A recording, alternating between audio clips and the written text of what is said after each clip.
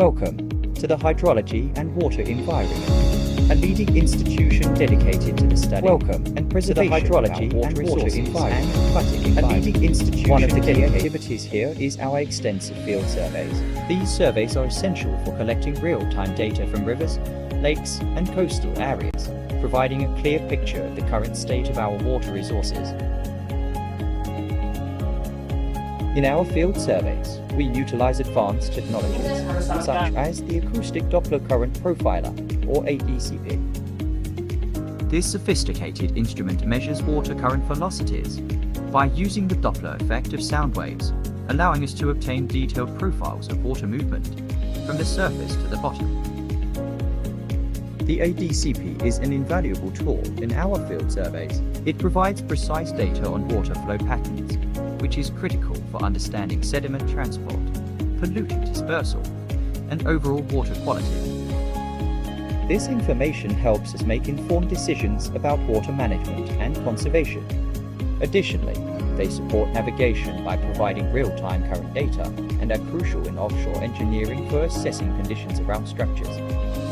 The primary advantages of ADCPs include their ability to provide accurate high-resolution and real-time data non-intrusively, making them versatile tools for a wide range of applications in aquatic environments.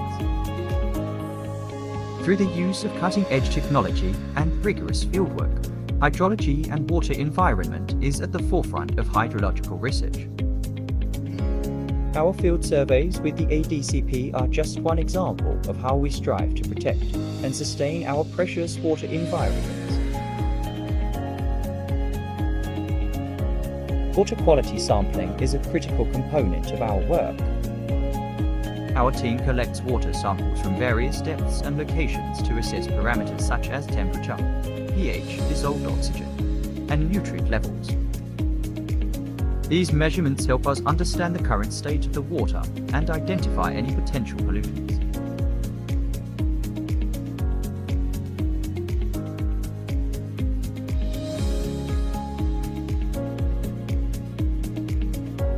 Equally important is the sampling of sediments. Using specialized tools like grab samplers and corals, we collect sediment from the bottom of rivers, lakes, and coastal areas. Sediments can reveal historical data about pollution levels, as many contaminants settle and accumulate in these layers over time. By systematically sampling and analyzing water and sediments, we can detect changes in the environment early and take necessary actions to mitigate negative impacts. Our work supports sustainable management practices and helps protect aquatic ecosystems for future generations.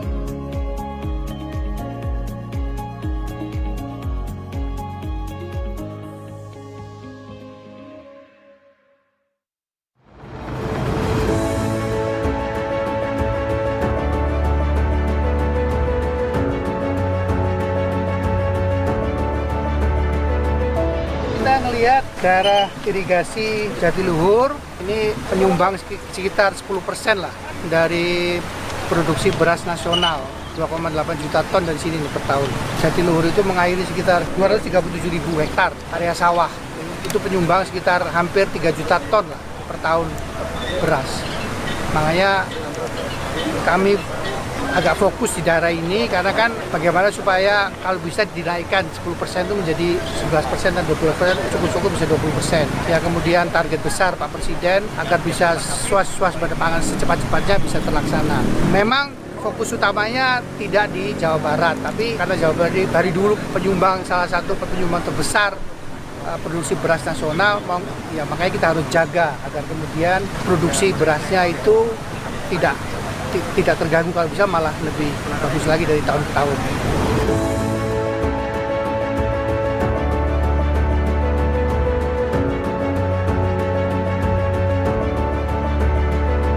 Alhamdulillah, setelah ada perbaikan memang air cukup lancar, cuman ada kendala Bu ya Pak, yaitu untuk penyalurannya ke lokasi saya itu tersendat, masih ada pendangkalan-pendangkalan. Yang saya harapkan untuk kedepannya mohon kiranya untuk ada perbaikan itu pakai beko atau gimana lah yang istilahnya sesuai dengan lokasinya. Itu yang saya rasakan gitu di lapangan. Sementara saya petani langsung Pak ya, jadi bukan pengurus. Itu bahkan kawan-kawan juga, Pak kalau ada kesempatan ya tolong sampaikan. Ya insya Allah saya bilang.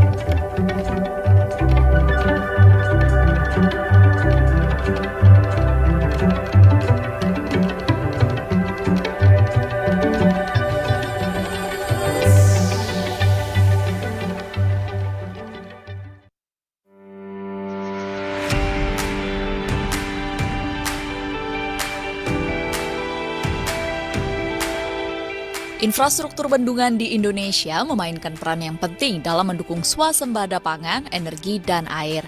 Dengan adanya bendungan yang tersebar di seluruh negeri, Indonesia dapat memenuhi kebutuhan dasar yang krusial bagi pembangunan berkelanjutan. Menteri Pekerjaan Umum Dodi Hanggodo mengungkapkan, bendungan dan jaringan irigasi sangat penting untuk mendukung target swasembada pangan yang menjadi program prioritas Presiden Prabowo Subianto dan Wakil Presiden Gibran Rakabuming Raka.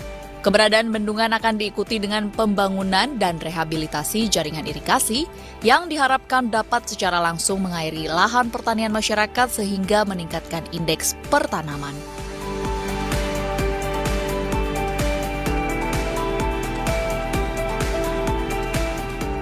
Pemirsa, saat ini saya sedang berada di Desa Gempolsari, Kecamatan Patok Besi, Kabupaten Subang, Jawa Barat. Dan tempat saya berdiri pada saat ini merupakan pintu air yang merupakan bagian penting dari sistem irigasi persawahan di desa ini. Masyarakat di desa ini kebanyakan berprofesi sebagai petani karena memang desa ini juga berlokasi berdekatan dengan sawah seluas 3.000 hektar. Dan sistem irigasi ini merupakan bentuk dukungan dari Kementerian Pekerjaan Umum untuk mendukung program swasembada pangan milik Presiden Prabowo Subianto.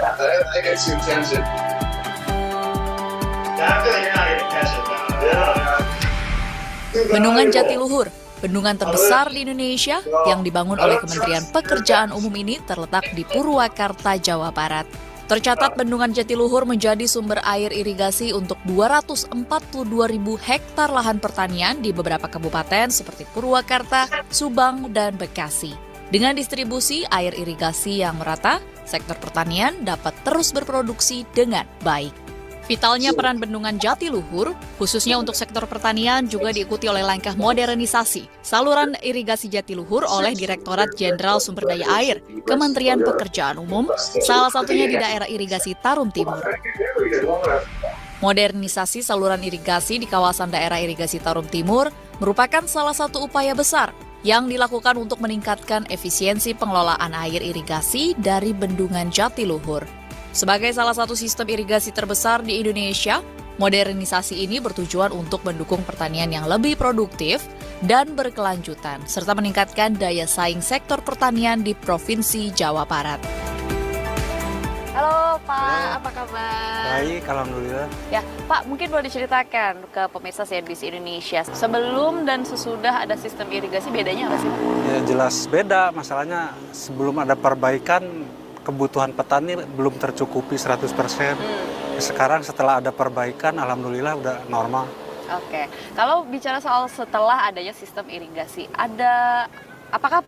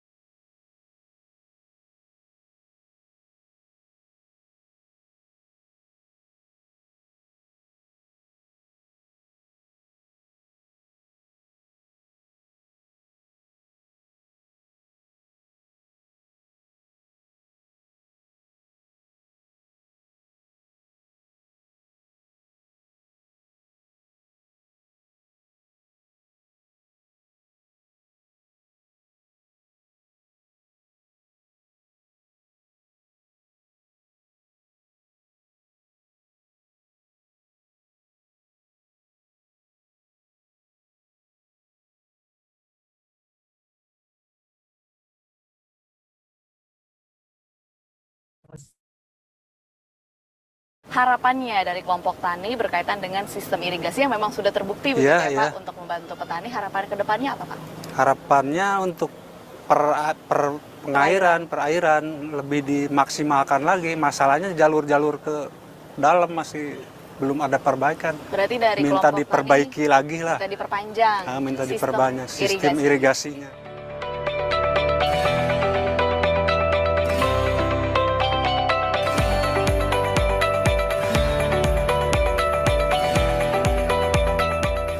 Halo Pak Harsyim. Halo. Kumaha ada Bang? Alhamdulillah sehat. Pak, mungkin boleh diceritakan sebagai petani di daerah sini. Semenjak ada irigasi air yang saat ini sudah ada begitu, perbedaan dari sebelum sama sesudah itu bagaimana Pak? Alhamdulillah Bu, sekarang setelah ada irigasi musim sekarang nggak kayak dulu. Dulu mah nungguin air sampai pagi Bu, sekarang mah nggak pernah. Jadi semua air sekarang tersedia? Nggak tersedia, lancar Alhamdulillah. Kalau hasil panen gimana Pak? Kalau musim dulu itu paling antara 3 ton sampai 4 ton. Sekarang Sebelum Alhamdulillah. ada irigasi? Ya sebelum ada irigasi. Sekarang Alhamdulillah yang udah panen nyampe 6 ton. Sampai 6 ton? Berarti 2 kali lipat Pak? Iya. Oh oke. Kalau ini lebih hemat nggak sih Pak proses penanaman kemudian sampai Yang akhirnya pasti hasil hematnya panen? itu di masalah obat rumput. Kalau dulu nyemprot obat rumput itu nyampe 3 kali, sekarang paling juga sekali. Karena irigasinya Iya. sudah tersedia terus. Karena airnya terjamin lah. Ya, oke. Kalau harapannya mungkin dari kelompok petani terhadap spesifik irigasi air, apakah memang ada harapan tersendiri Pak ke depan? Harapannya jangan kayak yang dulu lagi. Mudah-mudahan lancar terus, Oke. sampai terus. Supaya apa tuh Pak? Ya supaya menekan pembiayaan Bu, pembiayaan masalah musim tanam ya mudah-mudahan dikala irigasi udah lancar, musim tanamnya pun tepat. Perawatan dan modernisasi bendungan Jatiluhur merupakan komitmen Kementerian Pekerjaan Umum mewujudkan Asta Cita bidang swasembada pangan yang menjadi salah satu agenda strategis dalam pembangunan nasional. Salah satu aspek penting dalam mewujudkan swasembada pangan adalah penyediaan infrastruktur yang dapat mendukung ketahanan air dan irigasi yang efisien. Melalui pengelolaan dan modernisasi infrastruktur bendungan dan saluran irigasi, Kementerian Pekerjaan Umum berperan dalam memastikan ketersediaan air yang cukup untuk sektor pertanian, memperbaiki sistem pengelolaan air, serta meningkatkan produktivitas pertanian di Indonesia. Upaya modernisasi sistem irigasi di Indonesia, lebih tepatnya di tempat saya berada yaitu di Kabupaten Subang, sudah terbukti untuk membantu para kelompok petani untuk mengoptimalkan hasil panen dan juga menekan biaya produksi. Dengan penerapan dan perluasan modernisasi di sistem irigasi, diharapkan bahwa kedaulatan pangan di Indonesia dapat segera tercapai sesuai dengan program unggulan dari pemerintah. Dari Kabupaten Subang, Jawa Barat, Tim Liputan melaporkan untuk CNBC Indonesia.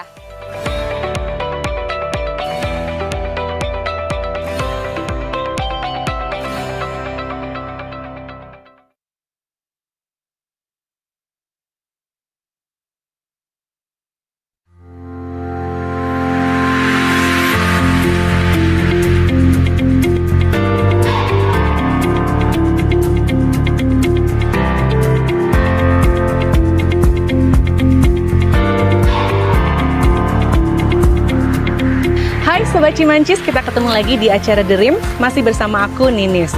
Acara yang khusus membahas tentang proyek strategis nasional rehabilitasi daerah irigasi rentang di wilayah Sungai Cimanuk Cisanggarung yang dikerjakan oleh BBWS Cimancis. Kalau video sebelumnya, aku sudah mengajak Sobat Cimancis ke tempat proyek pengerjaan dan bertemu dengan beberapa narasumber.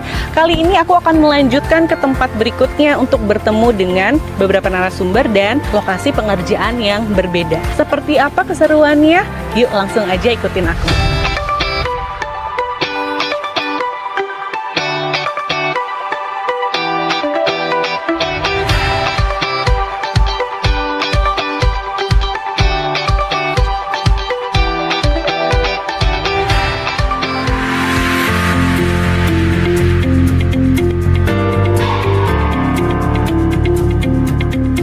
siang Bu Nia. Ya, Bu, aku boleh minta waktunya sebentar ya?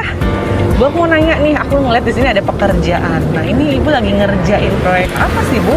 di sini tuh kita sedang mengerjakan proyek tentang irrigation modernization project. Nah, yang kita lihat sekarang ini itu saluran sekunder mecat.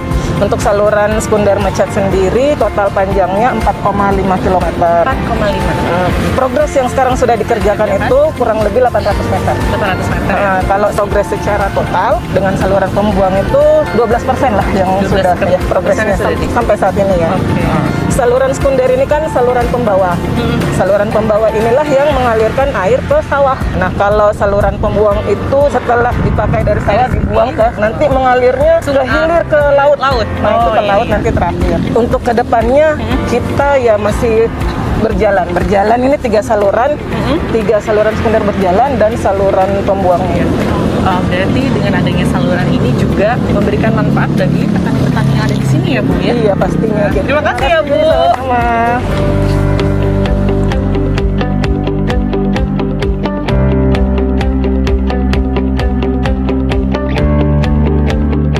Sobat Cimancis, di belakang aku ini udah ada Pak Juari dari Direktorat Pengairan dan Irigasi Bappenas.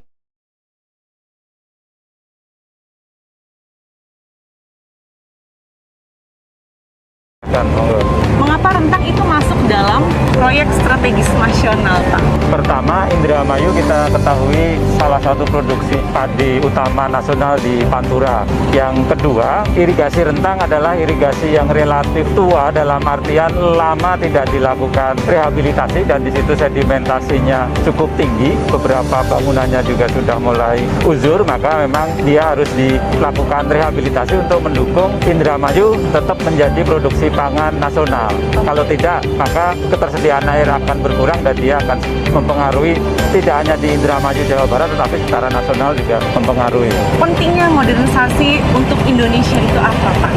Satu hal terkait dengan modernisasi nanti adalah outcome-nya atau hasil dampak yang kita inginkan adalah efisiensi air irigasi. Karena kita tahu bahwa ketersediaan air mulai berkurang. Oleh karenanya mau tidak mau pengelolaan air ini harus kita kelola sebaik mungkin, seoptimal mungkin.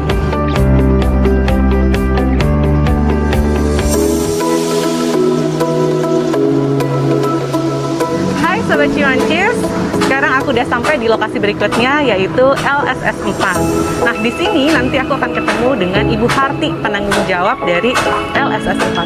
Gak usah lama-lama, yuk kita langsung cari Bu Hartinya.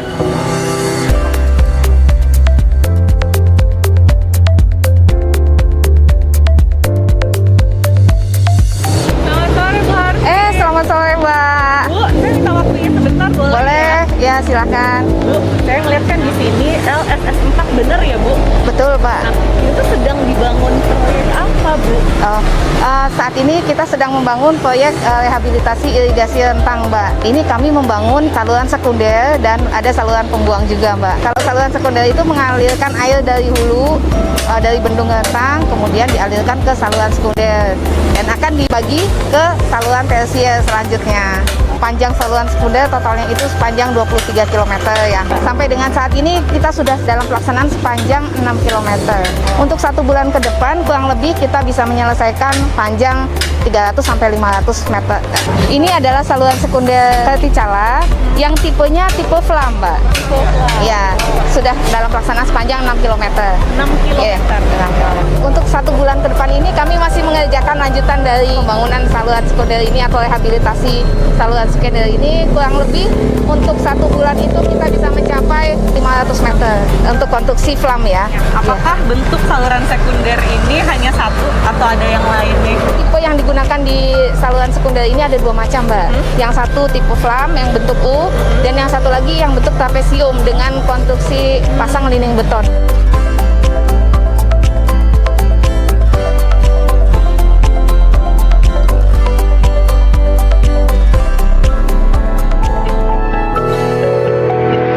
Sobat Cimancis, sekarang aku udah di lokasi yang lainnya yaitu LSS 8 nih. Di sini aku mau lihat ada proyek apa yang akan dikerjakan. Tapi sebelumnya aku mau cari dulu yang namanya Pak Dani. Yuk.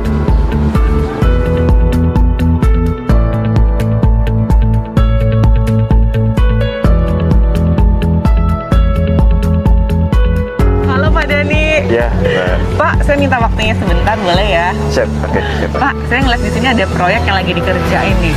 Ini Bapak lagi ngerjain proyek apa sih, Pak? Ini adalah salah satu pekerjaan di kami, khususnya di paket LSS 08. Nah, ini sedang mengerjakan kerjaan lining saluran irigasi. Kalau ini saluran sekunder dempet namanya. Sepanjang berapa, Pak? Saluran sekunder untuk paket LSS 08 sendiri totalnya ada 18 kilo. 18 kilo. Terdiri dari 5 saluran sekunder. Nah, salah satunya ini saluran sekunder dempet dari 18 kilo, ini sendiri ada 9 kilo untuk saluran sekunder dempet. Ya. Untuk saluran dempet sendiri dari 9 kilo itu sudah ada 3 kilo yang sedang dikerjakan. 3 kilo yang sedang dikerjakan. Saluran lainnya ada saluran sekunder Candigi Wetan, Candigi Kulon, Lambangan Tarum, dan Panyingkiran. Itu juga sedang dikerjakan juga. Kurang lebih 1 bulan ke depan, target Bapak untuk menyelesaikan di LSS 8 ini sepanjang apa, Pak? Untuk dempet sendiri, Ya. Dari 3 kilo kita targetkan 4 kilo untuk bulan ke depan. Tapi masih ongoing, di saluran-saluran sekunder juga kita masih berproses, masih ongoing untuk pelaksanaannya. Pak, saya boleh ya diajak lihat-lihat proyek yang lagi dikerjain? Oh iya, silahkan. Ya. Kalau Candigi Wetan totalnya itu 3,2 kilo yang sudah dikerjakan sekitar 800 meteran. Nah, di LS 06 sendiri itu terdiri dari 5 saluran sekunder dengan total panjang 32 km. Target pengerjaan dari proyek ini gimana, Pak? Untuk progres fisiknya sendiri sudah mencapai 14%. Dari total 32 kilo, kita baru mengerjakan 6 kilo. 6 kilo. Terima kasih Pak Dani untuk waktunya. Ya, oke. Terima Mari, kasih. Pak. Ya.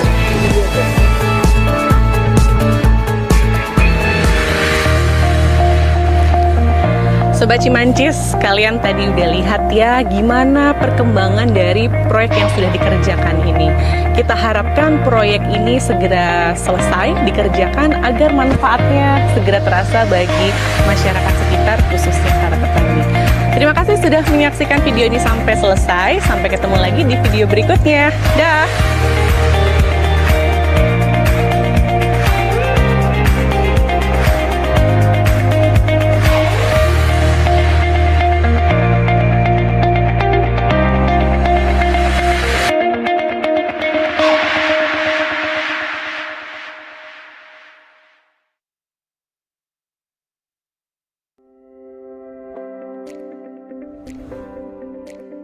Welcome to the Hydrology and Water Environment, a hub of innovation and research dedicated to creating sustainable energy solutions and preserving the water environment.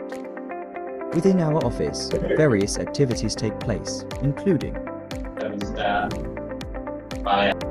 a barometer is an instrument used to measure air pressure or atmospheric pressure.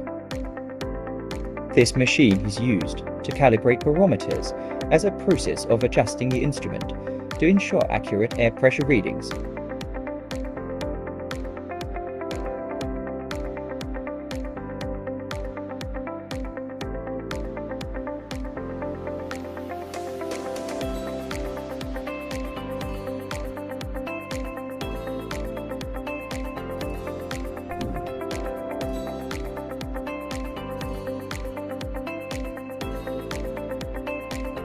A thermometer is a tool used to measure the temperature of an object or environment. An hygrometer is a device used to measure the humidity or moisture content in the air. This machine serves as a calibration tool for thermometers and hygrometers.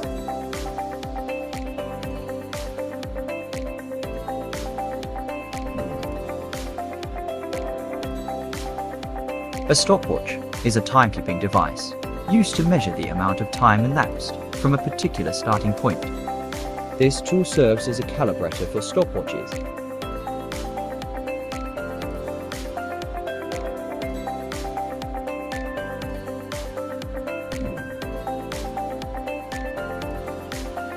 A rain gauge is a meteorological instrument used to measure the amount of precipitation that falls over a specific period of time at a particular location. The collected rainwater is then measured using markings or a scale on the side of the container, allowing for the accurate determination of rainfall amounts.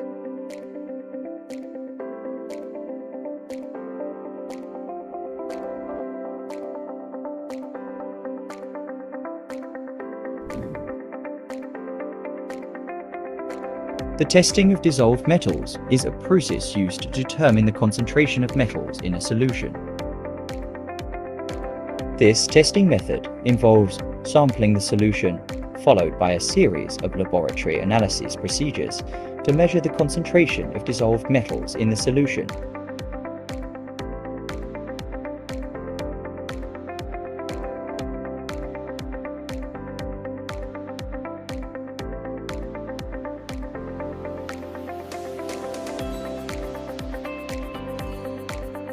One of the methods used is by utilizing an atomic absorption spectrophotometer. It is a scientific instrument used for quantitative analysis of chemical elements in a sample. It measures the absorption of optical radiation by atoms in the gaseous state. The results of dissolved metal testing are used to assess the quality of water, soil, or other materials that may be contaminated by toxic metals.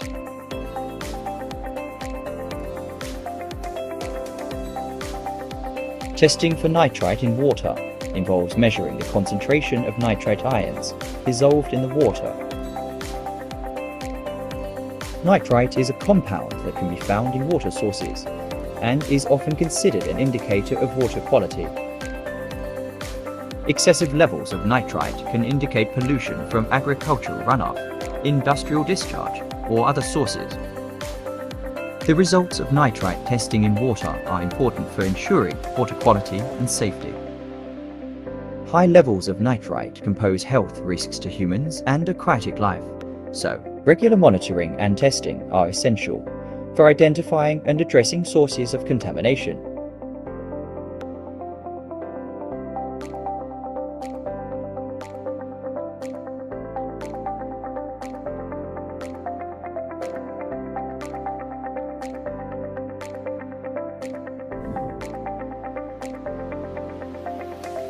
Hydrological analysis involves studying the movement, distribution, and properties of water on Earth. This field of study aims to understand the behavior of water in natural and engineered systems, such as rivers, lakes, watersheds, and aquifers. The process of hydrological analysis typically begins with collecting data on precipitation, temperature, humidity, and other relevant variables over a specific time period and geographic area.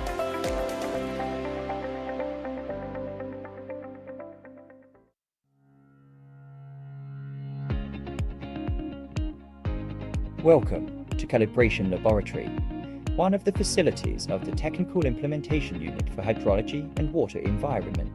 This calibration laboratory is the only current meter calibration laboratory in Indonesia. I will explain each calibration equipment. The first equipment is current meter. A current meter is an instrument used to measure the flow rate of a fluid, typically water, in natural and artificial channels such as rivers, streams, and pipes. Current meters can be categorized based on their design and measurement techniques. These meters typically rely on the movement of water to rotate a component, such as a rotor, propeller, or cups, and the rate of this rotation is then correlated to the water velocity. On these devices we use a small propeller mounted on a horizontal axis. The propeller rotates as water flows past it. The rotation rate of the propeller is measured and correlated with the flow velocity. Mechanical current meters are extensively used in various applications, including measuring stream flow and river discharge for water resource management and flood prediction, monitoring the health of aquatic ecosystems and the impact of human activities on water bodies, assisting in the design and management of hydraulic structures like dams, weirs, and irrigation channels. Automatic water level recorder. An automatic water level recorder is a device designed to continuously monitor and record water levels in various water bodies such as rivers, lakes, reservoirs, and groundwater wells. These devices are essential for hydrological studies, flood forecasting, water resource management, and environmental monitoring. Automatic water level recorder can operate autonomously for extended periods collecting data at regular intervals and often transmitting it to a central database for analysis. Anemometer. An anemometer is an instrument used to measure wind speed and sometimes wind direction. Anemometers are vital tools across various fields, offering essential data for understanding and responding to wind-related phenomena. These instruments are essential in meteorology, aviation, marine navigation, wind energy, and environmental monitoring, providing crucial data for weather forecasting, flight safety, navigation, and various industrial applications.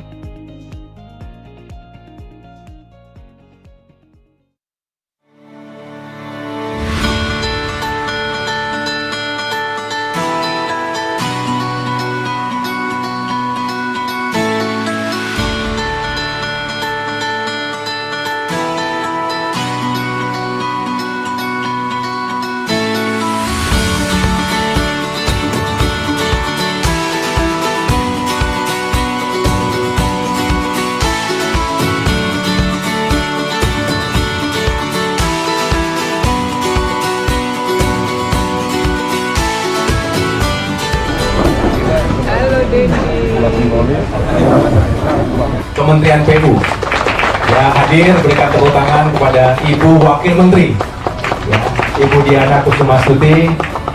Ini perempuan tangguh yang juga setiap saat ada di lapangan.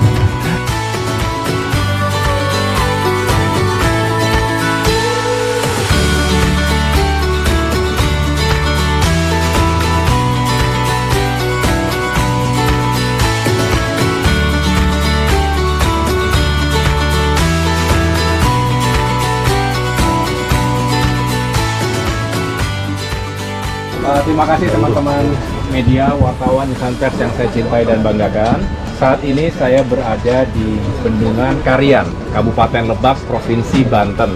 Nah, kali ini saya ingin juga menjelaskan kepada teman-teman sekalian, kepada masyarakat bahwa fungsi bendungan itu memang banyak sekali. Bisa dikatakan infrastruktur dengan multiguna, multifungsi, diantaranya adalah bendungan. Saat ini kita berada di Bendungan Keairan, bendungan dengan kapasitas nomor 3 se-Indonesia setelah Bendungan Jatiluhur, Jati Gede, Keairan. Jadi luasnya, besarnya ini bisa dikatakan nomor 3 se-Indonesia. 314 juta meter kubik ya tampungannya. Dan sekali lagi fungsinya itu tentu selain menjadi sumber suplai air bersih, di mana kita berharap juga mewujudkan ketahanan air, ya. Bisa dikatakan ada 8 juta jiwa yang nanti bisa mendapatkan manfaat air bersih ini dengan asumsi setiap orang itu 150 liter per hari. Jadi pertama kita berharap memberikan suplai air bersih, dan ini bukan hanya untuk masyarakat Lebak, tapi juga masyarakat Banten lainnya. Ada beberapa kabupaten kota, juga Jawa Barat, dan tentunya Jakarta. Kita tahu bahwa salah satu permasalahan utama terjadinya land subsidence di pesisir atau di pantai utara Jakarta itu karena terlalu banyak yang mengambil air tanah, jadi tereksploitasi secara berlebihan. Itulah yang mengakibatkan penurunan permukaan tanah, dan ini berpotensi pada bahaya banjir yang lebih berat lagi bagi masyarakat saudara kita yang ada di sana.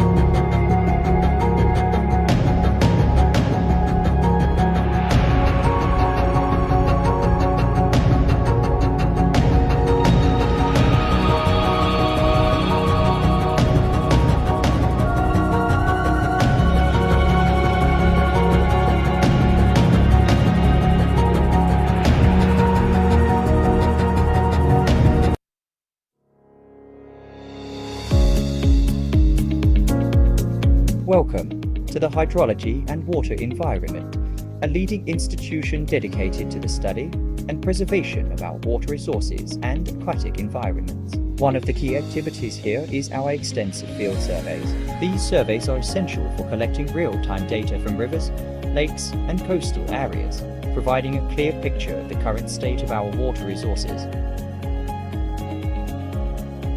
In our field surveys, we utilize advanced technologies, such as the Acoustic Doppler Current Profiler, or ADCP. This sophisticated instrument measures water current velocities by using the Doppler effect of sound waves, allowing us to obtain detailed profiles of water movement from the surface to the bottom. The ADCP is an invaluable tool in our field surveys. It provides precise data on water flow patterns, which is critical for understanding sediment transport, pollutant dispersal, and overall water quality. This information helps us make informed decisions about water management and conservation. Additionally, they support navigation by providing real-time current data and are crucial in offshore engineering for assessing conditions around structures.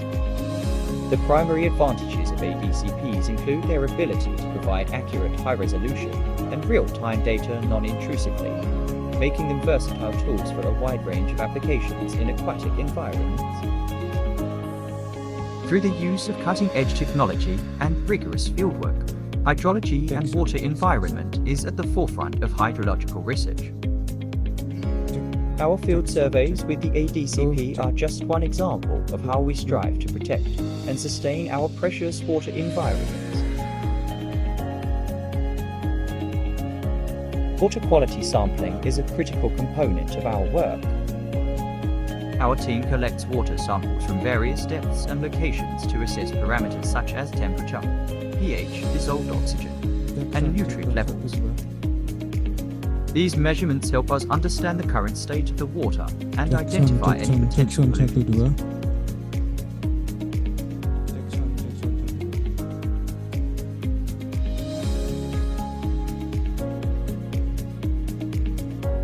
Equally important is the sampling of sediments. Using specialized tools like grab samplers and corals, we collect sediment from the bottom of rivers, lakes, and coastal areas. Sediments can reveal historical data about pollution levels, as many contaminants settle and accumulate in these layers over time. By systematically sampling and analyzing water and sediments, we can detect changes in the environment early and take necessary actions to mitigate negative impacts. Our work supports sustainable management practices and helps protect aquatic ecosystems for future generations.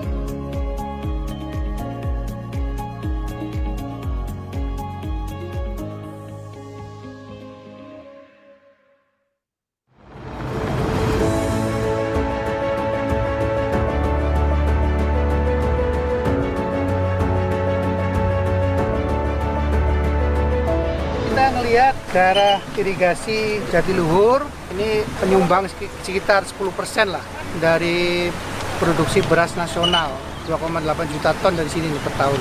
Jatiluhur itu mengairi sekitar 237.000 hektar area sawah. Itu penyumbang sekitar hampir 3 juta ton lah per tahun beras. Makanya kami agak fokus di daerah ini karena kan bagaimana supaya kalau bisa dinaikkan 10% itu menjadi 11% dan 12%, cukup-cukup bisa 20%. Ya kemudian target besar Pak Presiden agar bisa swasembada pangan secepat-cepatnya bisa terlaksana. Memang fokus utamanya tidak di Jawa Barat, tapi karena Jawa Barat dari dulu penyumbang salah satu penyumbang terbesar produksi beras nasional, ya makanya kita harus jaga agar kemudian produksi berasnya itu tidak terganggu, kalau bisa malah lebih bagus lagi dari tahun ke tahun.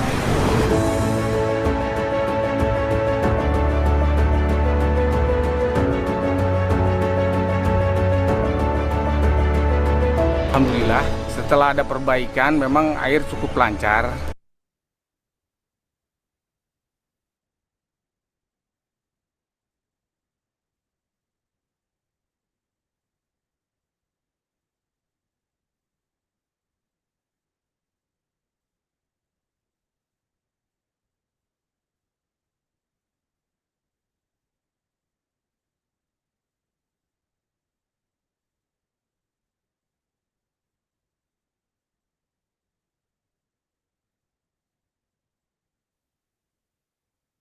Cuman ada kendala Bu ya Pak, yaitu untuk penyalurannya ke lokasi saya itu tersendat.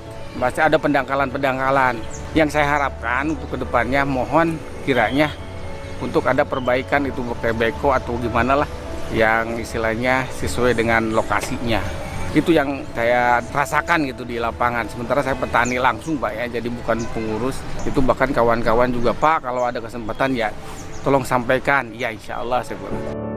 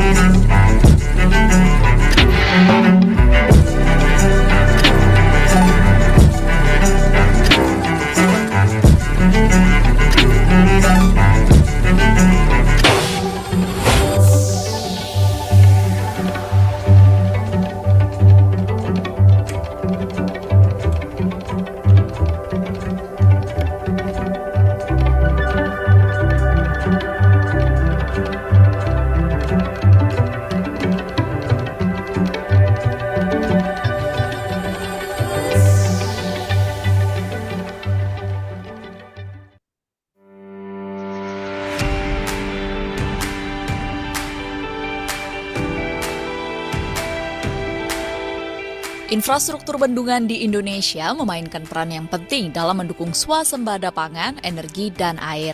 Dengan adanya bendungan yang tersebar di seluruh negeri, Indonesia dapat memenuhi kebutuhan dasar yang krusial bagi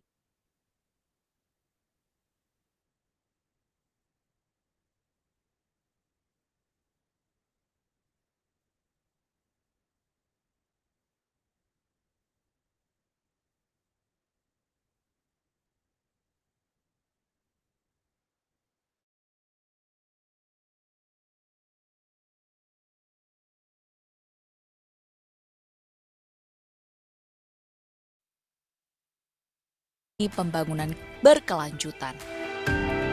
Menteri Pekerjaan Umum Dodi Hanggodo mengungkapkan, bendungan dan jaringan irigasi sangat penting untuk mendukung target swasembada pangan yang menjadi program prioritas Presiden Prabowo Subianto dan Wakil Presiden Gibran Rakabuming Raka.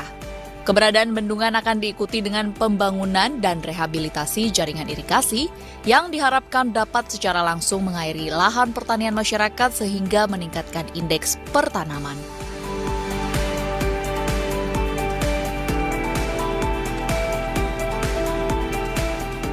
Pemirsa, saat ini saya sedang berada di Desa Gempolsari, Kecamatan Patok Besi, Kabupaten Subang, Jawa Barat. Dan tempat saya berdiri pada saat ini merupakan pintu air yang merupakan bagian penting dari sistem irigasi persawahan di desa ini.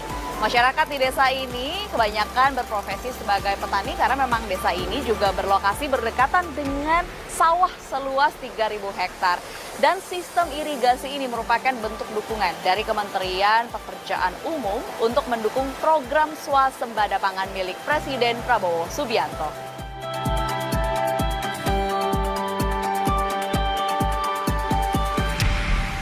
Bendungan Jatiluhur, bendungan terbesar di Indonesia yang dibangun oleh Kementerian Pekerjaan Umum ini terletak di Purwakarta, Jawa Barat. Tercatat bendungan Jatiluhur menjadi sumber air irigasi untuk 242.000 hektar lahan pertanian di beberapa kabupaten seperti Purwakarta, Subang, dan Bekasi. Dengan distribusi air irigasi yang merata, sektor pertanian dapat terus berproduksi dengan baik. Vitalnya peran bendungan Jatiluhur, khususnya untuk sektor pertanian, juga diikuti oleh langkah modernisasi saluran irigasi Jatiluhur oleh Direktorat Jenderal Sumber Daya Air, Kementerian Pekerjaan Umum, salah satunya di daerah irigasi Tarum Timur. Modernisasi saluran irigasi di kawasan daerah irigasi Tarum Timur merupakan salah satu upaya besar yang dilakukan untuk meningkatkan efisiensi pengelolaan air irigasi dari bendungan Jatiluhur. Sebagai salah satu sistem irigasi terbesar di Indonesia, modernisasi ini bertujuan untuk mendukung pertanian yang lebih produktif dan berkelanjutan, serta meningkatkan daya saing sektor pertanian di Provinsi Jawa Barat. Halo Pak, apa kabar? Baik, alhamdulillah. Ya, Pak, mungkin boleh diceritakan ke pemirsa CNBC Indonesia, sebelum dan sesudah ada sistem irigasi bedanya apa sih, Pak? Ya jelas beda, masalahnya sebelum ada perbaikan kebutuhan petani belum tercukupi 100%. Sekarang setelah ada perbaikan, alhamdulillah udah normal. Oke, kalau bicara soal setelah adanya sistem irigasi, apakah para petani ini jadi lebih hematkah Pak untuk dalam proses penanaman padi, kemudian panen, atau seperti apa? Betul sekali. Masalahnya kalau air tidak tercukupi, otomatis petani menggunakan pompa air. Jadi kebutuhan petani biayanya bertambah. Sekarang alhamdulillah udah hampir normal lah. Oke, hasil panennya seberapa besar Pak? Sebelum dan sesudah udah pasti berbeda. Kalau sebelumnya pasti ada pengurangan potensi hasil panennya. Tapi setelah ada sistem irigasi ini kenaikan rata-rata hasil panennya sampai 2 kali lipat kah Pak? Enggak sih, enggak. Paling di angka 30-20% ada peningkatan. Yang dulu 5 ton rata-rata sekarang bisa 6-7 ton setelah air normal. Kalau masa tanam sendiri Pak, setelah adanya sistem irigasi ini ada perbedaan nggak Pak dari sebelum sama sesudah ada sistem irigasi? Kalau masa tanam enggak sih, jadi tetap 1 tahun 2 kali tanam. Tetap 2 kali? Cuman dari perbedaannya dari potensi hasil panen berbeda. Oke, mungkin harapannya dari kelompok tani berkaitan dengan sistem irigasi yang memang sudah terbukti begitu ya Pak, untuk membantu petani, harapan ke depannya apa Pak? Harapannya untuk perairan lebih dimaksimalkan lagi. Masalahnya jalur-jalur ke dalam masih belum ada perbaikan. Berarti dari minta kelompok diperbaiki tani, lagi lah. Minta diperpanjang. Minta diperbanyak sistem irigasinya.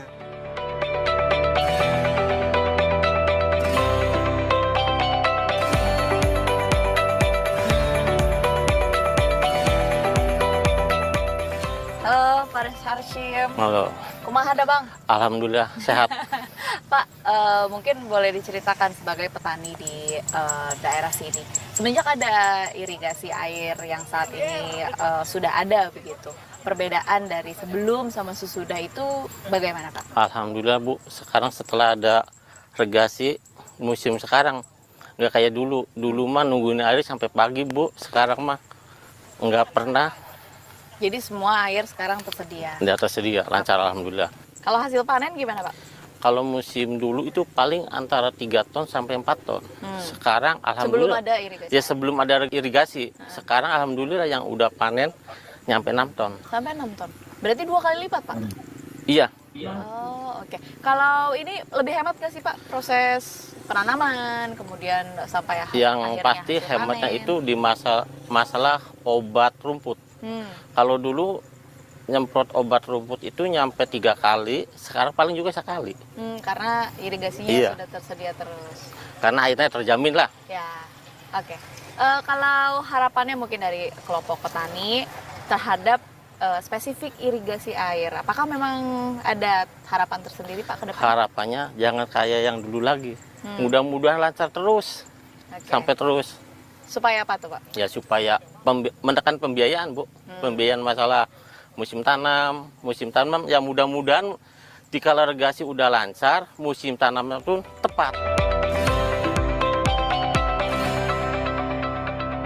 Perawatan dan modernisasi bendungan Jatiluhur merupakan komitmen Kementerian Pekerjaan Umum mewujudkan Asta Cita bidang swasembada pangan yang menjadi salah satu agenda strategis dalam pembangunan nasional. Salah satu aspek penting dalam mewujudkan swasembada pangan adalah penyediaan infrastruktur yang dapat mendukung ketahanan air dan irigasi yang efisien. Melalui pengelolaan dan modernisasi infrastruktur bendungan dan saluran irigasi, Kementerian Pekerjaan Umum berperan dalam memastikan ketersediaan air yang cukup untuk sektor pertanian, memperbaiki sistem pengelolaan air, serta meningkatkan produktivitas pertanian di Indonesia.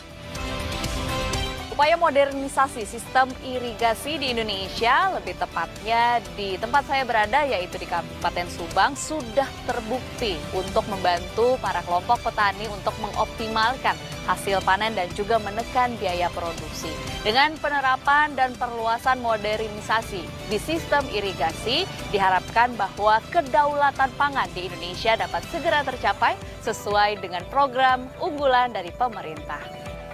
Dari Kabupaten Subang, Jawa Barat, tim liputan melaporkan untuk CNBC Indonesia.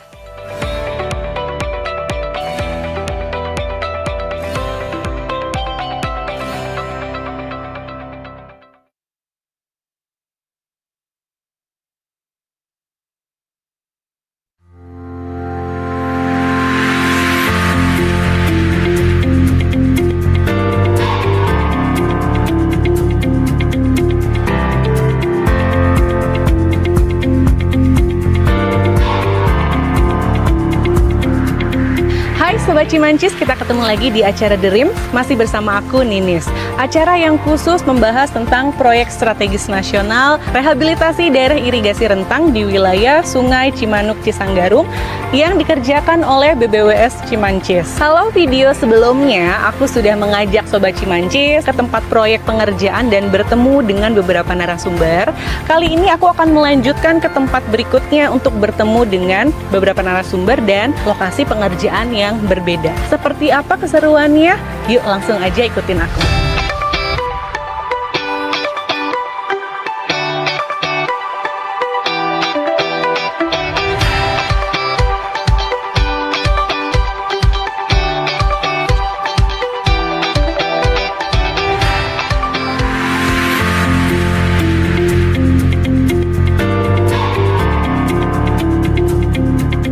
Selamat siang Bu Nia. Ya. Bu, aku boleh minta waktunya sebentar ya? Bu, aku mau nanya nih, aku ngeliat di sini ada pekerjaan. Nah, ini Ibu lagi ngerjain proyek apa sih, Bu? Di sini tuh kita sedang mengerjakan proyek tentang irrigation modernization project. Nah, yang kita lihat sekarang ini itu saluran sekunder mecat. Untuk saluran sekunder mecat sendiri total panjangnya 4,5 km. 4,5. Progres yang sekarang sudah dikerjakan itu kurang lebih 800 meter. 800 meter. Nah, kalau progres secara total dengan saluran pembuang itu 12% lah yang sudah ya, progresnya sampai saat ini ya. Saluran sekunder ini kan saluran pembawa. Saluran pembawa inilah yang mengalirkan air ke sawah. Nah, kalau saluran pembuang itu setelah dipakai dari sawah dibuang ke nanti mengalirnya sudah hilir ke laut. Nah, itu ke laut nanti terakhir. Untuk kedepannya kita ya masih berjalan ini 3 saluran, 3 saluran sekunder berjalan dan saluran pembuangnya. Berarti dengan adanya saluran ini juga memberikan manfaat bagi petani-petani yang ada di sini ya, Bu ya? Iya, pastinya. Terima kasih ya, Bu. Sama-sama.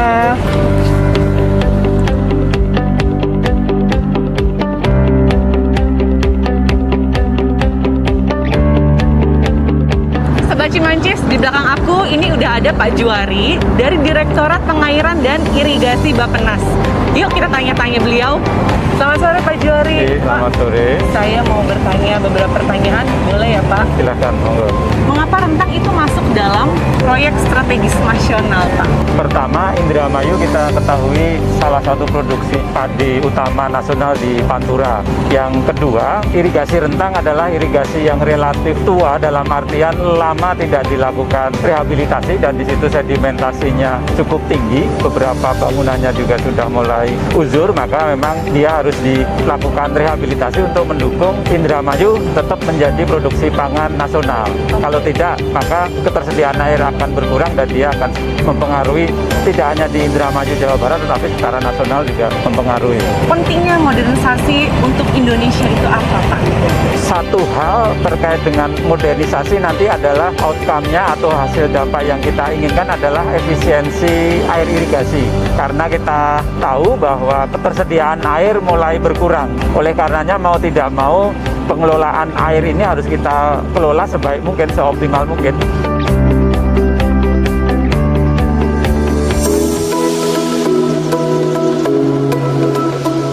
Hai Sobat Cimancis, sekarang aku udah sampai di lokasi berikutnya yaitu LSS 4. Nah di sini nanti aku akan ketemu dengan Ibu Harti, penanggung jawab dari LSS 4. Gak usah lama-lama, yuk kita langsung cari Bu Hartinya.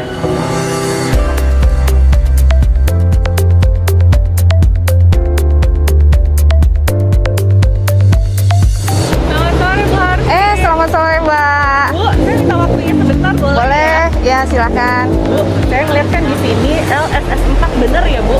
Betul, Pak. Nah, itu sedang dibangun proyek apa Bu?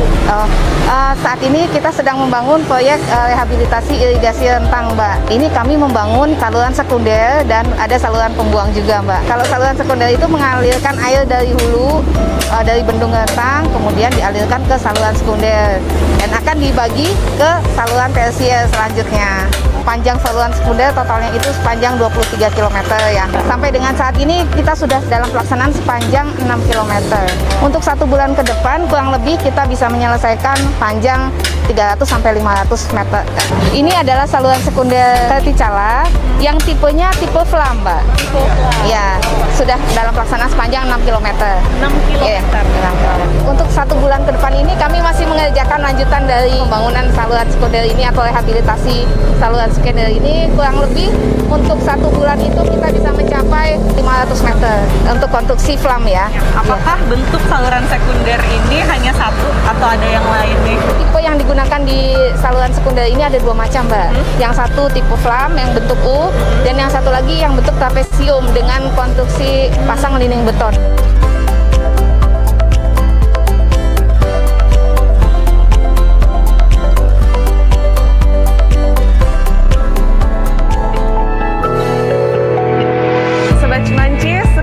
Di lokasi yang lainnya yaitu LSS 8 nih. Di sini aku mau lihat ada proyek apa yang akan dikerjakan. Tapi sebelumnya aku mau cari dulu yang namanya Pak Dani. Yuk.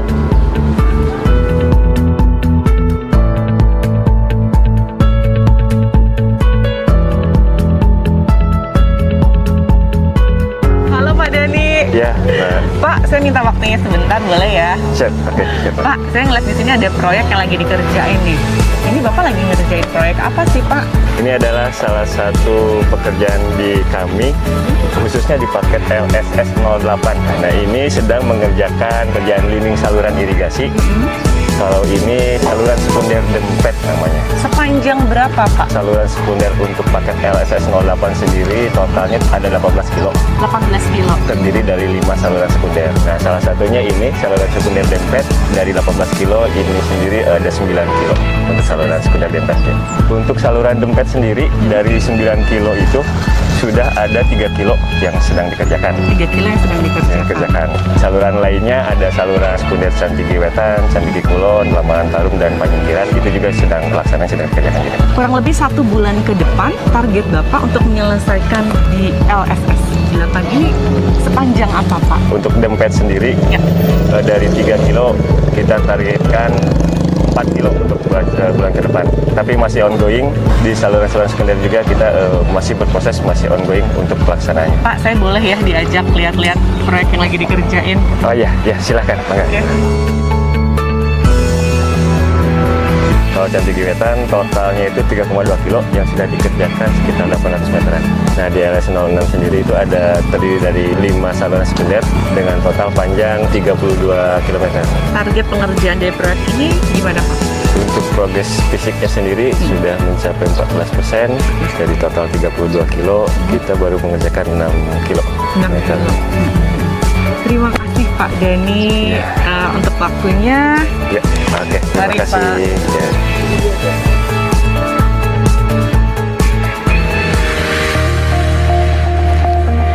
Sobat Cimancis, kalian tadi udah lihat ya gimana perkembangan dari proyek yang sudah dikerjakan ini.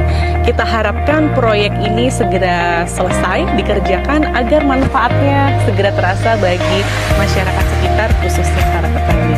Terima kasih sudah menyaksikan video ini sampai selesai. Sampai ketemu lagi di video berikutnya. Dah.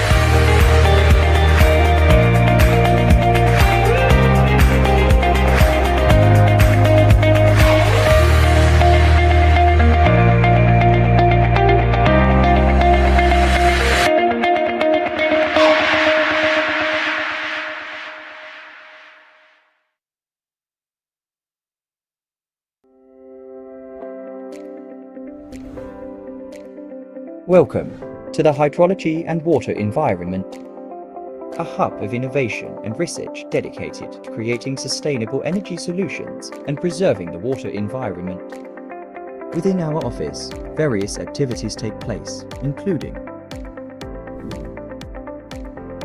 A barometer is an instrument used to measure air pressure or atmospheric pressure. This machine is used to calibrate barometers as a process of adjusting the instrument to ensure accurate air pressure readings.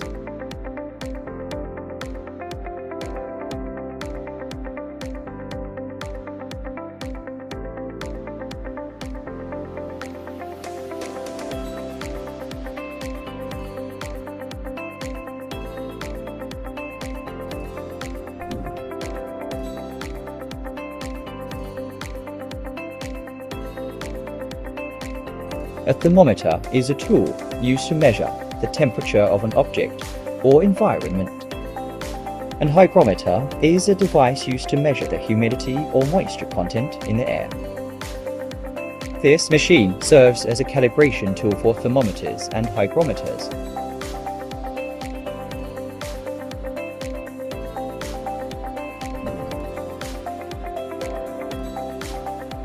A stopwatch is a timekeeping device used to measure the amount of time elapsed from a particular starting point. This tool serves as a calibrator for stopwatches.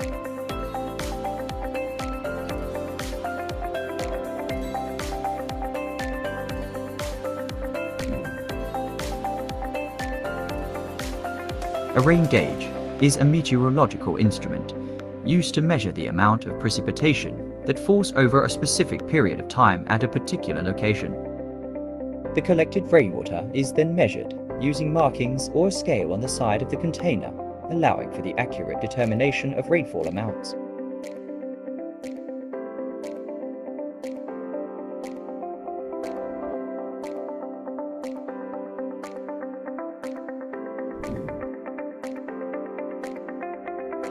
The testing of dissolved metals is a process used to determine the concentration of metals in a solution. This testing method involves sampling the solution, followed by a series of laboratory analysis procedures to measure the concentration of dissolved metals in the solution.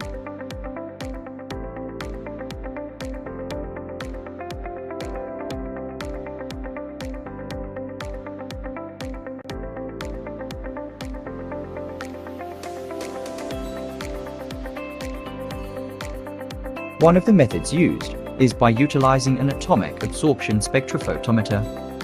It is a scientific instrument used for quantitative analysis of chemical elements in a sample. It measures the absorption of optical radiation by atoms in the gaseous state.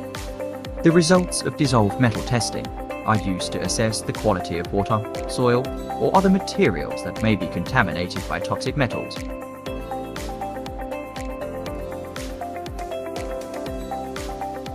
Testing for nitrite in water involves measuring the concentration of nitrite ions dissolved in the water. Nitrite is a compound that can be found in water sources and is often considered an indicator of water quality. Excessive levels of nitrite can indicate pollution from agricultural runoff, industrial discharge, or other sources. The results of nitrite testing in water are important for ensuring water quality and safety. High levels of nitrite can pose health risks to humans and aquatic life, so regular monitoring and testing are essential for identifying and addressing sources of contamination.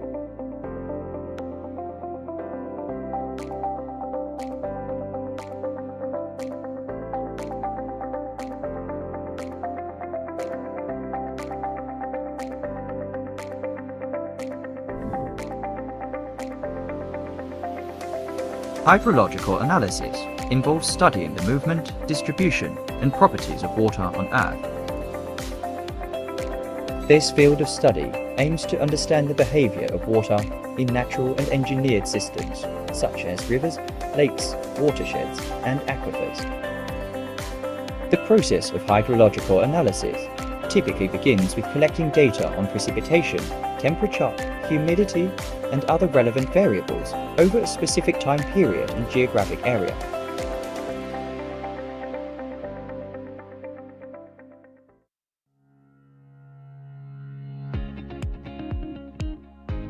Welcome to Calibration Laboratory, one of the facilities of the Technical Implementation Unit for Hydrology and Water Environment. This calibration laboratory is the only current meter calibration laboratory in Indonesia. I will explain each calibration equipment. The first equipment is current meter. A current meter is an instrument used to measure the flow rate of a fluid, typically water, in natural and artificial channels such as rivers, streams, and pipes. Current meters can be categorized based on their design and measurement techniques. These meters typically rely on the movement of water to rotate a component, such as a rotor, propeller, or cups, and the rate of this rotation is then correlated to the water velocity. On these devices we use a small propeller mounted on a horizontal axis. The propeller rotates as water flows past it. The rotation rate of the propeller is measured and correlated with the flow velocity. Mechanical current meters are extensively used in various applications, including measuring stream flow and river discharge for water resource management and flood prediction, monitoring the health of aquatic ecosystems and the impact of human activities on water bodies, assisting in the design and management of hydraulic structures like dams, weirs, and irrigation channels. Automatic water level recorder. An automatic water level recorder is a device designed to continuously monitor and record water levels in various water bodies such as rivers, lakes, reservoirs, and groundwater wells. These devices are essential for hydrological studies, flood forecasting, water resource management, and environmental monitoring. Automatic water level recorder can operate autonomously for extended periods, collecting data at regular intervals and often transmitting it to a central database for analysis. Anemometer. An anemometer is an instrument used to measure wind speed and sometimes wind direction. Anemometers are vital tools across various fields, offering essential data for understanding and responding to wind-related phenomena. These instruments are essential in meteorology, aviation, marine navigation, wind energy, and environmental monitoring, providing crucial data for weather forecasting, flight safety, navigation, and various industrial applications.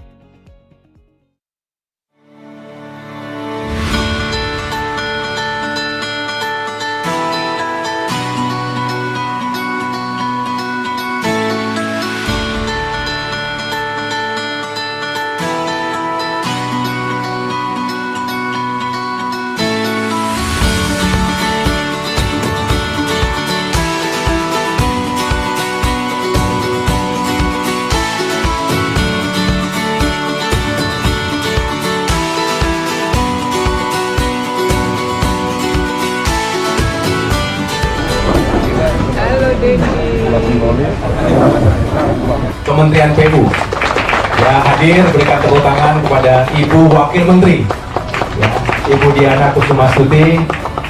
Ini perempuan tangguh yang juga setiap saat ada di lapangan.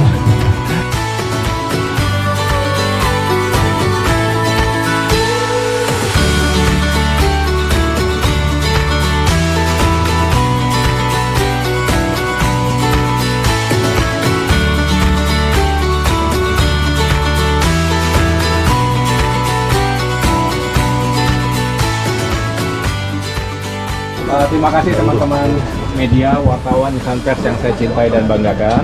Saat ini saya berada di Bendungan Keairan, Kabupaten Lebak, Provinsi Banten. Nah, kali ini saya ingin juga menjelaskan kepada teman-teman sekalian, kepada masyarakat bahwa fungsi bendungan itu memang banyak sekali. Bisa dikatakan infrastruktur dengan multiguna, multifungsi, diantaranya adalah bendungan.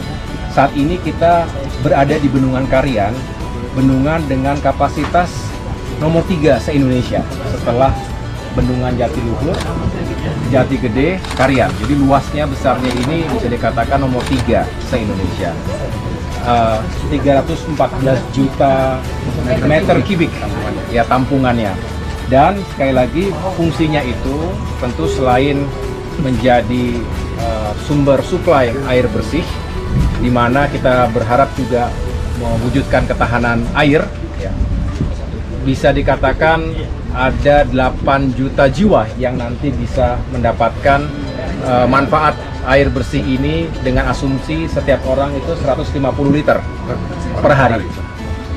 Jadi pertama kita berharap memberikan suplai air bersih, dan ini bukan hanya untuk masyarakat Lebak, tapi juga masyarakat Banten lainnya. Ada beberapa kabupaten kota, juga Jawa Barat, dan tentunya Jakarta. Kita tahu bahwa salah satu permasalahan utama terjadinya land subsidence di pesisir atau di pantai utara Jakarta itu karena terlalu banyak yang mengambil air tanah, jadi tereksploitasi secara berlebihan. Itulah yang mengakibatkan penurunan permukaan tanah, dan ini berpotensi pada bahaya banjir yang lebih berat lagi bagi masyarakat saudara kita yang ada di sana.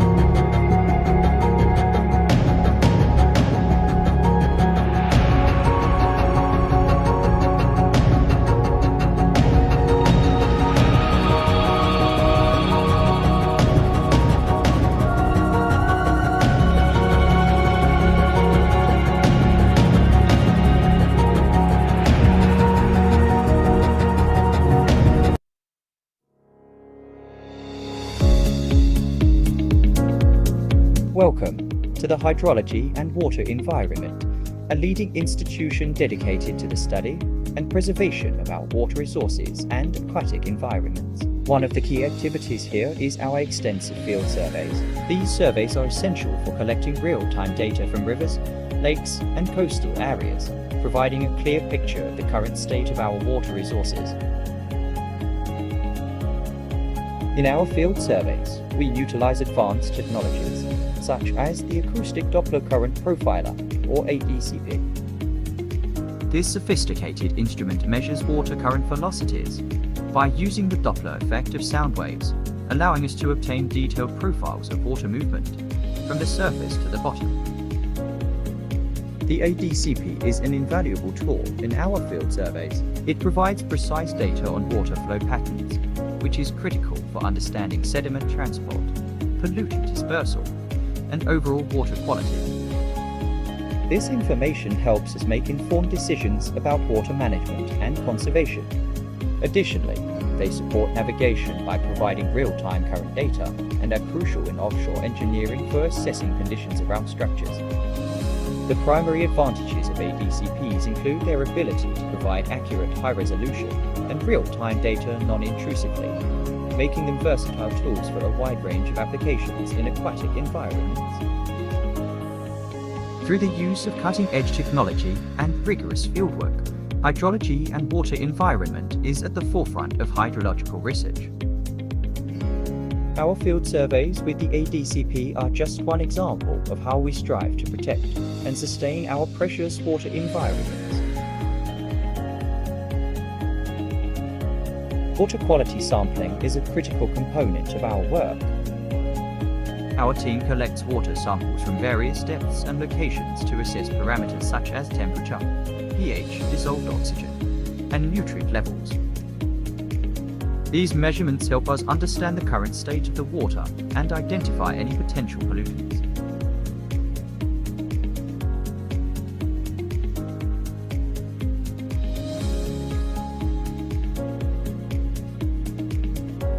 Equally important is the sampling of sediments. Using specialized tools like grab samplers and corals, we collect sediment from the bottom of rivers, lakes, and coastal areas. Sediments can reveal historical data about pollution levels, as many contaminants settle and accumulate in these layers over time.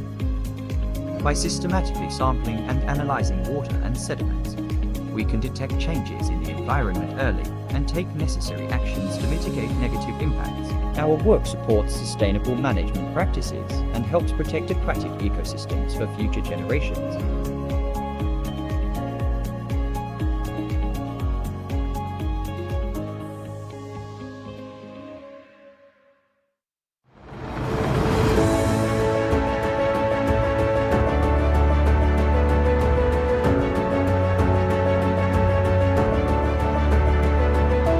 Kita ngelihat daerah irigasi Jatiluhur ini penyumbang sekitar 10% lah dari produksi beras nasional, 2,8 juta ton dari sini nih per tahun. Jatiluhur itu mengairi sekitar 237.000 hektar area sawah. Itu penyumbang sekitar hampir 3 juta ton lah per tahun beras. Makanya kami agak fokus di daerah ini karena kan bagaimana supaya kalau bisa dinaikkan 10% itu menjadi 11% dan 20%, cukup-cukup bisa 20%. Ya kemudian target besar Pak Presiden agar bisa swasembada pangan secepat-cepatnya bisa terlaksana. Memang fokus utamanya tidak di Jawa Barat, tapi karena Jawa Barat dari dulu penyumbang salah satu penyumbang terbesar produksi beras nasional, ya makanya kita harus jaga agar kemudian produksi berasnya itu tidak terganggu, kalau bisa malah lebih bagus lagi dari tahun ke tahun.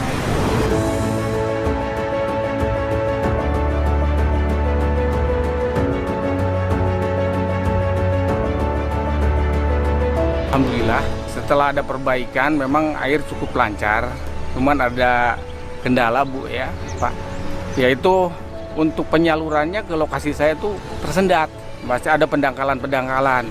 Yang saya harapkan untuk kedepannya mohon kiranya untuk ada perbaikan itu pakai beko atau gimana lah yang istilahnya sesuai dengan lokasinya. Itu yang saya rasakan gitu di lapangan. Sementara saya petani langsung Pak ya, jadi bukan pengurus. Itu bahkan kawan-kawan juga Pak kalau ada kesempatan ya tolong sampaikan. Ya insya Allah saya boleh.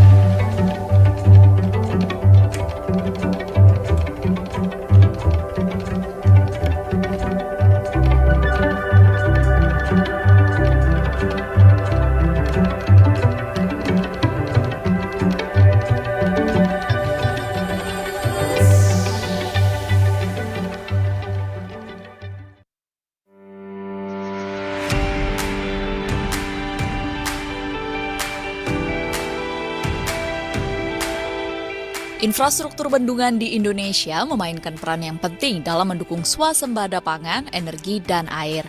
Dengan adanya bendungan yang tersebar di seluruh negeri, Indonesia dapat memenuhi kebutuhan dasar yang krusial bagi pembangunan berkelanjutan. Menteri Pekerjaan Umum Dodi Hanggodo mengungkapkan, bendungan dan jaringan irigasi sangat penting untuk mendukung target swasembada pangan yang menjadi program prioritas Presiden Prabowo Subianto dan Wakil Presiden Gibran Rakabuming Raka. Keberadaan bendungan akan diikuti dengan pembangunan dan rehabilitasi jaringan irigasi yang diharapkan dapat secara langsung mengairi lahan pertanian masyarakat sehingga meningkatkan indeks pertanaman.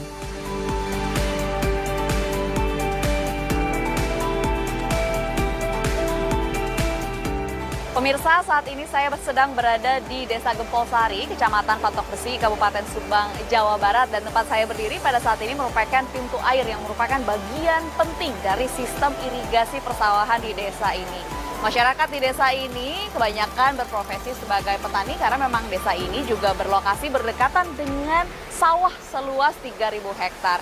Dan sistem irigasi ini merupakan bentuk dukungan dari Kementerian Pekerjaan Umum untuk mendukung program swasembada pangan milik Presiden Prabowo Subianto.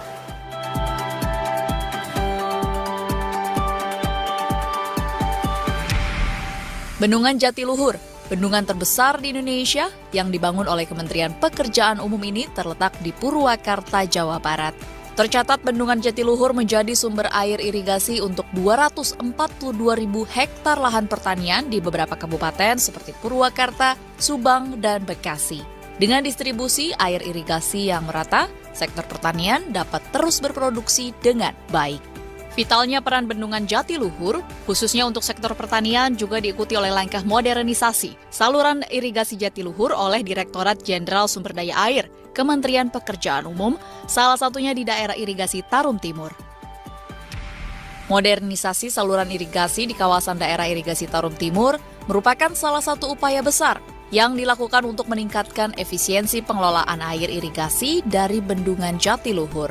Sebagai salah satu sistem irigasi terbesar di Indonesia, modernisasi ini bertujuan untuk mendukung pertanian yang lebih produktif dan berkelanjutan, serta meningkatkan daya saing sektor pertanian di Provinsi Jawa Barat. Halo Pak, apa kabar? Baik, alhamdulillah. Ya, Pak, mungkin boleh diceritakan ke pemirsa CNBC Indonesia, sebelum dan sesudah ada sistem irigasi, bedanya apa sih Pak? Ya jelas beda, masalahnya sebelum ada perbaikan, kebutuhan petani belum tercukupi 100%. Sekarang setelah ada perbaikan, alhamdulillah udah normal. Oke, kalau bicara soal setelah adanya sistem irigasi, apakah para petani ini jadi lebih hematkah Pak untuk dalam proses penanaman padi, kemudian panen, atau seperti apa? Betul sekali. Masalahnya kalau air tidak tercukupi, otomatis petani menggunakan pompa air. Jadi kebutuhan petani biayanya bertambah. Sekarang alhamdulillah udah hampir normal lah. Oke, hasil panennya seberapa besar Pak? Sebelum dan sesudah udah pasti berbeda. Kalau sebelumnya pasti ada pengurangan potensi hasil panennya. Tapi setelah ada sistem irigasi ini kenaikan rata-rata hasil panennya sampai 2 kali lipat kah Pak? Enggak sih, enggak. Paling di angka 30-20% ada peningkatan. Yang dulu 5 ton rata-rata, sekarang bisa 6-7 ton setelah air normal. Kalau masa tanam sendiri Pak, setelah adanya sistem irigasi ini ada perbedaan nggak Pak dari sebelum sama sesudah ada sistem irigasi? Kalau masa tanam enggak sih. Jadi tetap 1 tahun 2 kali tanam. Tetap 2 kali. Cuman dari potensi perbedaannya, dari potensi hasil panen berbeda. Oke, mungkin harapannya dari kelompok tani berkaitan dengan sistem irigasi yang memang sudah terbukti begitu ya Pak untuk membantu petani. Harapan kedepannya apa Pak? Harapannya untuk perairan lebih dimaksimalkan lagi. Masalahnya jalur-jalur ke dalam masih belum ada perbaikan. Berarti dari minta kelompok diperbaiki tani, lagi lah. minta diperpanjang. Minta diperbanyak sistem irigasinya.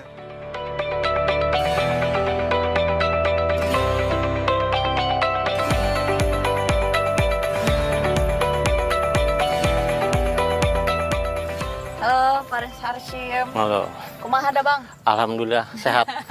Pak, mungkin boleh diceritakan sebagai petani di daerah sini. Semenjak ada irigasi air yang saat ini sudah ada begitu, perbedaan dari sebelum sama sesudah itu bagaimana Pak? Alhamdulillah.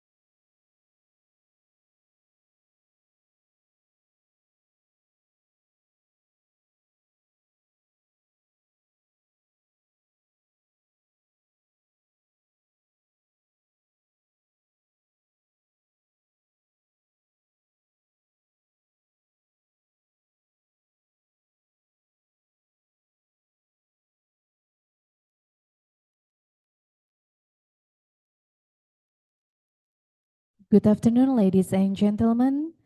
Thank you for making your time to be here. Kindly please to wait. We will start our webinar at 12:30 p.m. UTC +7. Thank you very much.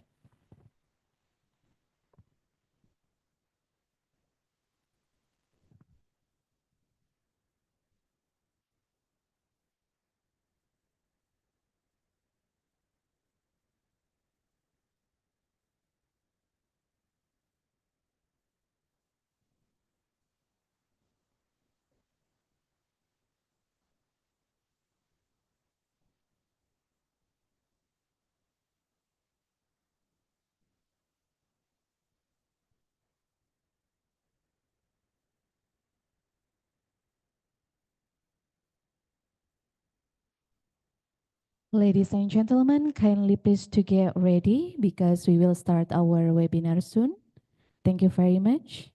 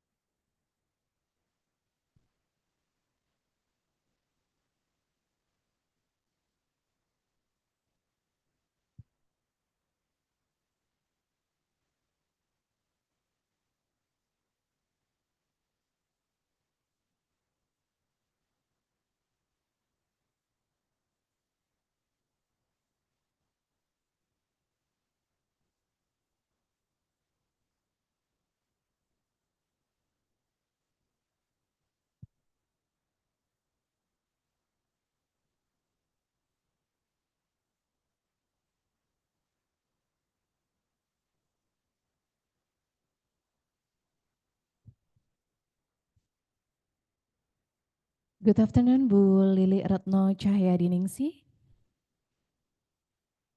Hello, Ibu. Halo, suara saya terdengar jelas, Mbak Tara. Ini Mbak Tara kah? Saya Rena, Ibu. Oh, Mbak Rena, oke. Jelas, Ibu. Jelas, Sudah oke. Terima kasih. Terima kasih, Ibu.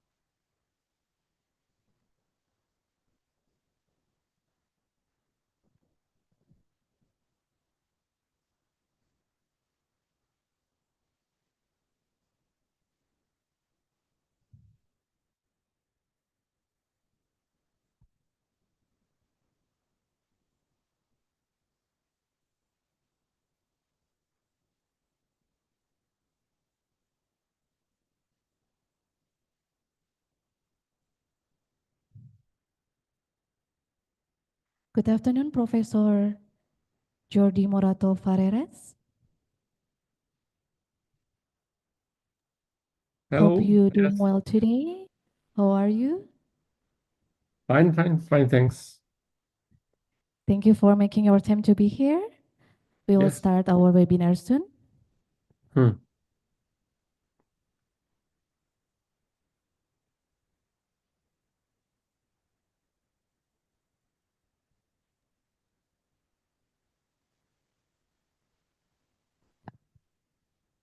Kepada Bapak Ibu yang sudah berada di ruangan, kami persilakan untuk menempati tempat duduk yang ada di depan terlebih dahulu. Terima kasih.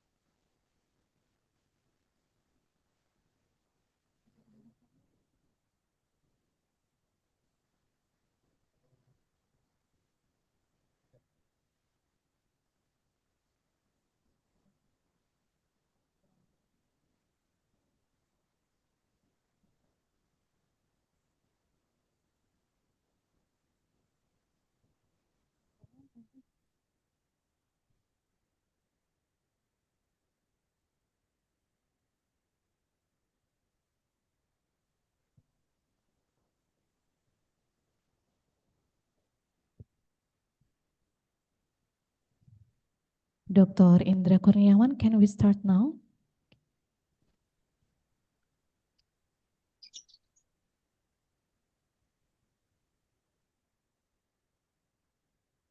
Assalamualaikum warahmatullahi wabarakatuh. Shalom, Om Swastiastu, Namo Buddhaya, salam kebajikan. Selamat siang dan salam sejahtera untuk kita semua. Good afternoon, ladies and gentlemen. Good afternoon, everyone. It's an absolute honor to welcome all of you in today's event. Welcome to International Webinar, Water Cannot Wait, Accelerating the Adoption of Innovation in Water, Energy and Food Security Nexus, proudly present by Center of Excellence for Water and Climate Resilience, also celebrate 50th anniversary of the UNESCO EHP and 60 years of UNESCO Water Science. Ladies and gentlemen, let's give a big round of applause to this event.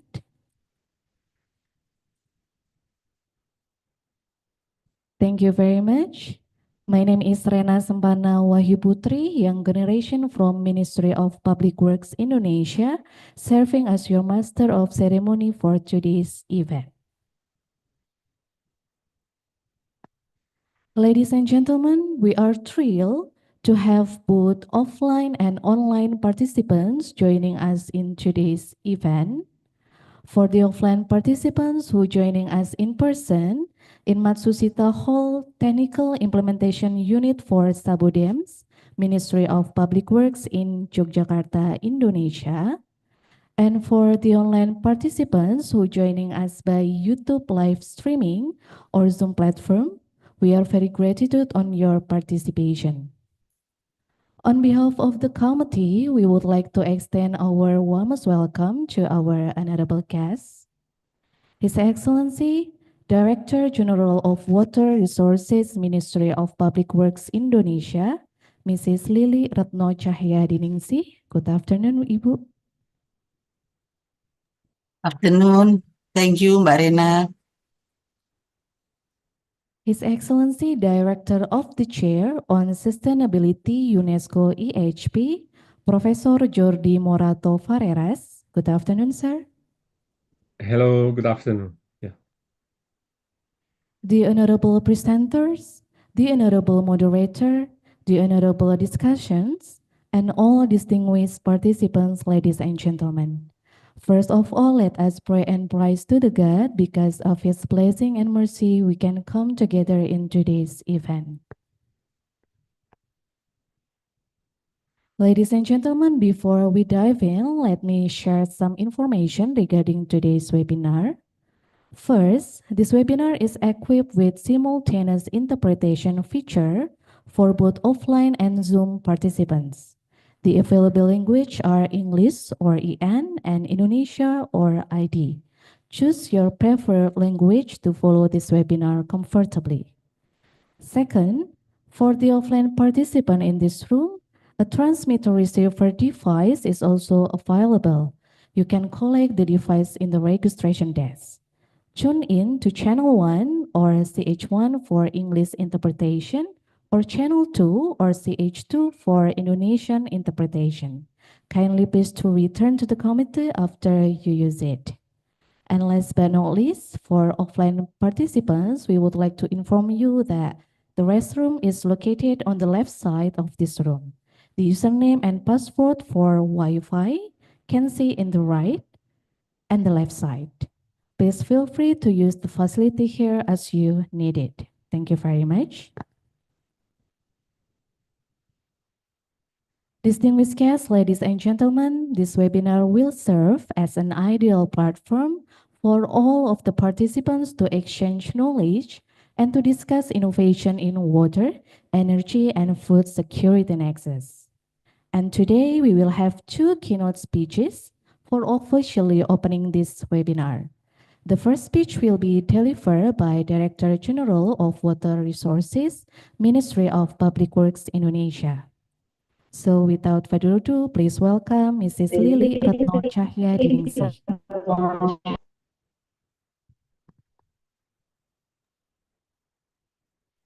Thank you, Mbak Rena. Good afternoon. Assalamualaikum warahmatullahi wabarakatuh. The Excellencies, Mr. Jody Morato Foreris, Director of the Chair of Sustainability UNESCO IHP. Good afternoon. Hello. And the Honorable Mr. Fernando Mirales Wilhelm. Good afternoon. And yang saya hormati para senior, ya. Di sini saya lihat ada my teacher, Pak Graito Sutadi. Selamat siang, Bapak. Ada Pak Adam, Pak Hartanto, Pak Raymond, para kepala balai besar, para kepala balai teknik. Mohon maaf kalau yang tidak kami sebut, gitu ya. Mungkin ada para dekan dari university. Terima kasih atas kedatangannya. I'm sorry, I'm in both bahasa and in English because I greeting to my senior and my colleagues. And pertama-tama marilah kita panjatkan puji syukur kehadirat Allah Subhanahu wa Ta'ala yang telah memberikan berkah dan rahmat kepada kita semua sehingga kita bisa bersama-sama mengikuti international webinar on the theme of water can with acceleration the adoption of innovation in water, energy, and food security nexus. And also, I say thank all presenter here, Pak Raymond, Pak Muhammad Irfan Salah, Pak Muhammad Rizal, Pak Adrian Febi Misna, Ibu, kemudian Dani Gartina Eskom MT, kemudian juga dari moderator dari World Bank. Saya ucapkan terima kasih. Now I will start to my speech. Yeah. The Honorable esteemed guests, distinguished colleagues, and honored participants. It is a great privilege to welcome everyone to this international webinar focused on water conduit, accelerating the adoption of innovation in water, energy, and food security nexus. This event represents a critical platform for addressing the information and experiences to develop a framework that would enable future development to operationalize the water, energy, and food security nexus to assist in guiding and designing policies in context by fostering dialogue from experts, policymakers, and stakeholders to exchange knowledge, identify solutions, and develop future-oriented strategies. Distinguished guests, the interrelationship between water, energy, and food nexus refers to the water, energy, food nexus that is as complex as linking all the systems that intertwine water, energy, and food production. In 2023, access to resources has not been equitable, and a significant portion of the global population still lack access to electricity. 750 million people, according to International Energy 2024. Clean water, 2 billion people, according to United Nations 2024. And nutrition, 733 million people suffer chronic hunger, according to WHO 2024. In addition to meeting growing demands from those who already have access, the water, energy, and food system will need to overcome this access deficit. Rapid economic growth, expanding population, and increasing prosperity are driving up demand for energy, water, and food. By 2050, the demand for energy will nearly double, and water and food demand is estimated to increase by over 50%. Developing countries will account for the majority of growth in consumption over the coming decade. Focus generally mostly in urban areas. Excellencies, ladies and gentlemen, a trade-off nexus is a concept that describes the trade-off between different sectors of a system, such as water, energy, food, and ecosystem. Trade-off can occur when there are competing demands on resources such as water, energy, and food. The water, energy, food nexus is a framework that identifies ways to sustainable use water, energy, and food. The WEF nexus approach aims to increase synergies and reduce trade-off between these resources. The indigenous sector of WEF and exogenous variables such as population growth, urbanization, climate change, economic development, and improving all the enabling factors. The WEF security, sustainable growth, and citizen resilience can be promoted. The 17 Sustainable Development Goals are a call to action for all countries to increase wealth while also safeguarding the environment. The goals are taken using 169 targets, which collectively define the world progress toward a sustainable future. The SDGs are intended to highlight the connection between human well-being, economic development, and a healthy environment. The awareness of interlinkages and current SDGs difficulties has led to the rise of nexus thinking as a lens for addressing interconnected and cross-cutting challenges holistically. The water, energy, food nexus was already established as a multifaceted approach to resource management sustainability. Excellencies, ladies and gentlemen, a WEF nexus approach, numerous countries are actively exploring and integrating the water, energy, food nexus standard into their rules and practices, in particular in areas dealing with water shortage and food insecurity. Countries successfully implementing the WEF nexus, such as one, Ethiopia, infrastructure development and technology, and sustainable resources management, inclusive approach and policy development. Second, Germany. Germany has integrated water, energy, and food policies through the WEF nexus approach to energy and food security. Third, Australia. Australia has implemented the WEF nexus approach to manage limited water resources.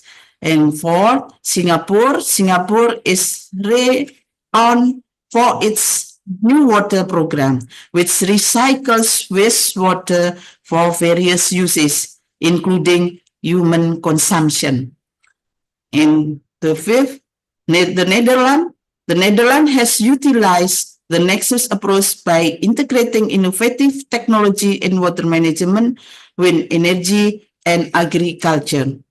Countries facing significant challenges in implementing the water energy food nexus globally include those with limited data availability, complex geopolitical landscape, high level of poverty and inequality, fragile political situation, transboundary water issues, and lack of institutional coordination.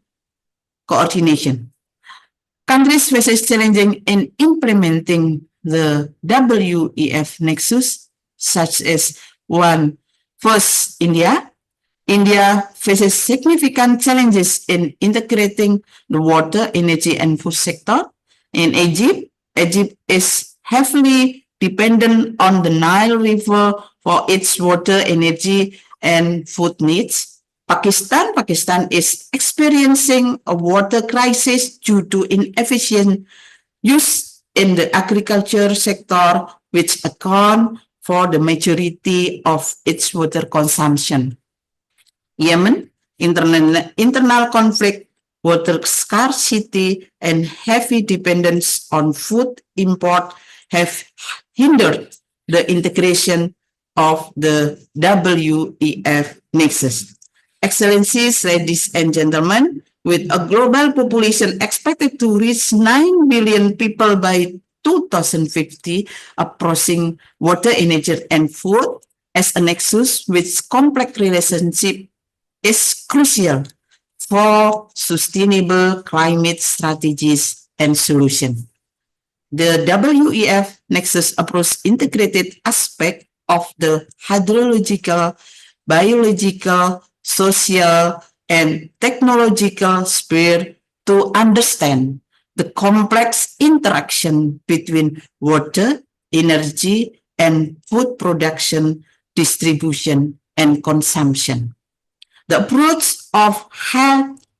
approach also helps determine how these interactions are affected by policies and various other factors, and how technology and innovation can enhance efficiency and effectiveness. The Water Energy Food Nexus Index is a composite indicator that aggregates 21 globally available indicators.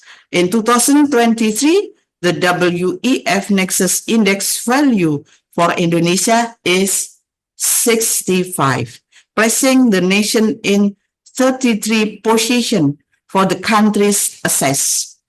Indonesia has a value of 76 for the water pillar, 61.1 for the energy pillar, and 57.7 for the food pillar.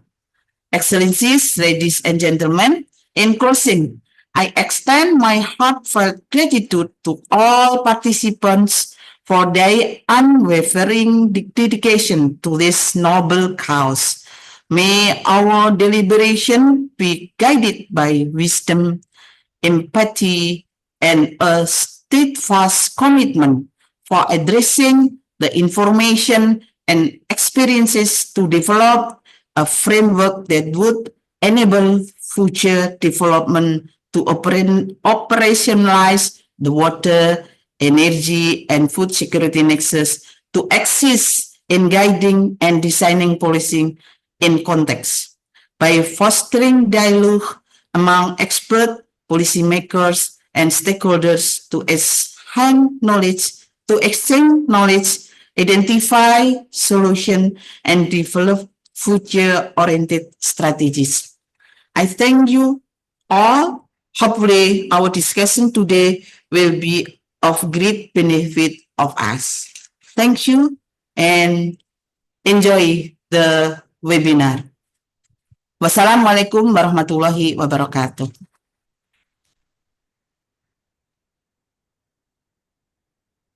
Thank you very much, Director General of Water Resources, Ministry of Public Works Indonesia, Mrs. Lili Retno Cahya Diningsi, for a very warm welcome and also for your insightful speech. Thank you very much.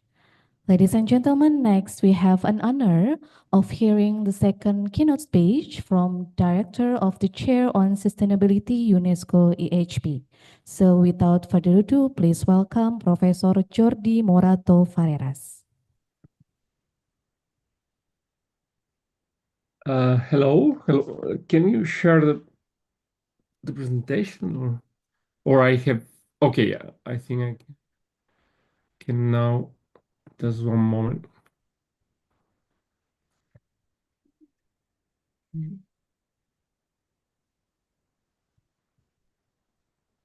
Well, I try to share my presentation. Just take your time.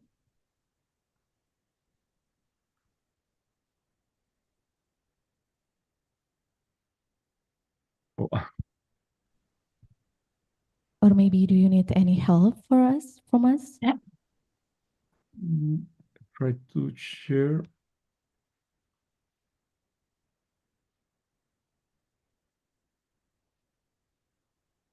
Okay, I think now.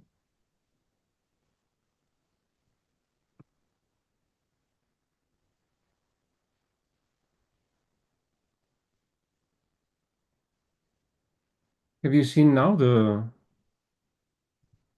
presentation? Yes. Okay. Already seen, sir? Yes. The time is Okay. yours. Thank you very much. Thank you for the invitation. And obviously it's a pleasure to be here with a lot of people here. And the idea is just to discuss the Wi-Fi Nexus framework. And I talk especially about how the artificial intelligence can help in technology selections, especially to boost resilience in the Wi-Fi Nexus framework. No? We know that climate reality really creates some important uncertainty.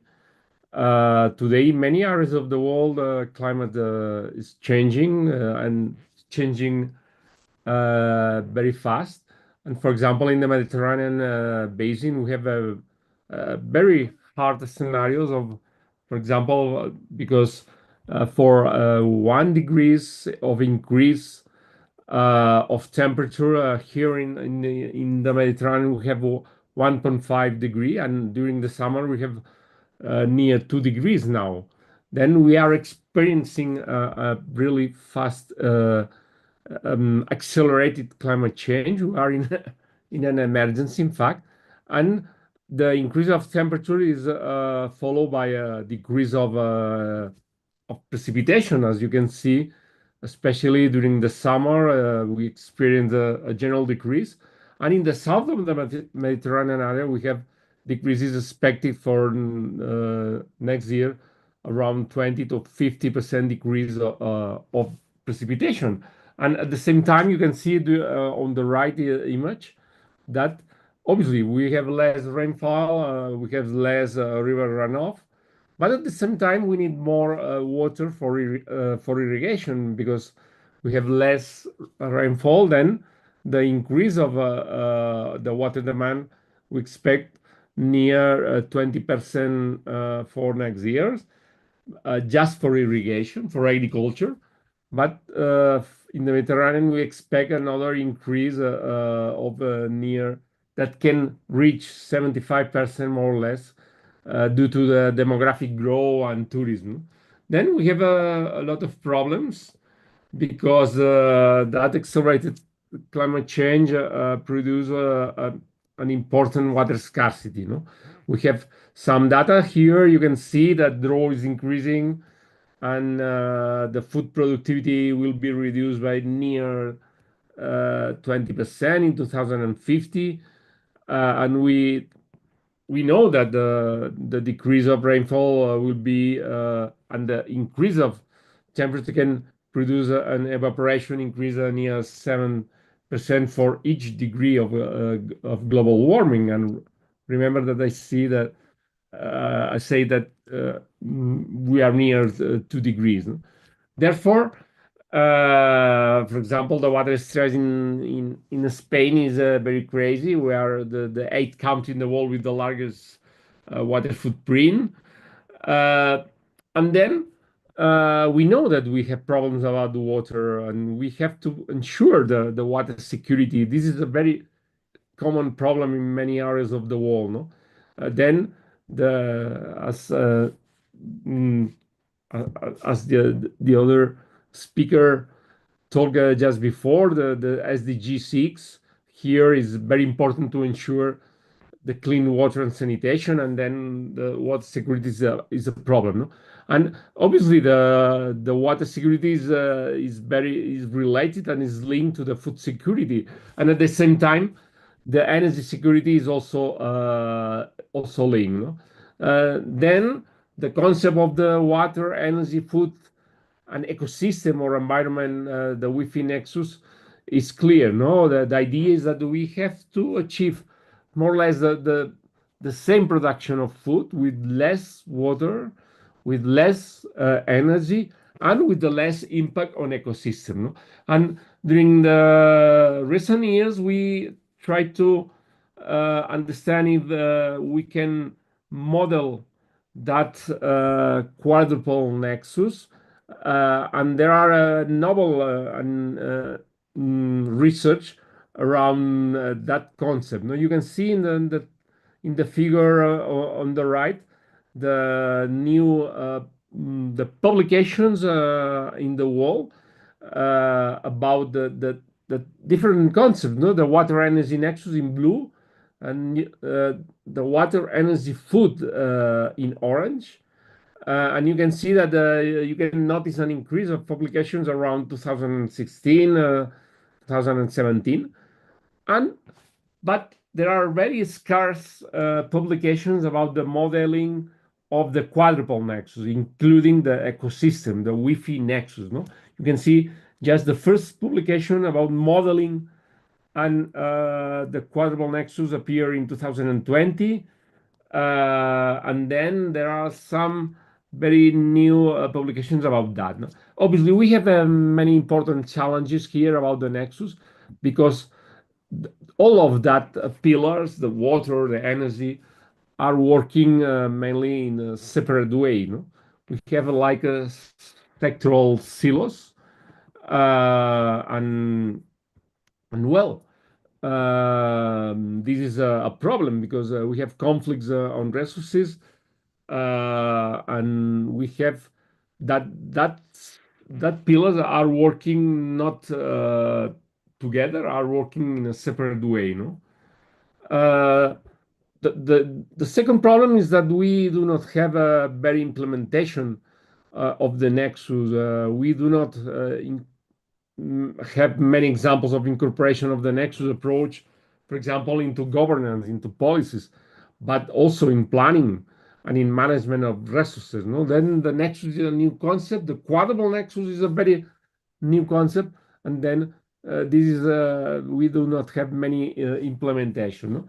And the third aspect is how the nexus is operating, the operationalization. No?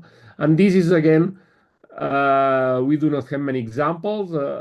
We have to overcome that compartments, especially about how decision makers can work here. We have to extend the knowledge of interactions between the different nexus sectors, and we do not have a lot of solutions that can help in order to solve the conflicts and the trade-off. No? And finally, we have to develop some measures in order to overcome the social, the economic, and the technical barriers. No?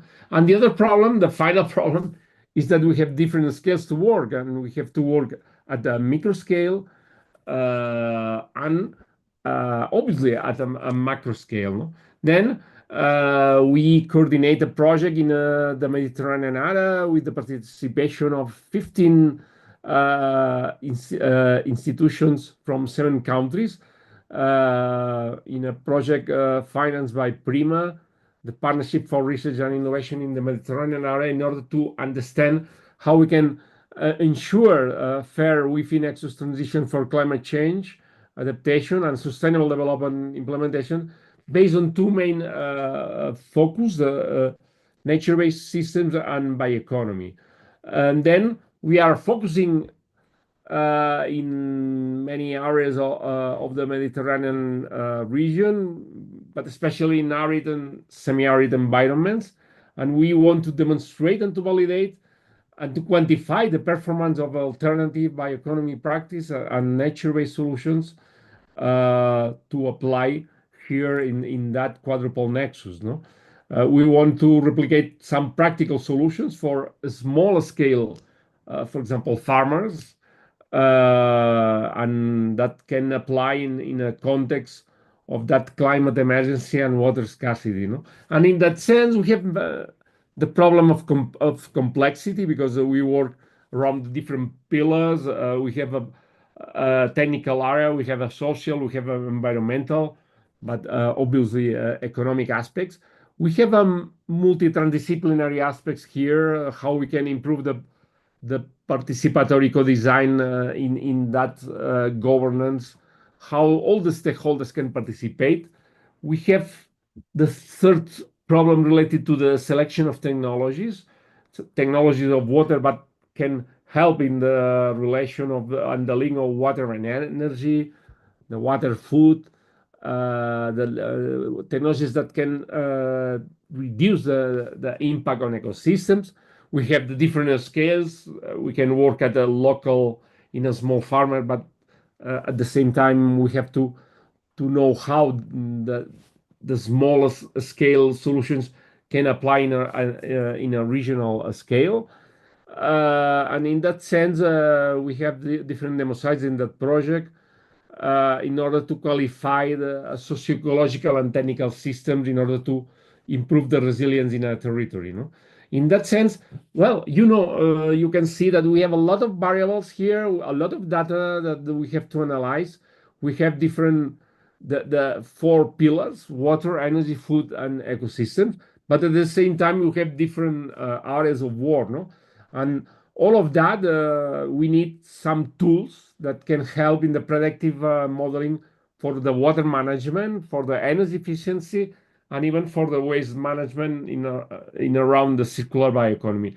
All of that, the management of all data is very crazy, and in that sense, artificial intelligence can help in all that within Nexus management. No? In that sense, we define an artificial intelligence model system that I explain very quickly, just in 5 steps.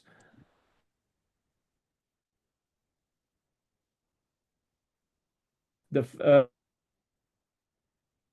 model to a computerized model. The third aspect is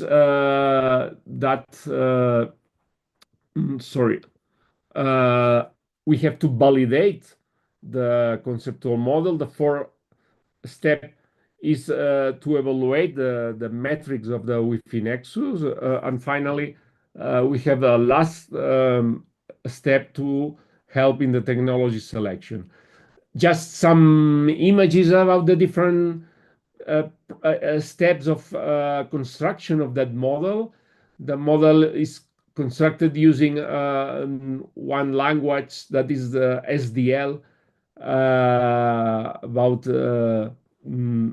SDL system, about the specification and description language that is very easy to use even by non-expert people, because it's very graphical, and it's very important because we can work in a transdisciplinary and methodology thanks to that graphical way.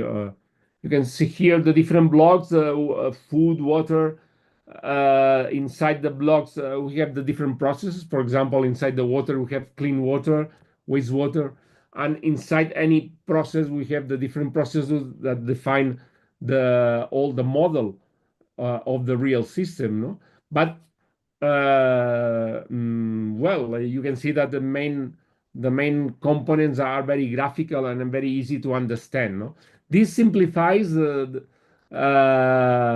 have a tool to go from the conceptual model to the computerized model. And the third part, the conceptual model validation, is easy because all the stakeholders can be involved since the first step of the artificial intelligence modeling development, no? Because that graphical way that is very easy to understand. We develop in our university and the different tools that can help in that development for the different users, and we develop just one web application that can be easily used by end users. No, it's not.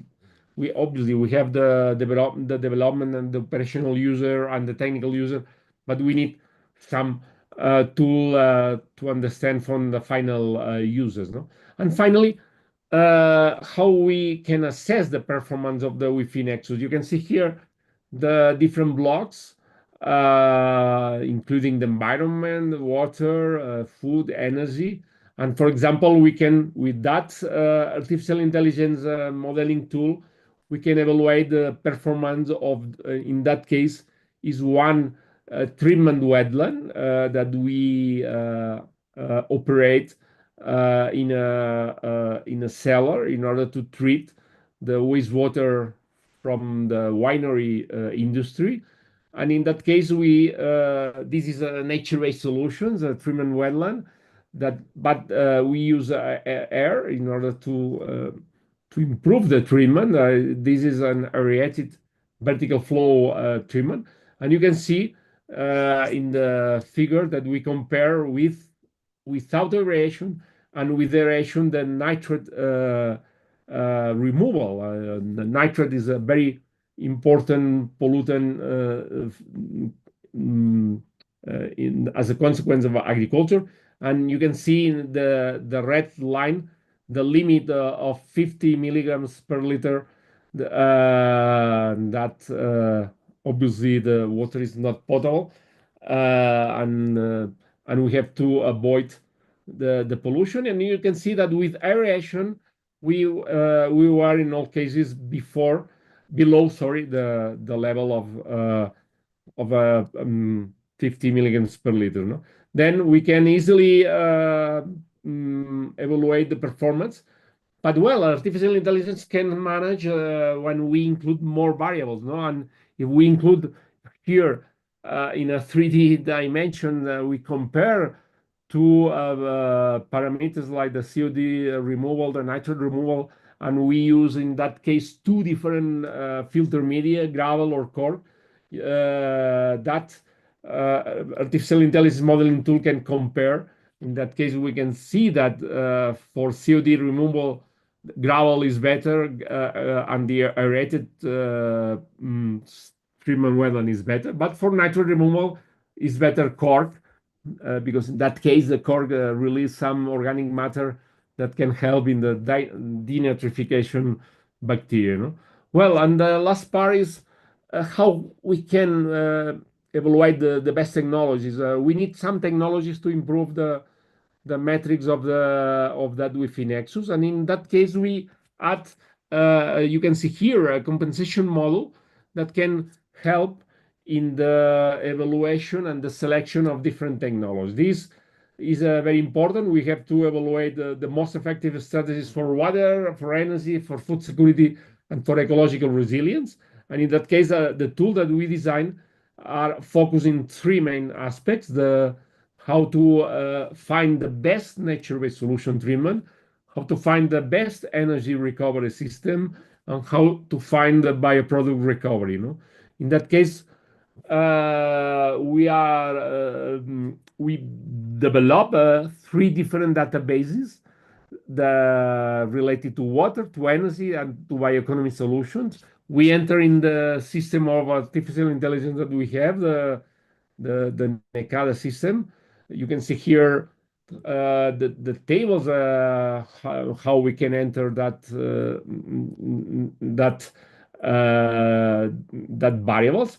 But the really interesting thing is that we are developing a semi-automated data entry that we use a large language model. This is similar to ChatGPT or similar systems that can help in order to find more solutions. No, the idea is that we add, for example, 10, 20 solutions for any variable, and with that system we can recover from internet a lot of more solutions. No? But obviously this is semi-automatic because we need the participation of the expert, because you know that the artificial intelligence need the participation of an expert in order to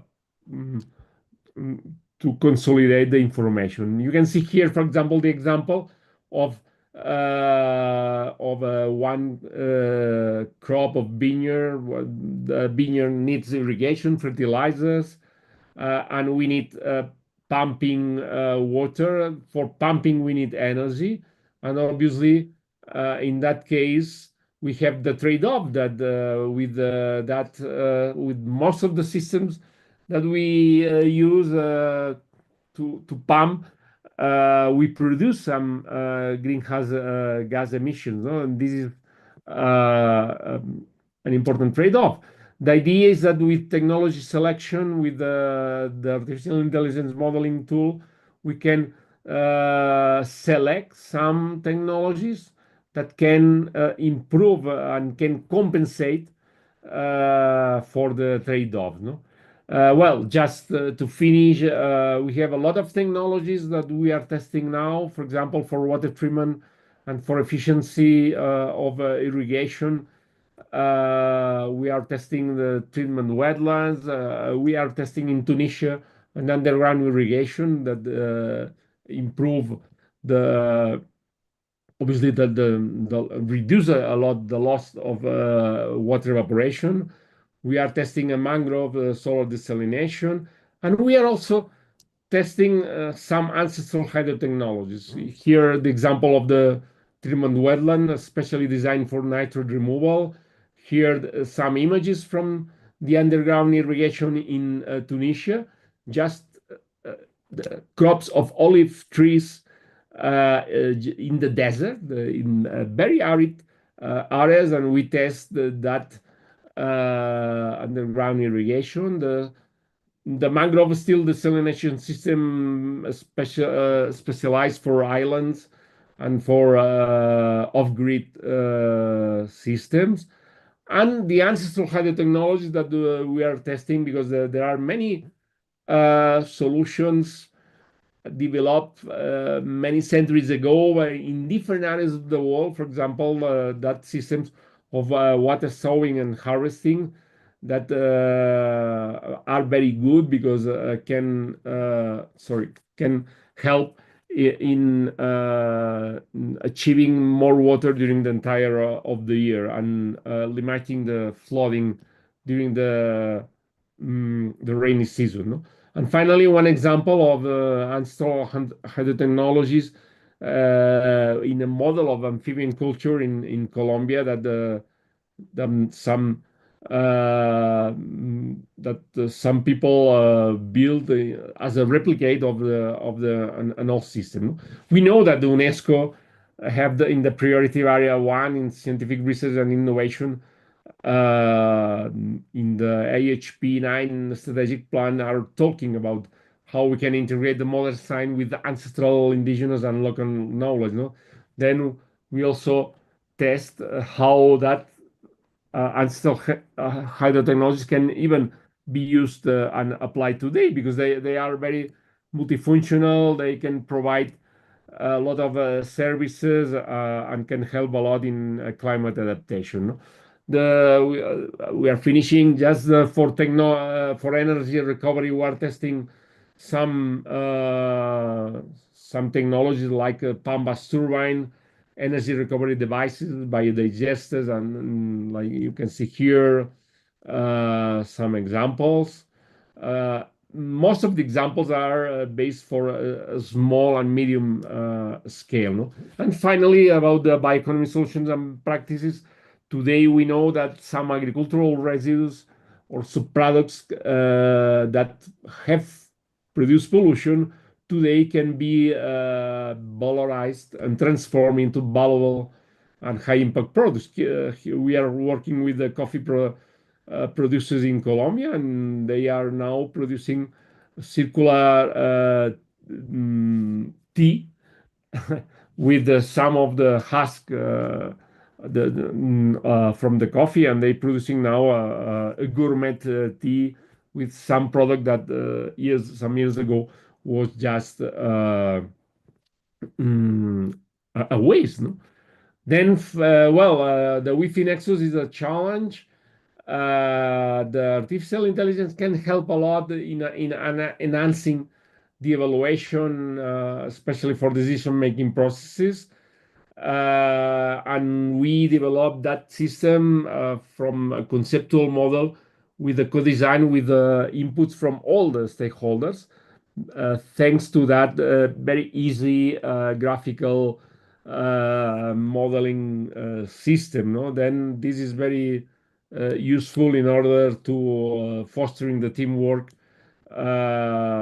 with different stakeholders with no experience at all about software development. No?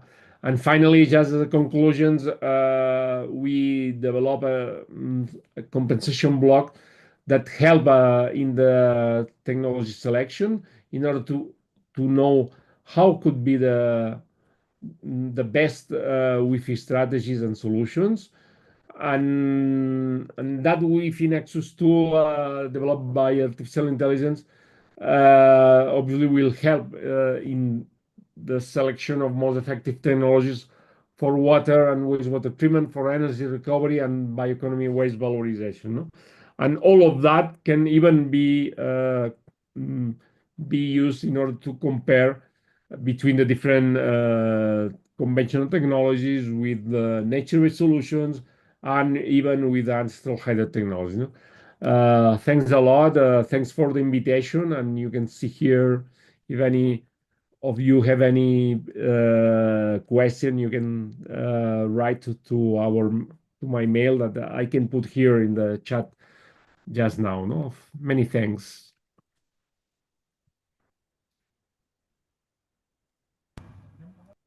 Thank you very much, Director of the Chair on Sustainability UNESCO EHP, Professor Jordi Morato Ferreras, for your insightful speech. Ladies and gentlemen, let's give a big round of applause to our keynote speakers.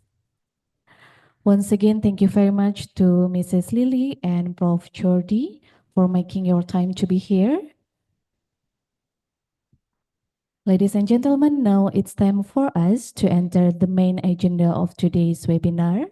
We are very lucky to have 6 excellent speakers who have expertise in water, energy, and food security nexus.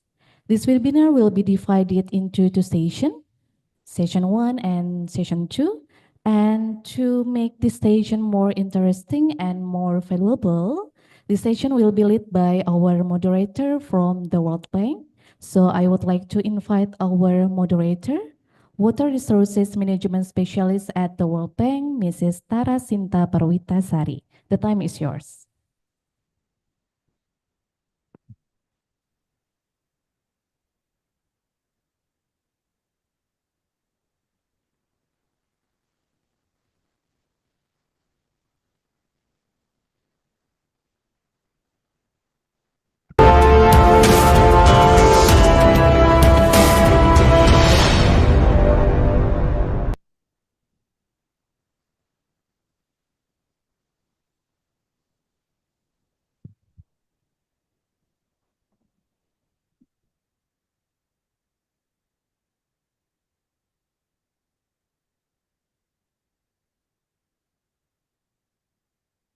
Thank you very much, Mrs. Rena. It's a pleasure for me to be here. Please allow me to introduce myself once again.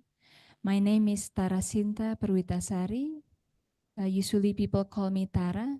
I am a water resource management specialist from the World Bank in Jakarta office. So this is a very interesting webinar that we have today. Once again, for the people who just joined, please welcome to the international webinar event with the theme Water Can't Wait, Accelerating the Adoption of Innovation in Water, Energy and Food Security Nexus. So allow me to be the moderator for our presentation and discussion session this afternoon. As Ibu Rena mentioned, there will be 2 sessions of presentation and discussion today. The first session will consist of 3 interesting speakers. So please allow me to invite 2 resource persons that will accompany here today. The first one, please allow me to invite Dr. Insinyur Raymond Valian, ST MSc, Regional Coordinator, Global Water Partnership, as one of the 3 presenters for session 1. Please join me on stage, Pat. Thank you.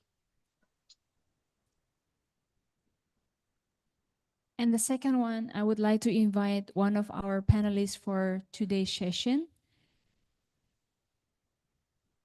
We will have Dr. Budi Heru Santosa as an Executive Director of the Indonesia National Committee of UNESCO IHP. And also at the moment, he is a representation of a researcher, National Research and Innovation Agency of Indonesia, BRIN.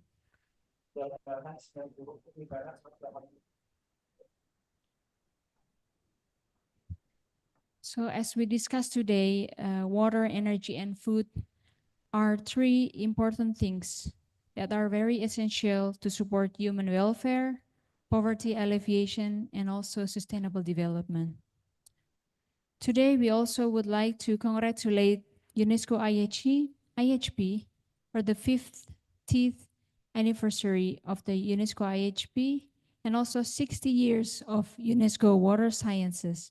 So first of all, let's give a round of another applause for the UNESCO IHP for organizing today's webinar.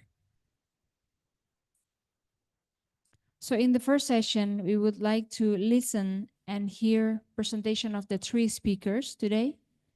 First of all, we will see and hear about a global perspective, sharing experiences from several countries, how other countries address and find the balance between water, food, and energy nexus. And the second, we will hear about the water, food, energy nexus approach, how we could achieve the sustainable development goals with respect to SDG 2 in terms of food, SDG 6 in terms of clean water and sanitation, as well as SDG 6 on energy.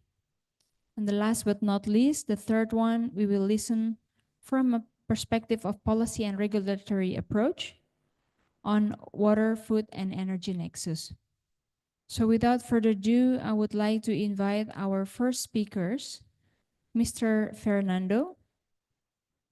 So we will see from Mr. Fernando a global perspective and sharing experiences from different countries on how we address and find balance on water, food, energy nexus. So I would like to invite a Dr. Insinyur Fernando Miralles Wilhelm. He is a World Bank expert on water, food, energy nexus. He has a lot of experience working in different countries. So he will share experiences in 3 countries, in Congo, Saudi Arabia, and also in Amazon.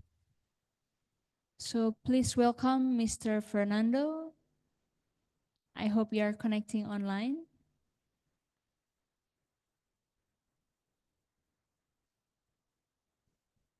Still not joined. Maybe we can move to our next speakers. All right, so perhaps Mr. Fernando is still trying to connect.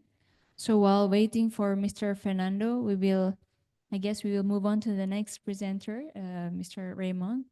So we would like to hear a presentation from Dr. Insinyur Raymond Valian, STMT PUB. He is a regional coordinator of Global Water Partnership in Southeast Asia. So Mr. Raymond will present on water, energy, food nexus as an approach for achieving sustainable development goals. So the presentation is about 15 minutes. The time is yours, Mr. Raymond.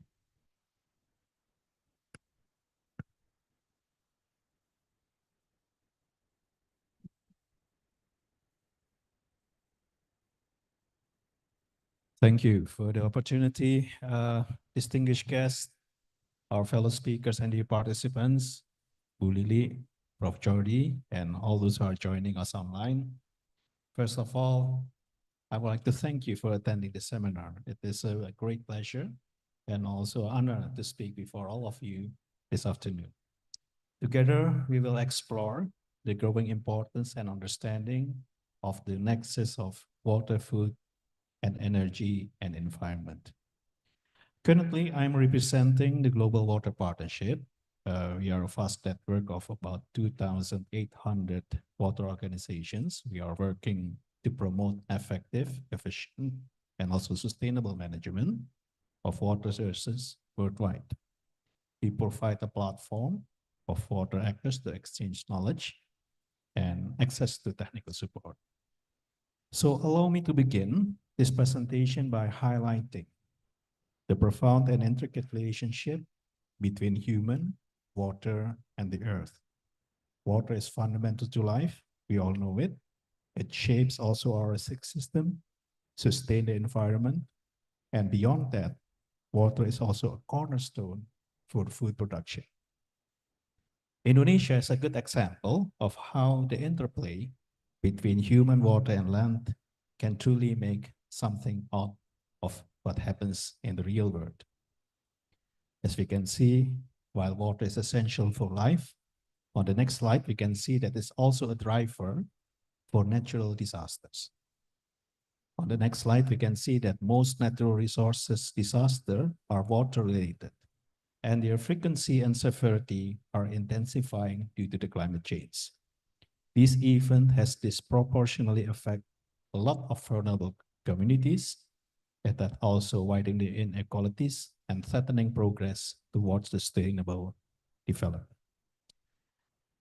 Still on the second slide, please. Water-related disasters have dominated the global water landscape over the past 50 years, accounting for 70% of all deaths that occur to natural disasters.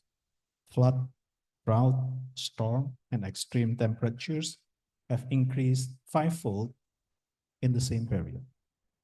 Therefore, water has always a dual nature as a public good, which provides non-refundable and non-excludable rights to the people, and as a private good, where water serves specific users like irrigation, water for drinking purposes, that all are subject to exclusivity and competition.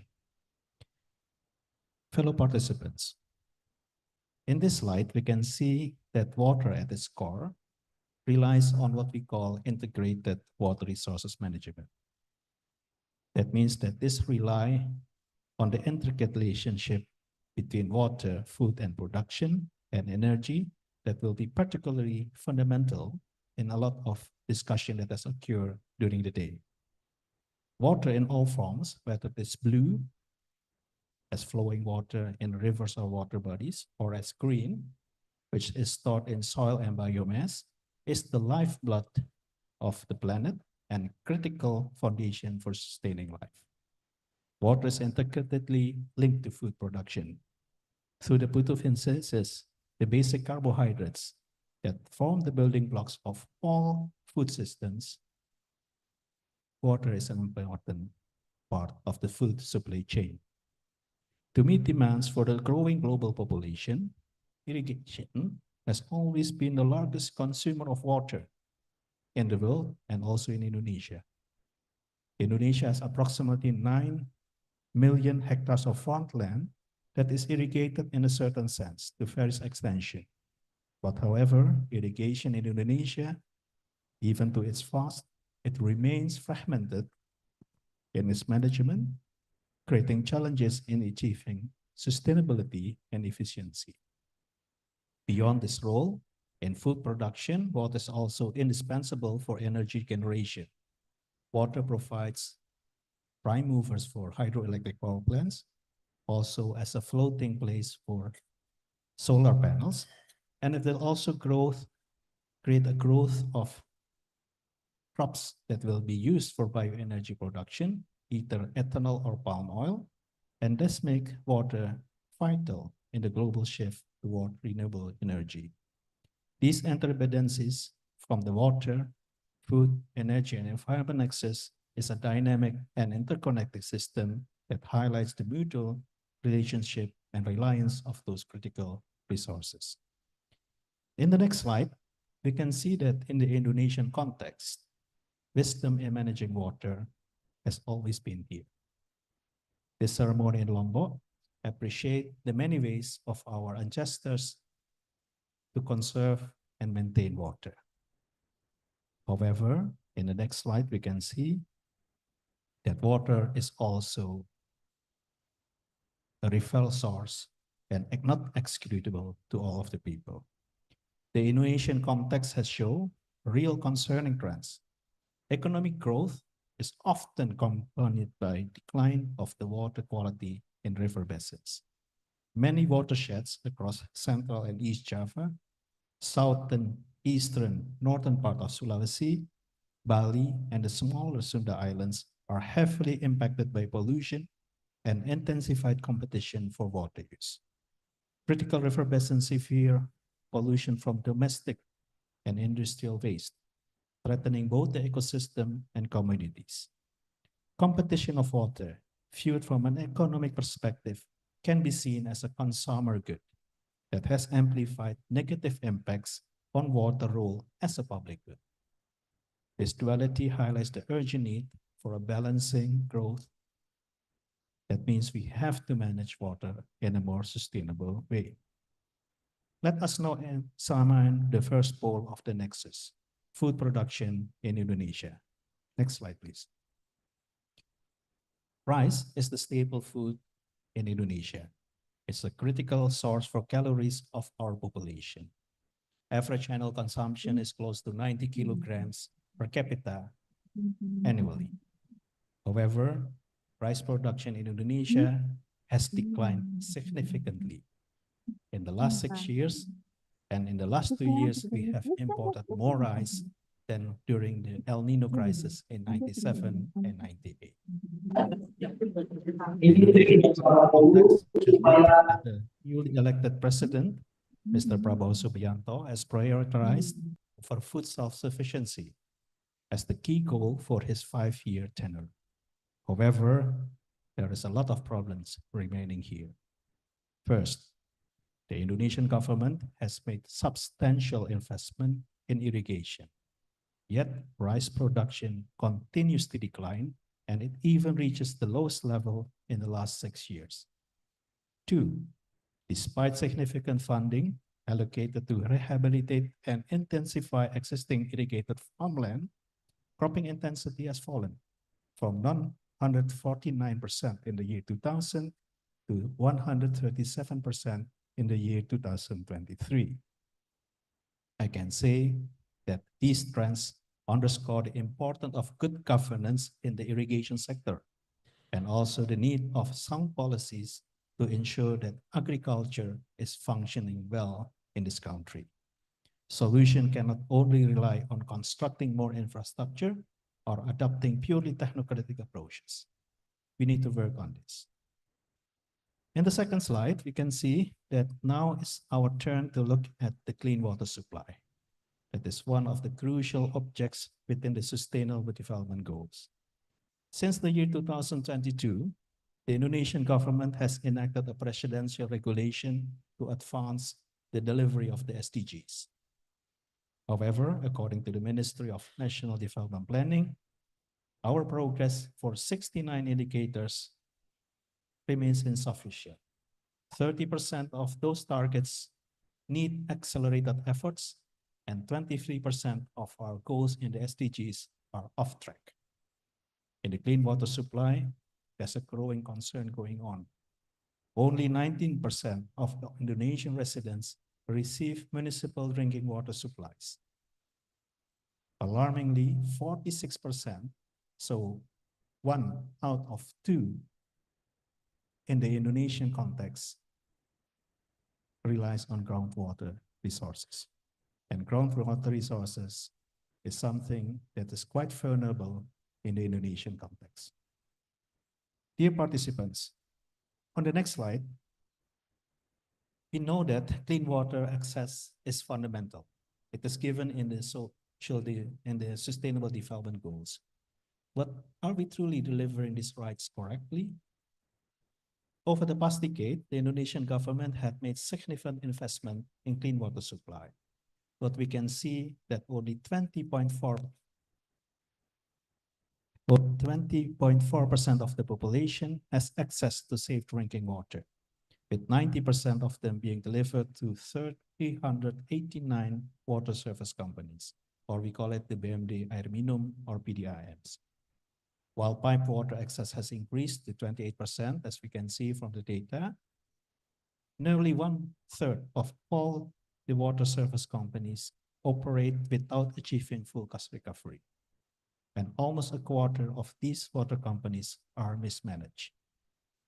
Risking and restructuring the clean water supply is an urgent and critical need that we must address.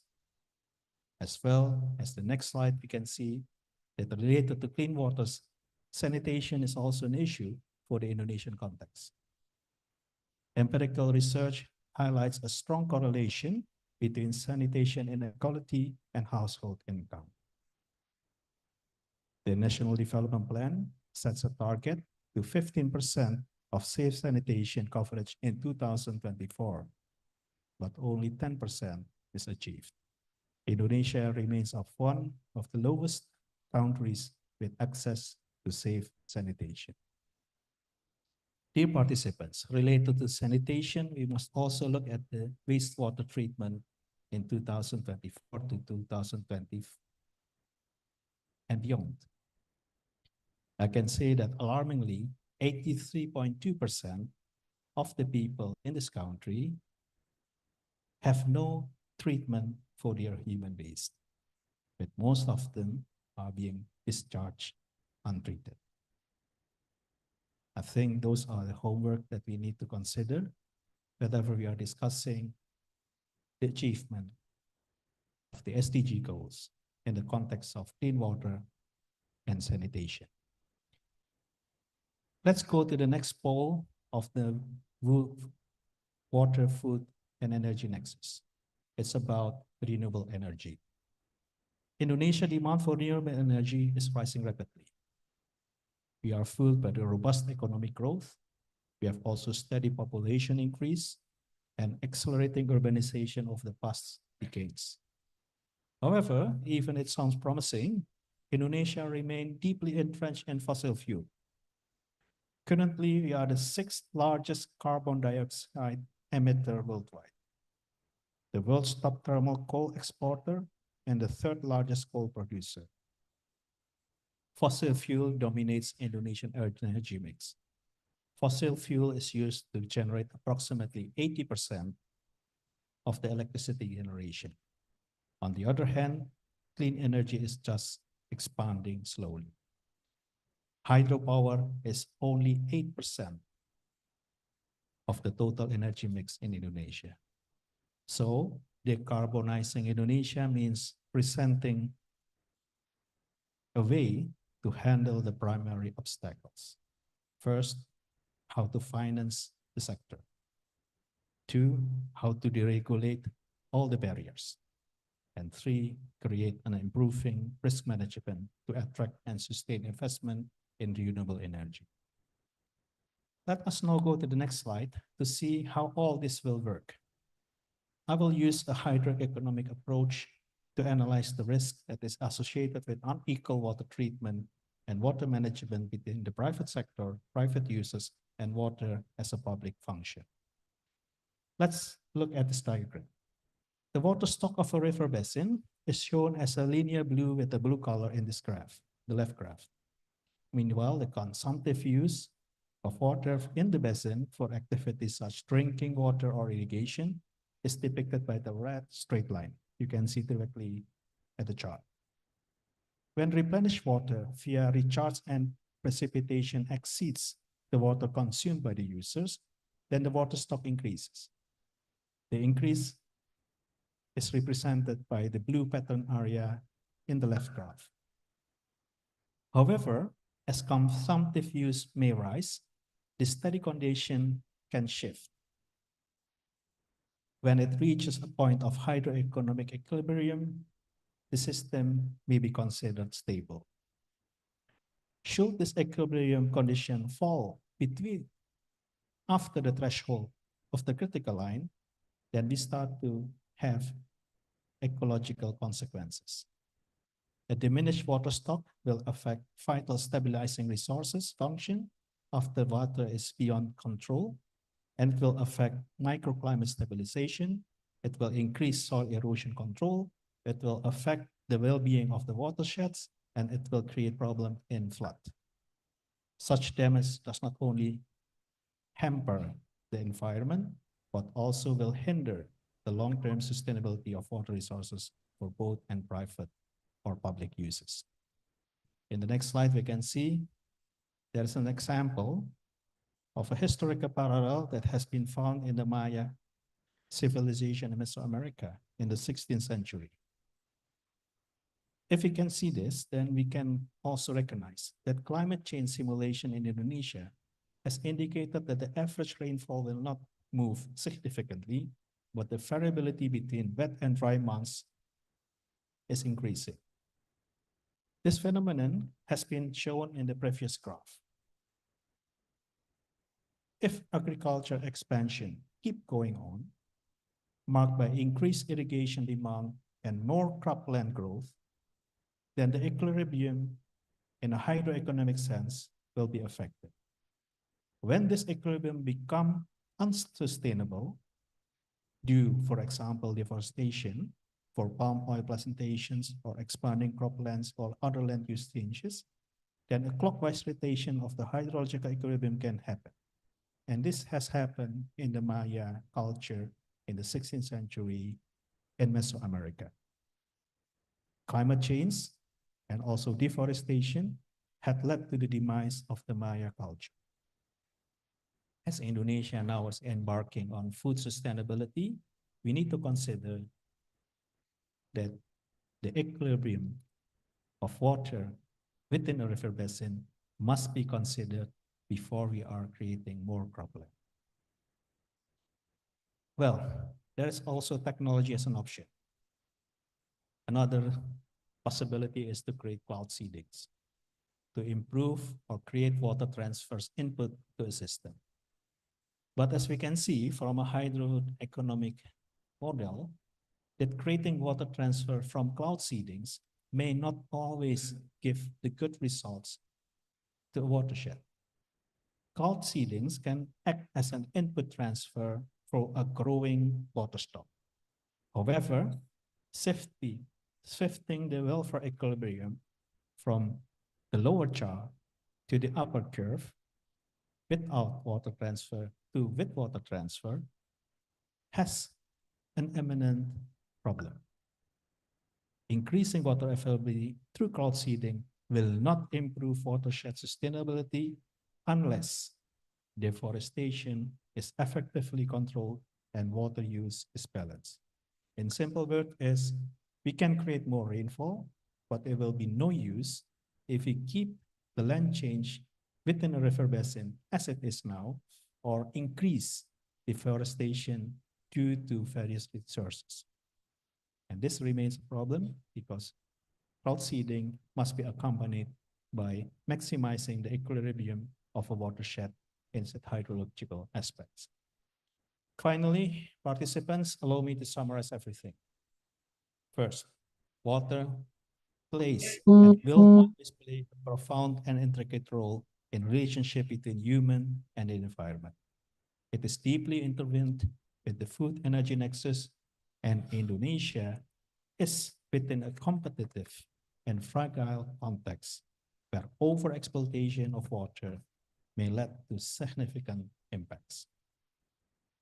Second, the interdependencies between water, food, energy, and environment forms a dynamic system. Emphasizing the mutual reliance of these critical resources means that we have to secure actually an integrated and holistic approach. We have to work more on the water governance side in this matter. The third is that we cannot see what we must do is to understand that agriculture expansion in Indonesia, driven by the increased irrigation demand and cropland growth, can disrupt the hydrological balance. Under current rates of deforestation, land use change, the hydro equilibrium may become unsustainable, especially in the face of climate change. Thank you for following this, and we hope that we can discuss further. Thank you very much, Mr. Raymond, for the excellent presentation that has been given. It is very interesting how strong are the connectivity between the three important pillars: water, food, and energy. And apparently, it turns out that the economic growth also has given consequences on the catchment degradation and also water pollutions. Mr. Raymond also highlights some important aspect of ecological resilience, which were also discussed earlier by Mr. Jordi. To also consider the economic growth and the support that we from this water, food, and energy security nexus, but also how it will be impacted to the environment. And apparently it turns out that the holistic and integrated system are important for the future sustainability. So there has been a lot of discussion today on this interchangeable connection between water, energy, and food. And for the next presentation, we would like to hear from the perspective of policy and regulation, how actually the government priorities consider the importance of this water, food, and energy nexus program. And this presentation will be delivered by Mr. Muhammad Irfan Saleh. So please allow me to introduce and invite Mr. Muhammad Irfan Saleh, ST-MPP PhD. He is a Director of Water Resources in the Ministry of National Development Planning, Indonesia. So without further ado, Mr. Irfan, timing is around 15 minutes presentation. The floor is yours, Pak. Thank you, Bu Tara. Ladies and gentlemen, good afternoon. Sorry I cannot attend in person to this webinar because of our agenda here in Jakarta. But first of all, I want to thank the committee for inviting us, and also our gratitude to all seniors in water resources and Ibu Director Jenderal Sumber Daya Air, and participants, including the speakers, Pak Raymond, Pak Budi. Maybe I will just continue all the materials from these previous speakers, from Ibu Dirjen until Pak Raymond. That in Indonesia, we already adopt this water, energy, and food nexus as our main policy in development of Indonesia within 20 years until Indonesia 2045. Let's begin my presentation. The next slide, please.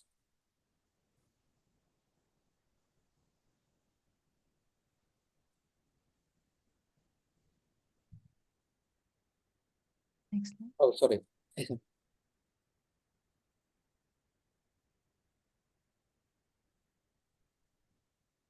Kevin, can you share the screen again? Okay, perhaps from the organizer, would you please kindly help to assist sharing the screen?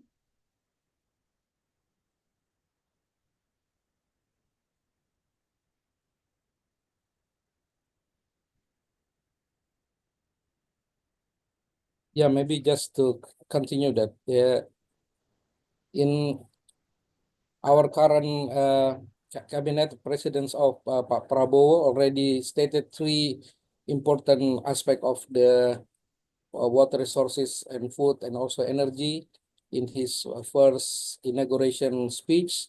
And the target is to achieve the food self-sufficiency in these 5 years. And the ambition is not only to provide food for our people in Indonesia, but also become a vision for Indonesia to become a global food hub. And it means this ambitious program is not only focusing on self-sufficiency, but also to become the global source of the next food providers. And also the second one, achieving the energy self-sufficiency. This is also including the renewable energy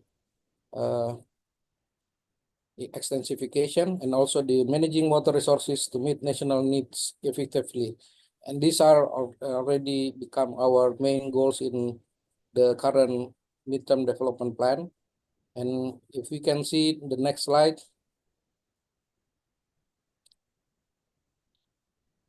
these are the water-related policy that become already adopted in Indonesia. Then, first of all, the policy for IWRM, as we already know, in many years in Indonesia, that we already adopted formally in our law on water resources, number 17, 2019, and this become the main policy for our water resources development in Indonesia.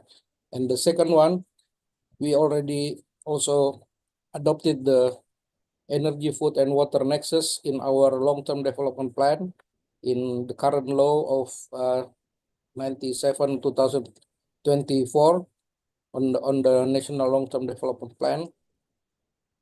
And the third one is our commitment in the World Water Forum that we can manage water from source to sea and to integrate all the aspect of water, food, and energy nexus. And I think this activity in this webinar that supported also by IHP and also the Center of Excellence of Water Resources is one of the commitment that given by Indonesia to accelerate the water resources management in global, and also our commitment from the World Water Forum, the 10th in Bali last year.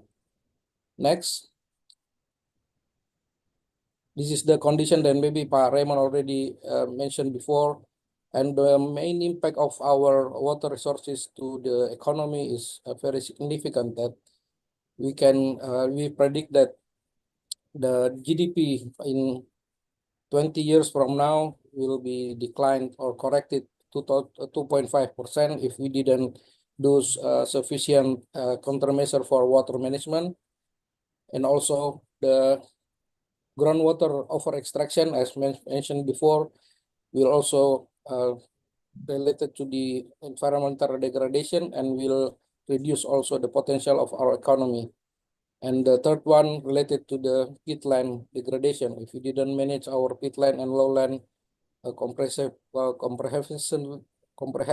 comprehensively in Indonesia, then we will get the more effect to our GDP, because the environmental impact of this lowland in Indonesia is very important and also crucial for us for the environmental function and also social function. Next slide.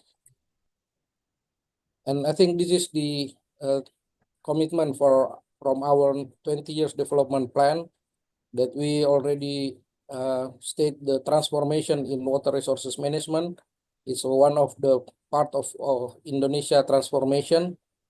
And we already stated in our current long-term development plan that we have 20 priority transformative efforts. And one of these transformative policy is integrated approach for water, food, and energy nexus. And the way we translate this in the target in 20 years from now is managing water demand and supply to ensure water balance in every river basin. That we should make sure that every river basin can meet the demand and also manage the supply and to conserve the water availability. And also the second one, we want to increase the water storage capacity.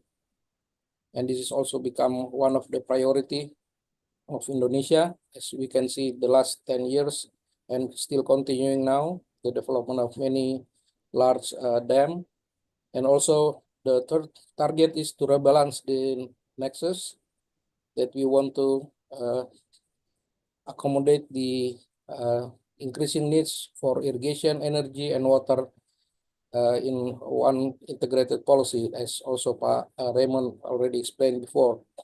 And by using this, we will also adopt the policy for water accounting approach, that we should include the environmental conservation as one of our part of the water policy, that maybe the previous speaker mentioned it as the WIFI, the water, food, energy, and environmental approach, that we start with making the water accounting of water is also anticipate the climate change impact and also the current impact to the environment. And the last one is related to the resiliency and water-related disasters, that also become our policy for the water, food, and energy nexus. Maybe in this main aspect, that we can also see that the nexus is basically connection between all these three aspects. We maybe already have a good understanding about the water contribution to the food and also water contribution to provide the renewable energy. But in other aspect that we can also discuss before by several speakers, that we should also include the aspect of how much energy that we need to provide water, for instance. That's related to the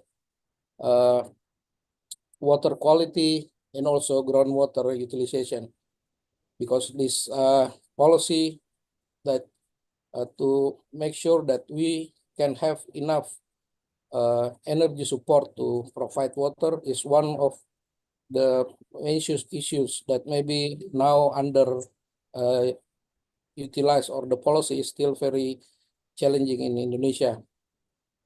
As for instance, we can see that among all the PDAMs, the local water providers in Indonesia, the one that have a good performance is the provider that already got the enough quality or good quality of water. The one that have the problematic problem in water provision, mainly related to the also the water sources and also the quality, and that's become the burden for the investment for managing the water supply. And that's why the energy for water should become one of our main policy as well. Next slide. This is the strategy for the next 5 years to implement the president direction. And we can see the main aspect is to strengthen the foundation for sustainability and productivity of integrated water resources from upstream to downstream. And this is in detail. We will have the target for increasing water availability, the enhanced water sustainable water supply for all purposes, and also the resiliency and disaster preparedness, including the drought management, not only the flood, and also the ensure the access to safe drinking water and sanitation. And this is based on our continuing effort to improve our governance reform in water resources. We already have the current law and maybe 2 government regulations, and we will finalize all the regulations in water sectors and make sure that this also include the integration with the food policy and also energy. Next. This is the target for the next 5 years, that and also based on our performance before, that the water storage per capita will be increased, and this is not it's not an ambitious project, because this is the reality in Indonesia, that we still have a lot very low storage capacity comparing to other countries in the world, including the Asia country. And that's why the potential of water resources in Indonesia is very large, it's very abundant, but we should make sure that we can use this water and store the water for any purposes during the dry season for the whole years. Next. This is the indication of the new development for the large dam and also the irrigation system that become one of our target for the next 5 years, that make sure the strengthening the policy for water for food production. Next. And also for energy. And in terms of the energy resilience, now it's also become our issue in Indonesia, because we predict that not only the population increase will increase the energy demand, but also the total consumption per capita, because we predict that Indonesia will become a developed country, and this developed country is the condition of this developed country is mainly also indicated by the increase of energy consumption per capita, and that's why the large demand in energy, particularly for the renewable energy, is very large in Indonesia and very challenging. But still, we can see the contribution of the sustainable electricity energy share is still low. We need a lot of effort to increase the renewable sources of energy and also the sustainable management of energy. And for that, that's why water can become the main sector that can contribute to this renewable energy development. And that's why in the next slide, we can see now we already have some experiences and knowledge to develop some floating solar PV in reservoir, and this become one of our new strategy to improve the condition also of the water resources management in the dam, and also increase the supply of energy and electricity. And it's already worked well in some region in Indonesia, and we can see this also become the trend in the global, not only because this renewable energy technology is become cheaper, and also the investment cost is become lower now. The PV technology is become worldwide available and become more affordable to all people. Next. This is the plan for the floating solar PV in reservoir in Indonesia. The current large dam and also lakes that we have will become very potential to be the location of this floating PV, and the capacity is quite huge, that we can have a lot of area, and along all the islands in Indonesia already have the potential, and we can also improve and accelerate the development of this floating PV. Next slide. And this is the water productivity for irrigation, and a lot of new approach now for irrigation modernization, and also the technical aspect of the cropping and paddy plantation that already become our new policy also.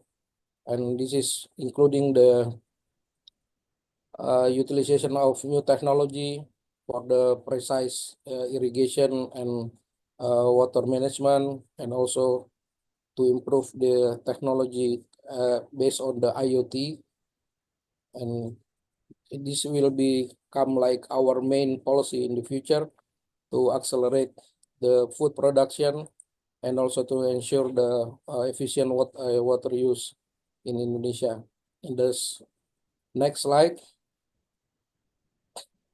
we also have our policy for upgrading and optimizing the current dam that we already have before. We still have a lot of homeworks to develop new dams, but in our current dam that might be more than 280 now, yeah, the potential can become a more higher if we can restore the condition and also conserve the catchment, because this is the catchment area problem is one of our main issue in dam management in Indonesia, and also to utilize the multipurpose function of the dam. Next. I think this is the last strategy that we already now also implement in our policy is the nature-based solutions that also presented before the approach. And this nature-based solution have a lot of dimensions. It's not only related to the countermeasure of water-related disasters, but it also contribute to the water management and also water supply and all aspects of water conservation, including the land development and water management in some particular area. Particularly in Indonesia, we have a lot of issues in coastal areas, and this NBS solution will be our main approach for development in water resources. And we already started in some part of the big cities in Indonesia, not only the coastal areas, but also the big cities in the inland areas. And also the concept is not only focused on the water-related disaster, particularly flood control and management, but also to become in larger policy for conservation and also the water use and efficient water provision for all aspects, including the irrigation and water supply in urban area. I think that's the current policy then, and also development that we already try to adopt in Indonesia. And I think all this new technology and innovation is still needed, that our homework in water management in Indonesia is still a lot and very huge, and all area in Indonesia, each river basin has its own problem and characteristic, and that's why the implementation of this nexus and also the application in all sectors from irrigation to water supply and sanitation and provision of energy so also match to the context of the basin and the condition and characters of the river basin. That's maybe conclude my presentation for now, Bu Tara. Give it back to you. Terima kasih. Okay, thank you very much. Please give a round of applause to Mr. Irfan Saleh. Very excellent presentation that has been given by Mr. Irfan Saleh, the Director of Water Resources of Bappenas. So as he has been highlighted, there's a high priority at the government on the vision and mission of the President. So it's already started very high up at the priority from the President himself on the emphasis on food, energy, and water nexus. And also, Pak Irfan has highlighted the several key transformation of economy and social, and how apparently managing water balance is very important, balancing at the every little river basin between the water demand and water supply. And there are several proposed strategy that he has highlighted on enhancing the sustainability of water supply, the capacity in anticipating disaster preparedness, and also all of the above through the support of the governance reform.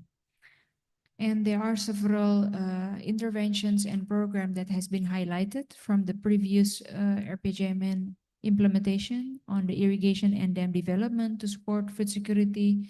And there are also several strategies that are proposed by the government by, for example, upgrading the existing infrastructures to enhance with more purposes, multi-purposes, perhaps dam with enhancing renewable energy and so on, as well as strengthening the use and the utilization of technology through modernization at the downstream level from the dam and towards the irrigation system, improve water accountings, and at the end, Pak Irfan also mentioned to have nature-based solutions that can also enhance not only a combination of hard infrastructure, but also soft measures to also consider the impact towards our environment.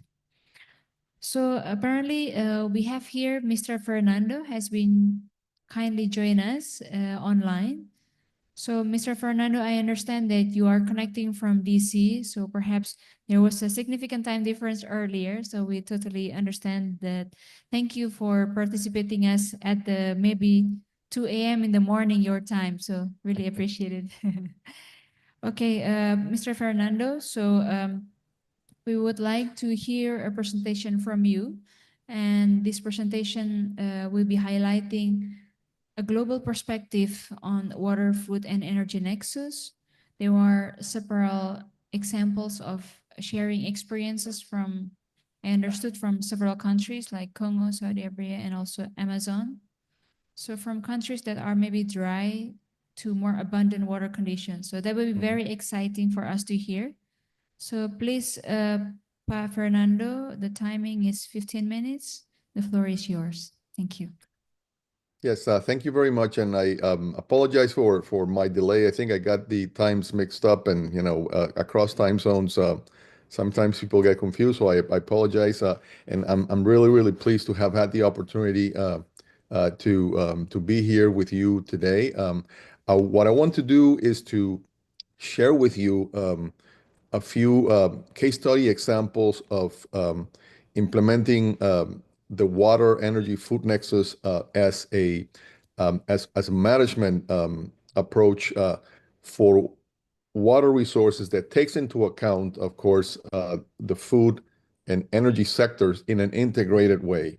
I don't have to tell anyone who's been in governmental agencies or working with the World Bank that these sectors, water, energy, and food, for a good measure, tend to be managed very independently. So what I'd like to do, and I'm gonna share my screen so I can share the presentation. Let me walk you through three very interesting case studies, and as it was mentioned, covering from arid environments to wet environments and challenges in between. So let me do this very quickly. Share my screen here. There we go. And you should be seeing my presentation now. So these are essentially, three stories from a little bit from an international development perspective. So let me talk a little bit about a little bit of motivation. I'll talk about the nexus, global change and international development. I'll talk about three case studies: expanding irrigation in the Democratic Republic of Congo, water scarcity in Saudi Arabia, and investments in a transboundary basin like the Amazon River Basin, and then some closing thoughts.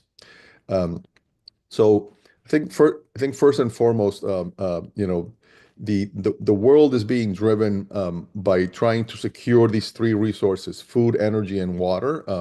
In terms of food, population, is growing very quickly. We turned 8 billion. We're very close to turning 8 billion in a few years, and then 9 billion of people in the world, just a decade after. There are challenges in terms of how we have the water to produce that food at the same time as having water to produce energy and energy to produce food. So the water, energy, and food sectors are very tightly linked. trying to manage one of the sectors without considering the others explicitly, becomes even more challenging. Even if you have, enough water, as I'll show, being in some of the cases that we have in our case studies. And then, global change, and here we include climate change, but we include also other forces like socioeconomic change, political change, right? I think one of the benefits of having these forces drive development is that it has, in the case of climate change, it has really forced the world to think about itself in scenarios, right? And so you see the word scenarios being used more and more frequently. And the Intergovernmental Panel on Climate Change, of course, has been working with scenarios for quite a while. But now you start seeing regions, countries, institutions even developing future scenarios for planning, right? And one example that I want to offer is these shared socioeconomic pathways, SSP scenarios, which are essentially scenarios of socioeconomic development around the world that couple climate change into their narrative, right? And so we have scenarios that are very proactive in becoming and adapting and mitigating to climate change, and that will be SSP1, all the way to SSP3, which is basically more or less like business as usual. So we're seeing more and more adaptations of these scenarios to world development, and I want to contextualize the analysis of the water, energy, food nexus in terms of these scenarios. Not only planning integrated water, energy, and food, but also planning in scenarios. So let me talk about the first case. This is the Democratic Republic of Congo. It's in the center of the African continent. It is a fairly humid system with plenty of rainfall. On the right, I have the population growth, and it is significant, and also the GDP growth, which is also fairly significant. So it is a country that is growing very quickly, not only in population but also in gross domestic product. And then what you have is essentially a compound, because population is growing, but we also want to grow the quality of life of that population. So the consumption of natural resources per capita is going to go up. So this poses challenges for growth. The Democratic Republic of Congo has very strong food security, but it's primarily rain-fed, again, because they have quite a bit of rainfall. But climate change is threatening the rainfall signal, right? So if climate change decreases rainfall, food security is threatened. So the country has embarked in a strategy of expanding irrigation. It has actually very little irrigation right now, but they want to expand irrigation to continue to provide and grow their agriculture, right? So the strategy for this project, which was part of the World Bank's Climate Change and Development Reports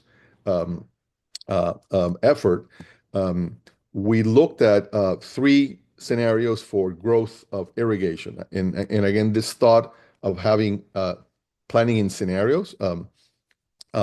We had a scenario of low expansion of agriculture, moderated expansion, and ambitious expansion of agriculture. And here are some of the figures in terms of growth of irrigated land with respect to 2015. And that you can see here the baseline, and then the low, the moderate, and the ambitious expansion.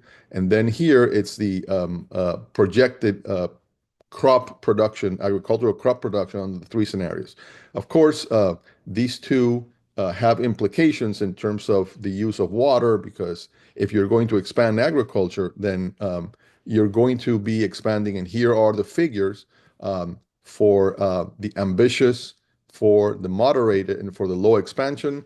The top panels are projections of water demand across all sectors, right? So you can see that primarily for any given year, the majority of water demand is used for municipal, but you can see the light blue here, agriculture, is expanding over time, right? So at this time, there's practically no irrigation. If you look at the years 2010, 2015, 2020, practically no irrigation. But then as you move over time, the agricultural irrigation starts to expand, right? And the lower panels have actually the figures only for the agricultural expansion.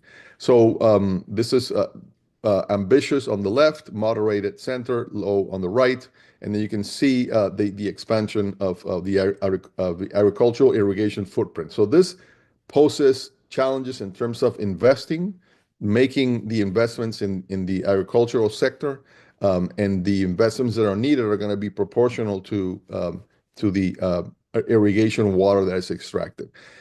So here you can see a clear coupling between the need to develop the agricultural sector and the need to make investments in the water sector at the same time, right? So that's a little bit of the nexus of, in this case, of water food. Let me switch gears to almost an opposite example, which is Saudi Arabia, which is a very, very arid country with very, very ambitious development plans, right? They're growing their economy. There's very, very little water. And the strategy that Saudi Arabia is thinking is they have a serious, the majority of the water that is currently extracted and has been extracted for a long time is from groundwater. There's practically no surface water in Saudi Arabia. So they extract their groundwater, and the groundwater in Saudi Arabia has been overexploited.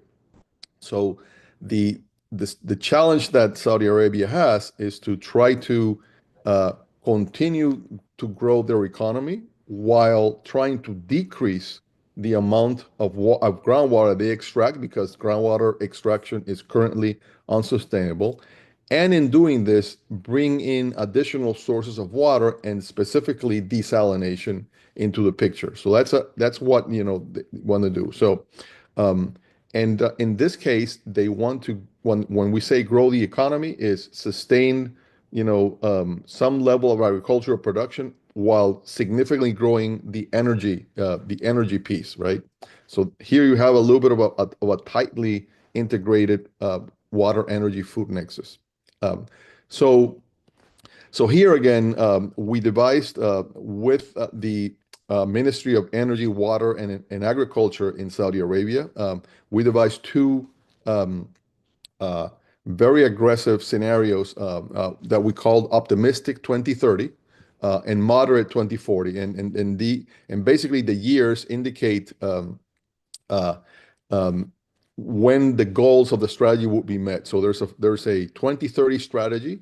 So this is like 5 year, 6 year target, and 2040 is 10 years later, right? Delaying the results a little bit.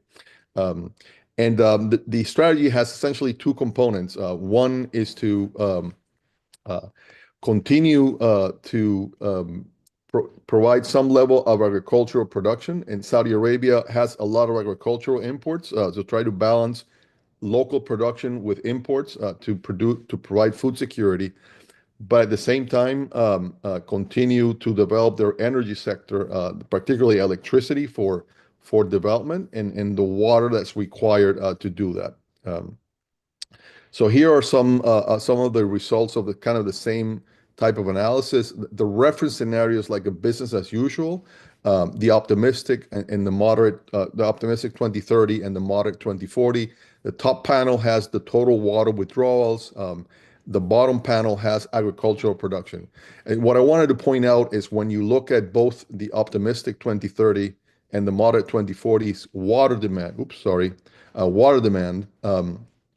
you can see that the water demand is lesser than in the reference. So the objective of reducing water demand is achieved. When you look at the resulting agricultural production for 2030 and 2040 scenarios, you can see that the agricultural production is also decreased, right? And the reason for this is because as part of these scenarios, Saudi Arabia is considering increasing their imports of agricultural goods rather than trying to produce them locally. And the reason for that is that you just don't have the water to have a thriving agricultural sector, right? So it requires a shift in thinking about what is it that you want your country to do, right? And what resources you have to achieve that. In the case of Saudi Arabia, you have no water. You've been exploiting water over exploiting water for longer time. You have to shift strategies, and that's the result of this, right? The other part of the Saudi Arabia strategy is the electricity sector, and for the electricity sector, the water for cooling and water for producing electricity is coming primarily from desalination, right? Which also requires energy. So there is a little bit of a trade-off there that needs to be managed. So that's a little bit of the Saudi Arabia scenario. And then the Amazon River Basin, very, very interesting. It's 8 countries in the top part or the top middle of the South American continent. About 7 million square kilometers, 8 countries, plenty of rainfall, but not too dissimilar to the Democratic Republic of Congo. Climate change is affecting rainfall to the negative, so there's going to be less rainfall. So the countries are looking at how they replace rain-fed agriculture, which in this case is not only used for agricultural crops, but also to produce ethanol for fuel, right? So it's also an energy coupling. In this study, we worked in developing a detailed hydrologic model for the entire basin that would allow to determine what parts of the basin are going to be becoming drier. And let me tell you what we found. When you look at the Amazon River Basin, and let's take the lower left panel here. The blue is here. The blue bars is the historical runoff, or was essentially the result of the natural hydrologic cycle recharge. Every single scenario, we looked at the 3 major IPCC 6 assessment report climate scenarios. Every single scenario for the Amazon basin indicates that the Amazon basin over the next few decades is going to be drying, right? So there's going to be a lot less water. The table on the right has the percentages, and in some places, in some months, it is as high as 20% decrease in water availability, right? So if you need to replace that water availability with additional water, you have to expand irrigation. More likely, you're going to have to expand irrigation coming from groundwater. So you're going to have increased groundwater investments. And this is a little bit of what we developed here. We were able to develop investment cost projections across the years. And then for the most part, Brazil has done a fair amount of investments. And in Brazil, as a country, the impacts of climate change tend to be lesser. But countries like, for example, Peru here are going to have to make significant investments in irrigation to cover for the decrease in water availability because of climate change. And the investments are going to be primarily in two big agricultural crops. And these are for biofuel, which are corn, and for biofuels, and then soybean for agricultural exports. So you see how the region can look at the energy, water, and food sectors together to try to continue to grow the 8 countries in the basin. And then here what we see is that for different climate scenarios, the investments tend to be higher. The one thing that I wanted to mention is that when you look at scenario SSP3 here, which is the business as usual, the amount of investments that will need to be made are much higher than if you look at scenarios like SSP1 or SSP5, which are these two here, which are much lower. So looking at Nexus scenarios for investments allows to make to reduce the amount of investments that are needed, therefore having more efficient investments. So those are three stories or three case studies of how the water, energy, food nexus can be done to analyze investments in each of these sectors in different settings, from wet to dry to transboundary. Let me just make one closing comment in terms of a reflection. This is a chart that was done by the World Economic Forum just a few years ago. And these are essentially, the World Economic Forum is the private sector, right, internationally. These are the bigger companies that operate globally. And they were asked to rank risks to their businesses, to their bottom lines.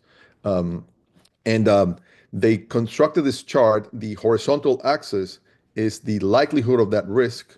The vertical axis is the impact of that risk on their bottom line, on their finances. And if you look at the upper right quadrant in this chart, these are risks that have a high likelihood of occurrence and have a very high impact on their bottom lines.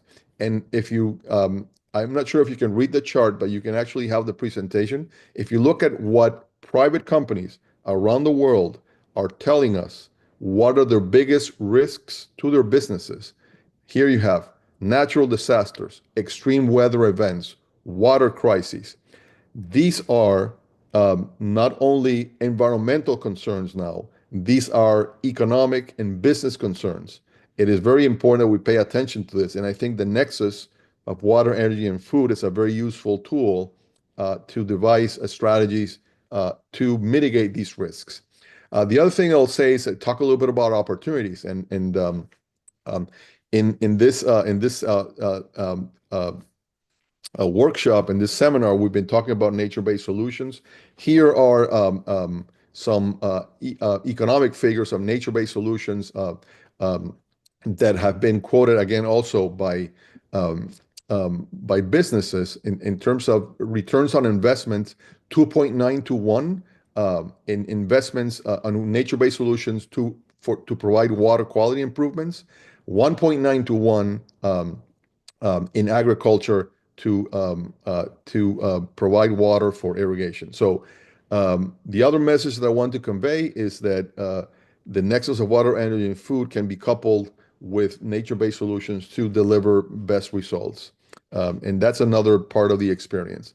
So with that, I close and thank you. I'm happy to answer any questions. And again, I appreciate the opportunity of being here with you today.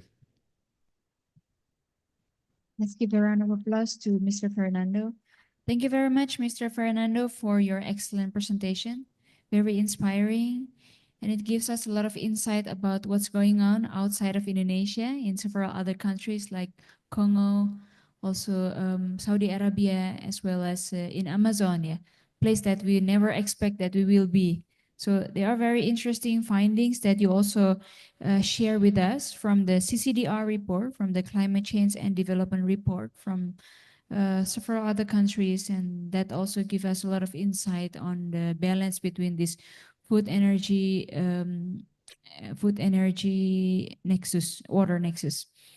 And you also highlight the implication of various irrigation expansion scenarios to the water demand. So there's always consequences, but you actually show the graph with a lot of variations that actually highlighting the importance of having the alignment between the increased expansion of the irrigation areas with the support of the water supply to contribute to providing adequate access to water supply to this irrigation area. So those are very interesting findings that you have shared.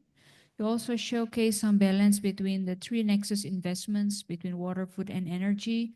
And at the end, there are several opportunities that you also raise in terms of how these opportunities in investing on the water improvements and also on a water quality towards this benefit cost ratio index.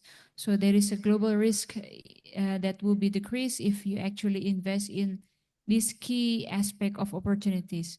So maybe there are still a lot of questions that we can raise from the presentation that has been delivered. So this is the end of the presentation of the our inspiring speakers, ladies and gentlemen, and the audience online and offline. So we would like to open the floor for a short discussion. And the panelist discussion will start with the panelists first from offline. There's Pak Budi Heru Santosa. He's a representative from UNESCO IHP, and as well as he's a researcher in BRIN. So Pak Budi from here would like to give us some feedback on the presentation. Please. Thank you, Ms. Tara. Esteemed speakers, distinguished participants, ladies and gentlemen, thank you to all speakers who delivered very, very insightful presentations. Since the presenter have delivered comprehensive and excellent presentation, I just have short comments to start our discussion. From a global perspective, Mr. Fernando highlights how water challenge appear in different regions, in Congo, in Saudi Arabia, and in Amazon River Basin. Saudi Arabia's work on irrigation efficiency and wastewater reuse could be a lesson to help improve agricultural water use here in Indonesia. We can also learn from the scenario-based modeling in the Amazon River Basin to improve our hydrological assessment, and we need to predict future risks under different climate conditions. Pak Raymond has presented that our water sector faces complex challenges linked to agriculture, food production, energy generation, economic growth, and public health. Agriculture remains the largest water user, while economic growth has intensified water pollution, especially in densely urban areas.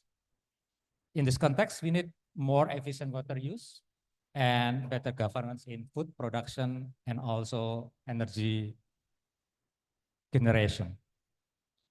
Pak Irfan has presented how policy and regulation in Indonesia have addressed the water, energy, and food nexus. Indonesia will face significant economic growth challenges if it cannot plan its water resources properly. In the context of water, energy, and food nexus, the Indonesian government has built and continues to plan the development of floating solar PV in reservoirs, improve water productivity, upgrade infrastructure, and plan for multiple sources while strengthening and implementing nature-based solutions. We understand that implementing the Nexus approach in Indonesia needs huge amount of hydrological and water-related data. As we know, currently the government operates the Water Resource Data Center under the Ministry of Public Works. A unified system like Sistem Satu Data Air Indonesia will be crucial for enabling broader data sharing among stakeholders.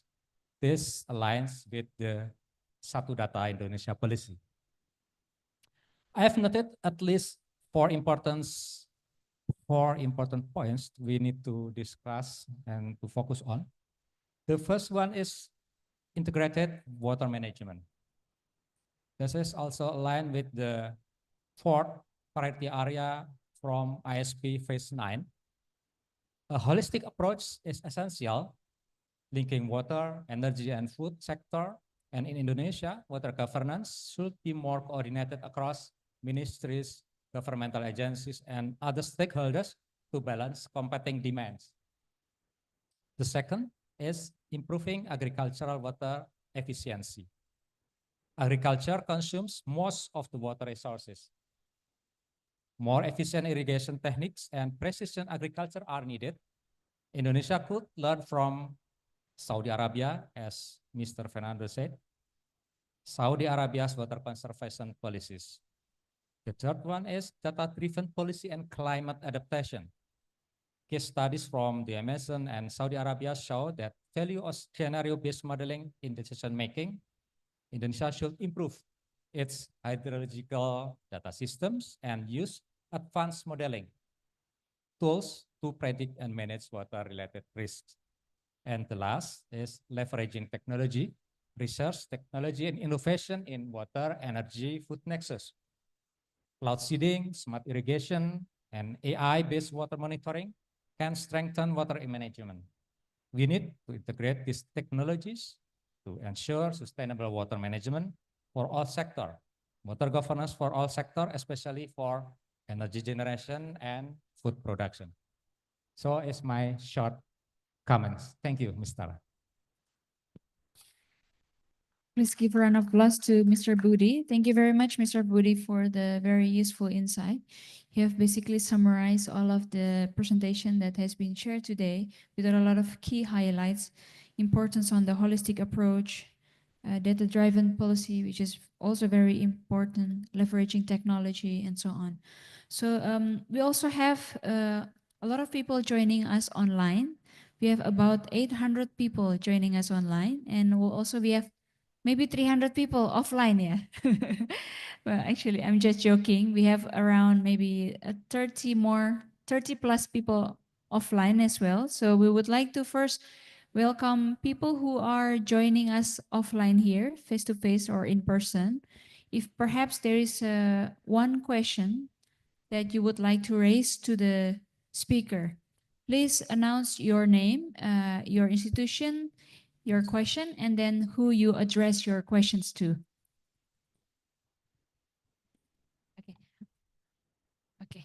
Mungkin silahkan Pak Grahito lebih dahulu ya. Pak Adam ingin mempersilahkan Pak Grahito dulu. Silahkan Pak Grahito. Ini Bapak senior kita bersama. Monggo silahkan Pak. Yes, my name is Grahito Study. I'm the retired DG for Research and Development. I have something that I have to express, that as far as climate is concerned, we all agree that the climate is experiencing very great change nowadays. At least two aspects must be examined or must be studied. Number one is the climate change influence the densities of our reservoirs. This must be investigated by institutions concerned, especially Directorate General of Water Resources. Number two, whether the climate change influence the water availability in the reservoirs, whether it is increase or decrease the volume of water in the reservoir, which may trigger conflicts in water uses for irrigation as well as for DMI. These two aspects at least has to be learned or to be studied by the institution concerns. DGWR, Ibu Luli must take action in this case. Thank you. Thank you very much, Mr. Grahito, for the excellent aspect that you highlighted. First, on the climate change influencing dam safety, and the second, climate change influencing water availability. These are two very important aspects for Indonesia. Dam is one of the vital infrastructure that we have, and definitely this will be some highlighted point that will be taken into account with our senior colleagues in the Ministry of Public Work, and also the water availability related to irrigation as well as other infrastructures. Perhaps before the response, we will give the floor to Mr. Adam. Please, time is yours, Pak. Thanks, Mbak Tara. Dear Pak Premam, dear Pak Irfan, Pak Fernando, and also Pak Budi. I would like to bring, or I would like to drag this concept of water, energy, water, food, and energy nexus into our work environment, which is based on law number 17, 2019 on water resources. Yeah. For that reason, I would like first would start on water resources. Yeah. Water resources, as we all know, consists of water, like irrigation water, like drinking water, industrial water.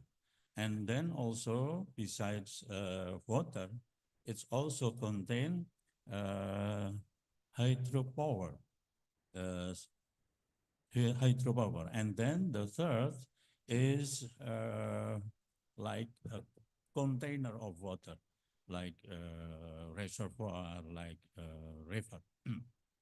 This is the first, water resources. And then water resources management plan. This is also based on law number 17. Water resources management plans, it's a planning document which is integrates the actors of water management, also integrates the conservation, integrates also conservation, water utilization, and how to control destruction of water. Dear Mr. Raymond, dear Pak Irfan, Pak Fernando, and Pak Budi,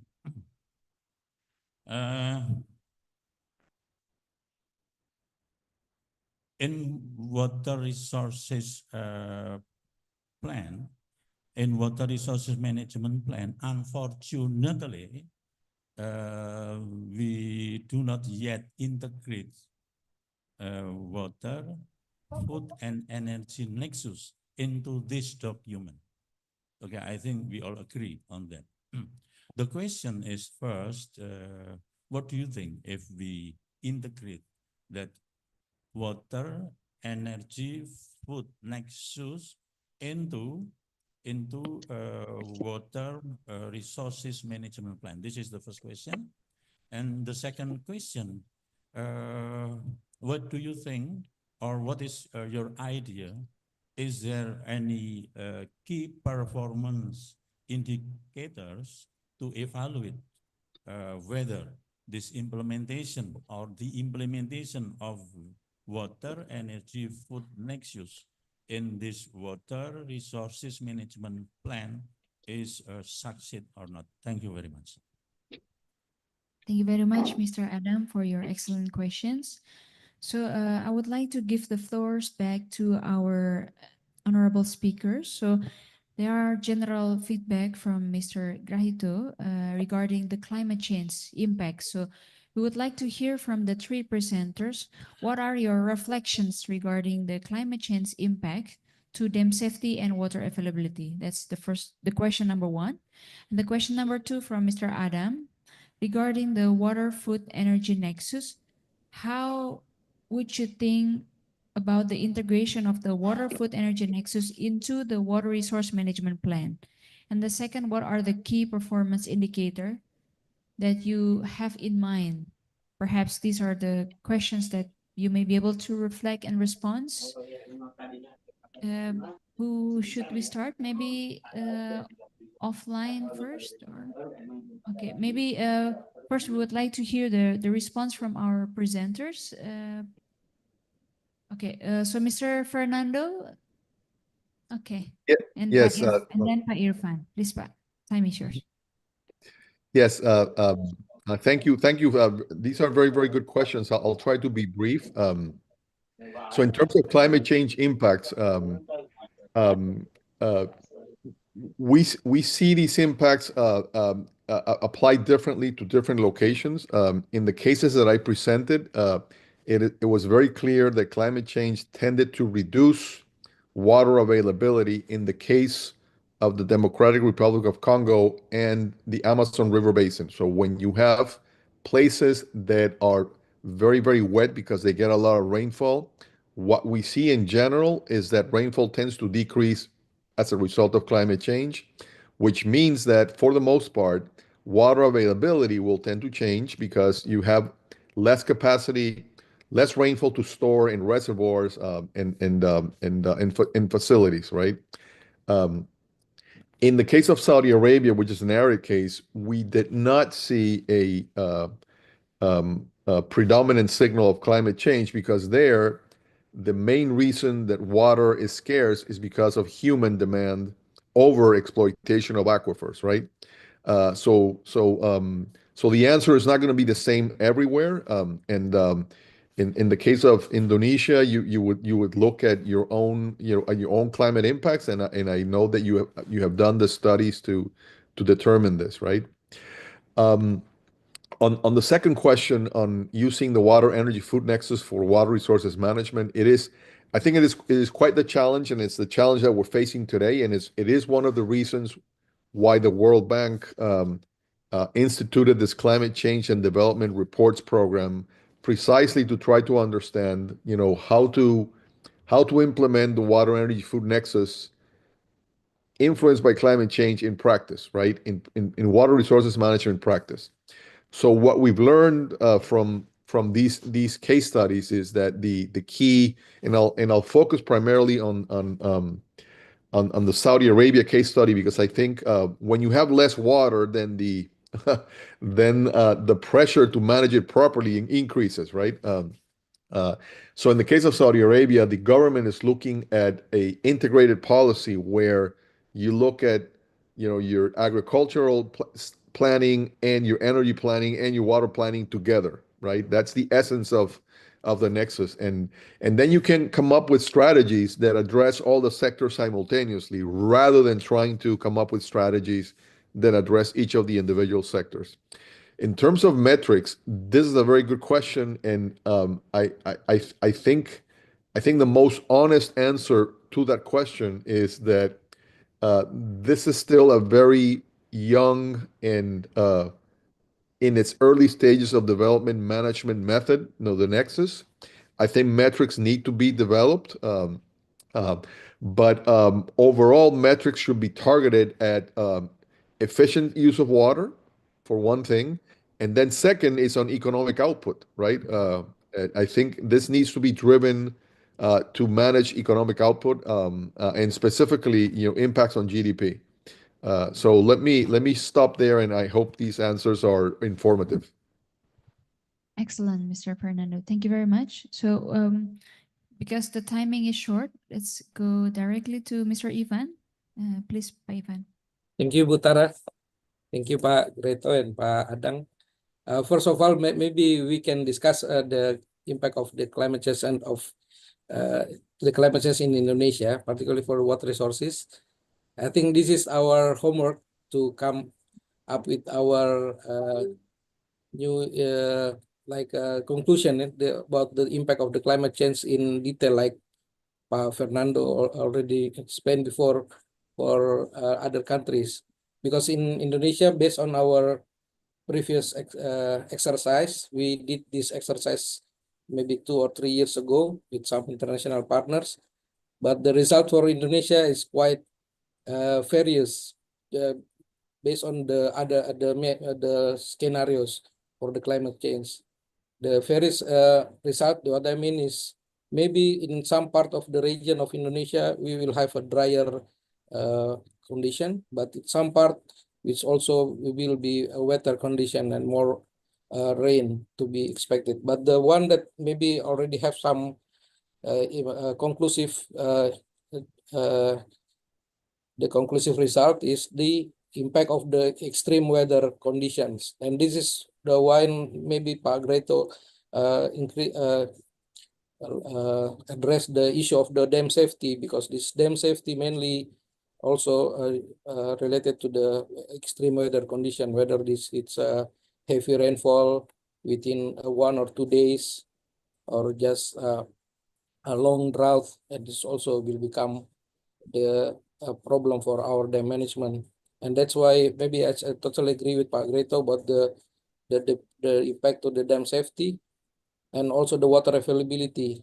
But now maybe this is the first, then maybe we can address this to Pak Adang question and suggestion about the integration of the Nexus in the water resources management plan. And I think we totally agree with that, Pak. And we already start with our cooperation with Ministry of Public Works and also Global Water Partnership to initiate this water accounting method that I explained before. This water accounting method basically just calculate the water balance, but including the prediction of the water, the climate change impact, and also the environmental changes. And this is very challenging for us because this water accounting is not longer become our business as usual process for accounting the water balance, but we should also anticipate the impact of the climate change to each river basin. And this is also that's why I came back to the homework that we should have a conclusive or maybe some indicative conclusion about the impact of the climate change in our archipelagic setting, because the river basin Indonesia maybe will have different impact for the climate change. But for that, I think we agree, Pak, we can try to update our plan, the water resources, the river basin plan, I think now under updating process. And I think the one that we can anticipate for now is the extreme weather anticipation, including the flood and the drought. And also the last point about the indicators, this is also challenging, Pak. We already have some discussion with the World Bank and our sub team previously. Last year, Ibu Tara maybe knows well about this, about how to decide what kind of good indicators to measure the performance of water, energy, and food nexus. And the one that now become like a global practice is basically constructing the index, Pak. That means that the index will calculate not only in each sector for water and for food and for energy, but also for the achievement of the SDGs and what kind of relationship that you can have for the nexus. But it's still challenging that now. That's why maybe in more practical terms now in our current midterm development plan, we try to introduce the river basin or the area that already implemented the nexus. That's the main of the basic indicators that we want to introduce. That now we maybe want to have some measurement about the implementation of this nexus in how many river basins that already have the concepts, and including the dam multi-purpose utilization. But that's maybe the first indicator that we can use. But for the more comprehensive indicators, we can also enlarge our discussion with our partners here, Public Works. Pak Indra is here about the water security index. Maybe that's my comment for now, Pak. Thank you. Thank you very much, Pak Irfan.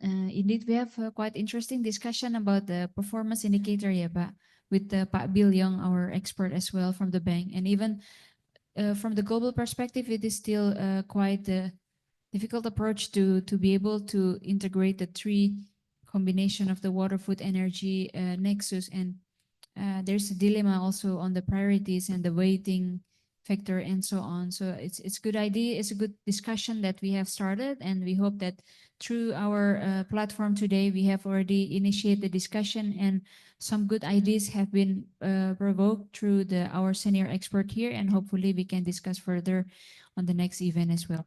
So without further ado, I would like to give the floor to Mr. Raymond as well to give some feedback and response. Please.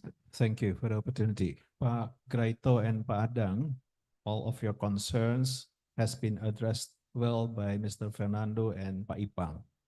So the growing concerns about the blue water sources like infrastructures like reservoirs has been addressed, and also the concern of putting key performance indicators of the water, food, energy, and environment nexus into policy making is also been addressed by Pak Ipang. So allow me to add something, but a little bit briefly. First, giving a context that, for example, Pak Graito has given us the concern on reservoirs as a water source. This is a blue water source. It means that you can see the water flowing. But within the food, energy, water, and environment nexus, we need also to consider the existence of green water, which is the water that is kept in the soil moisture and also within the biomass. So probably innovation can start from that point of view. For example, in the irrigation sector, we rely heavily on giving water to canals, to infrastructure, which means blue water to the irrigation sector. But we can also exercise a better irrigation system by considering that green water is also part of the hydrologic cycle, and it will also help us to sustain our food production. This innovation may be one of the ways that we can keep the hydroeconomic equilibrium in place. Mr. Fernando had shown us a diagram, a little bit old actually, from the World Economic Forum. It was already 3 or 4 years ago published, where you can see in a quadrant all biggest risk by the private sector is related to water. Either natural disasters, either biodiversity loss, major problems in water and climate. So what is this related actually? It is related, among others, in a model that has been shown in my slide, that when we change the hydroeconomic equilibrium, and this change passes through a certain limit, then the whole system will collapse. And this is a concern that we need now to think of in the big perspective that we want to secure our food system, we want to secure our water supply system, we want to secure renewable energy. Indonesia is blessed with a lot of rainfall, but that doesn't tell us that we are secure for the next 20 years. Because change in rainfall patterns may be a bigger risk when we lose the hydroeconomic equilibrium. And that is what we are all talking. And thank you for the concern of Pak Adang and Pak Graito to that sector. That's what I can add. Thank you. Thank you very much, Mr. Raymond. A very interesting perspective that Pak Raymond also highlight, in addition to what has been responded earlier regarding the risk, how one is actually affecting the others. So basically, this is the end of our session 1. We have already heard 3 very inspiring speakers that talk about different perspective of the water, food, energy nexus, starting from the global perspective, how water, energy, and food nexus has been addressed by different countries, has been implemented, and it's not always ideal from one to another. There's always been experimental process that is going on between one country and another, and perhaps these are the experience that we can learn and try to share among each others, maybe through other next webinar with Mr. Fernando or other developing partners or other resource person. Maybe we can hear more information about the water, food, energy nexus. And then we also heard a presentation on regulatory and policy framework on water, food, energy nexus. What are the government priorities at the moment? What are the current strategy in place that are ongoing? What are the concerns and the things that we need to pay attention to? And also there's a presentation regarding the global perspective on how we should address the water, food, energy nexus, the global risk that we are facing, and also the risk management that we need to pay attention to, the concern on the good governance reform that maybe we also need to pay attention to.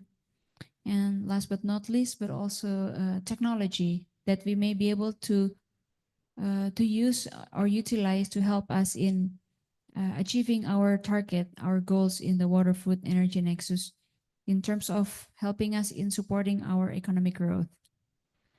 So we would like to thank all of our presenters today, Mr. Fernando, Mr. Irfan, and Mr. Raymond, as well as our panelist, Mr. Budi, for the interesting insight and inspirations. We hope that this will be a very good learning process for all of us. We have actually several questions available online from our online participants.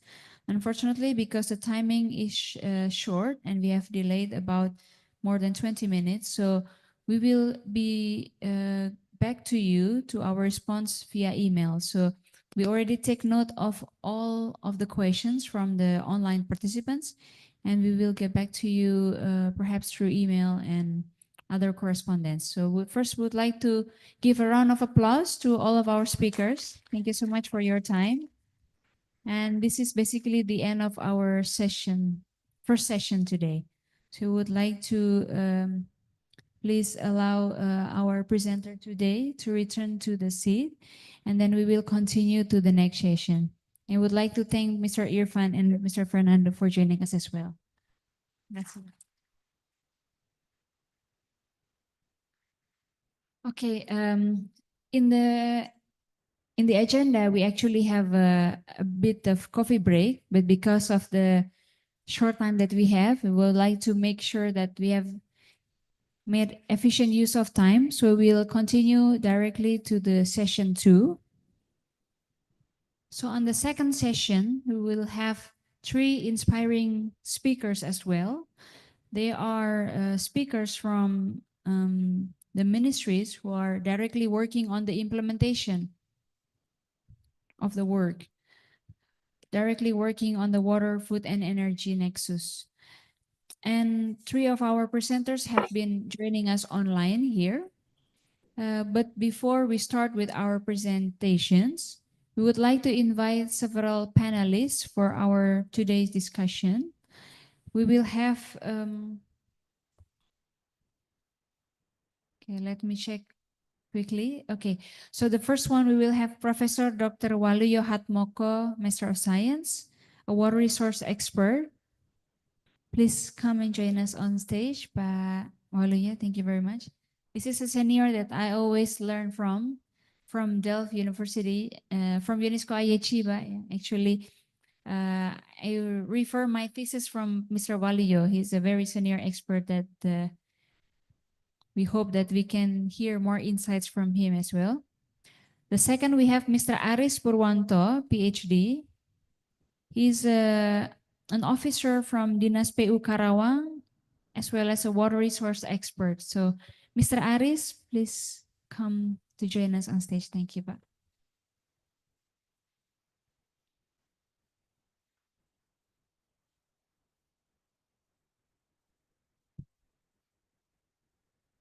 Okay, so we will begin our second session shortly. We will have, first of all, a discussion presentation on water management for renewable energy and food security. The second, we will have a presentation on focusing on renewable energy technology in water, energy, and food nexus. And the third presentation, we will discuss about growing water and energy demand for agriculture to achieve food security. So without further ado, I would like to invite Mr. Dr. Insinyur Muhammad Rizal, Master of Science, the Director of Water Resources Engineering Development by the Ministry of Public Works Indonesia. So the presentation will be 15 minutes, Mr. Rizal, and we'll give the floor to you. Okay. Thank you, Pak. Okay, thank you, Ms. Tara. Honorable guests, ladies and gentlemen, I see here in the offline our seniors, Mr. Graito Stadi, Mr. Adang Sab, Mr. Hartanto, and then Mr. Agus Suprapto, and then our colleagues, Mr. Raymond and Mr. Budi from BRIN. Then, if I'm not mistaken, I also see my teacher, Professor Legowo from ITB, and then thank you very much for the coming to the event, the first event actually from the working group of hydrology in COE for water and climate resilience. So I will present my presentation about water management for renewable energy and food security. Starting with the questions here, water management matters. I think, of course, then water is essential for agriculture and renewable energy productions. And then second, growing population and climate change intensify resources demands. And then effective water management ensures sustainability for both energy and food security. Then for the next slide, we have a water resources management challenges. It caused by too much water, too little water, and too dirty water. Starting from population growth, we have urbanization, regional gap, bureaucratic reform, decentralization, environmental pollutions, climate change, economy, idle capacity, and non-revenue water, etc. And then you can see here ways to improve water resilience in Indonesia, achieving access to drinking water services of 72.04%. That's the access, achieving access. And then we can see here the number of with a pipe network of 18.27%. So only about 18%. And this is for 47.8 million people, and a non-pipe network of 53.77% for 140.8 million people. And then issues in the management of water resources. First, it is the decline in river discharge. So dependable flow in the increasingly extreme dry seasons due to reduced forest cover resulting in water scarcity. Then we have a high frequency of flooding in several large cities and flash flood in upstream areas. And then around 46% of irrigation in areas in Indonesia are in the critical conditions, and 83.7% are authority of the provincial and regional governments. The value of irrigation efficiency is still below 50%. Then raw water surface capacity, it is 81.3 cubic meter per second, which only accommodates 68.6% of population. And then non-revenue water 2021 is 33.2%. And then we have also problems, land subsidence in strategic cities such as Jakarta, Semarang, Cirebon, Surabaya, which reaches 0.1 until 8 centimeter per year. Study in 2015 to 2020 due to high groundwater extraction. And then the next slide, issues in the management of water resources. It is about flood and drought. We have a flood event and then drought event in all over Indonesia, mostly in Java. You can see the red zone, mostly in Java, Bali, Nusa Tenggara. Then next, about the issues in the management of water resources, critical water sets.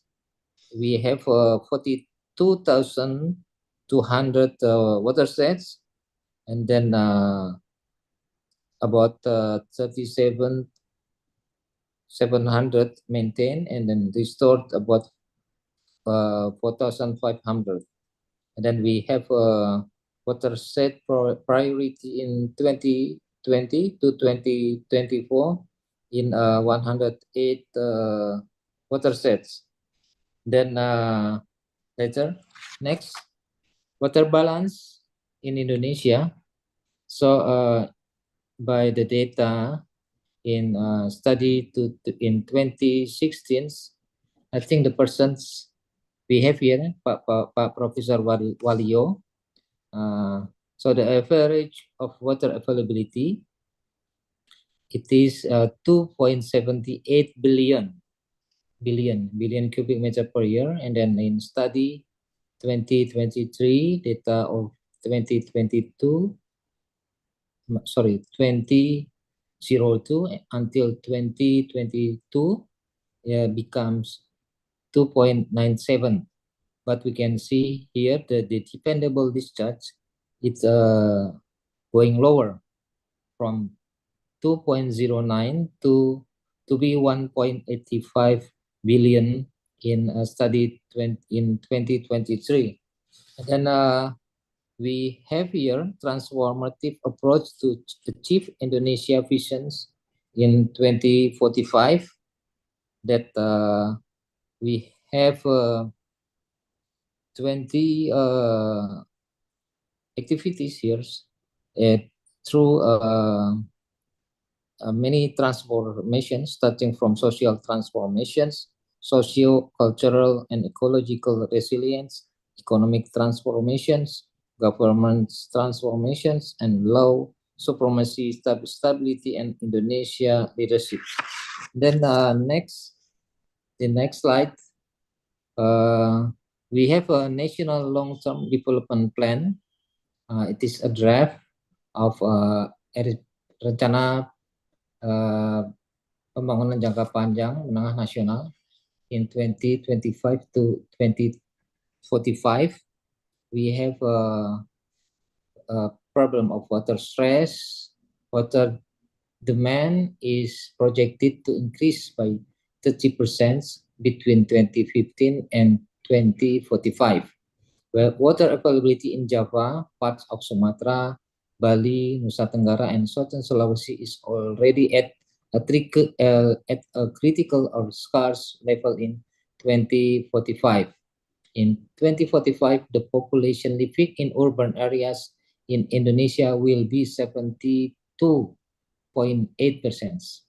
And then the triple planetary crisis globally will continue and cannot be avoided. And then the increased need for irrigations, because the population increase, and then we can see around 73% of the people living in urban. So it means maybe the farmers also decrease, because most people living in urban. So yeah, we have problems of irrigation later. Not only we need the water, but also we have problems maybe about the people who becomes farmers. And then more energy needs. I think this is the characteristic of cities. They need more electricity, so it means that we need more energy. And then rebalancing the nexus, increasing the need for irrigation, and then more energy need and water stress. We have to find the way for these problems. And then one way it is to increase water reservoir capacity to 200 cubic meter per capita in 2045. And if we see the balance now, maybe around 63 cubic meter per capita. And then next, we have a Golden Indonesia 2045 water, energy, food nexus. So in 2045, we have a goal to have the Golden Indonesia. This is a prosperous, advanced, and globally competitive nations, with the key pillars and are sustainable development, inclusive economy, and technological innovations. So in Golden Indonesia and water, energy, food nexus, we have problem of water security. It means that sustainable water management to address climate change challenges, and then the food security means that advancing agriculture through technology and diversifying food sources. And then for the energy transitions, we have to adopt renewable energy to achieve net zero emissions. Then later, we have what we call Astacita. This is the tagline for the new governments. And then we have 17 priority programs, and then 8 quick impact programs. So the important thing about our nexus, water, energy, and food, we can see in the second goals. This is enhancing national defense and security system and encouraging national independence through self-sufficiency in food, energy, water, the creative economy, and the green economy, and the blue economy. Then the third goal is increasing quality employment opportunities, encouraging entrepreneurship, developing creative industries, and development continuing infrastructures. And then the eighth goals, this is fostering harmonious coexistence with the environment, nature, and culture, and increasing tolerance among religious communities to achieve a just and prosperous society.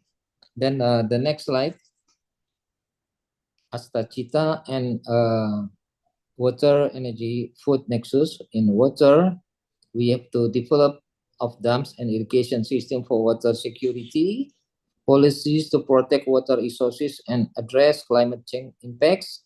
Then for energy, acceleration for renewable energy development to reduce fossil fuel dependence, and then strengthening energy access in rural areas to support agriculture and industry. And for food, prioritizing domestic food production to reduce reliance on imports, and then support for farmers through infrastructure, subsidies, and advanced technology. Impact of Astacita through Nexus approach is improve rural livelihoods through better water and energy access, boosted national food production, and reduce import dependency, and then strengthen climate resilience and economic sovereignty. Then some practical implementation of water, energy, food nexus principles. We can see here the use of floating solar panels in some dams. The biggest it is on the Cirata Reservoir in West Java, and then also the implementation of drip irrigation system in East Nusa Tenggara.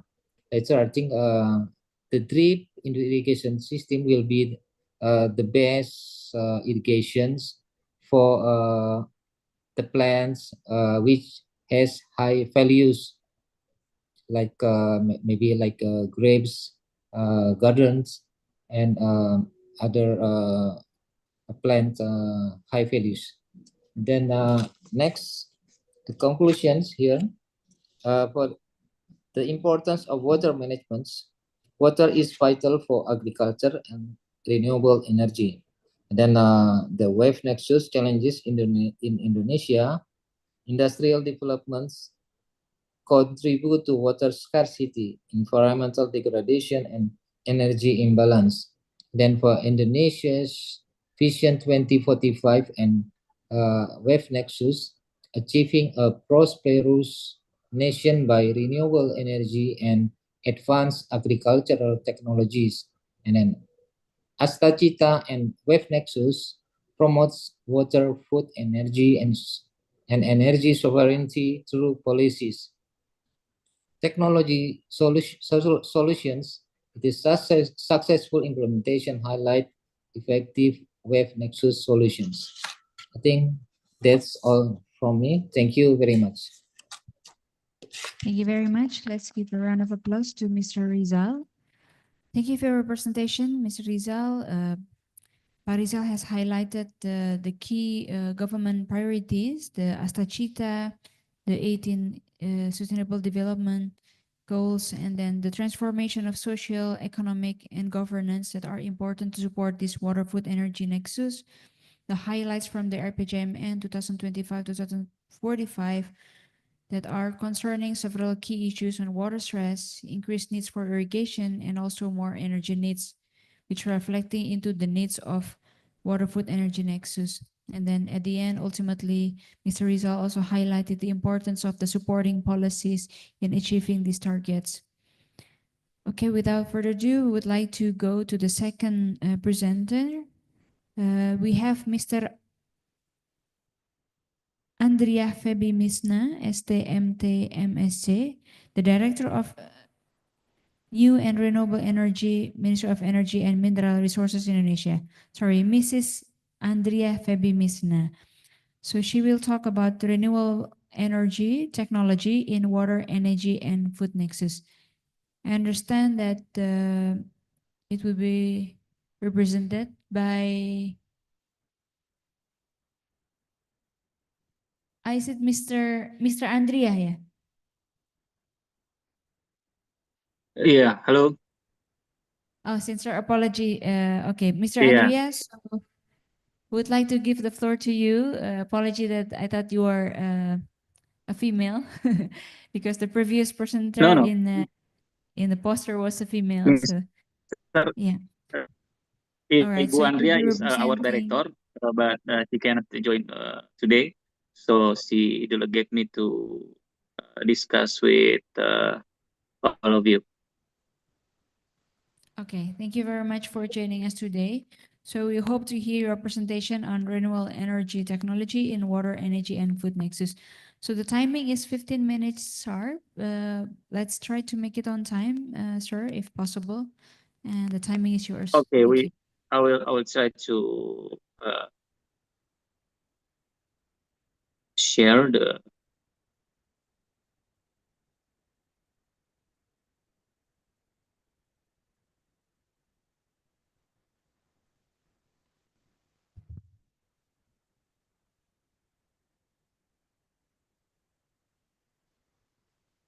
Can you help us to share the file?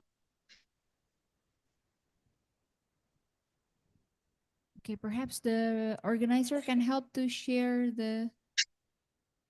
Would you like to share the screen, or you prefer the organizer to share the screen for you, sir? Yeah, I prefer to. Sorry. I Prefer to share try. the screen. So let's Yeah, give. maybe the organizer can help to share the screen.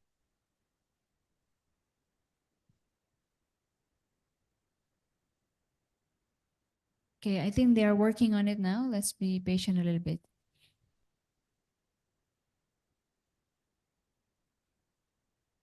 For all the participants who are joining offline, feel free to enjoy the coffee break. So the coffee break are served on the desk and behind for you so that we can still continue the webinar today.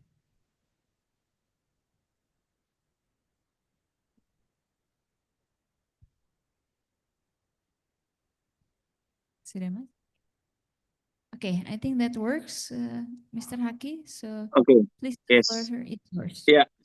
Okay. Good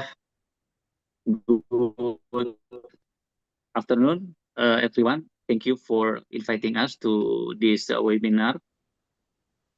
First, I would like to thank you for the committee to invite us to this webinar, and apology from our director, Ibu Andrea Febimisna, because she cannot join with us. So she asked me to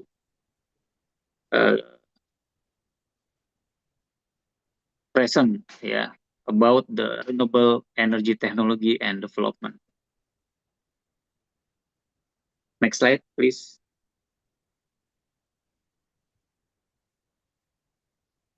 Yeah, we'll start with the President's vision for the energy security. That President has introduced a visionary agenda known as Astachita. This initiative aims to guide Indonesia toward a future that is independent, equitable, and sustainable. Key priorities within Astacita include enhancing national resilience and fostering independence in critical sectors such as food, energy, and creative economy. 17 priority programs have been established to achieve this vision, with the foremost goal being energy sector. These are essential pillars for a nation's independence and sovereignty, and achieving self-sufficiency in this area must be pursued and in addition, in support of climate change mitigation, Indonesia is committed to reducing greenhouse gas emission as outlined in our enhanced national determined contribution, pledging a reduction of 308 to 446 million tons of CO2 from the energy sector by 2030. Next slide, please.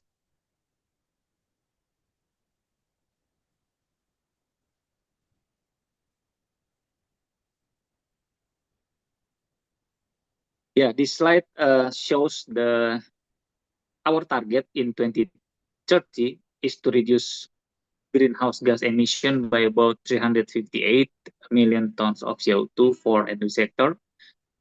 And in the next table, yeah, we can see reduction achievement of greenhouse gas emission, where in 2024 for energy sector we can reduce about 147 million tons of CO2.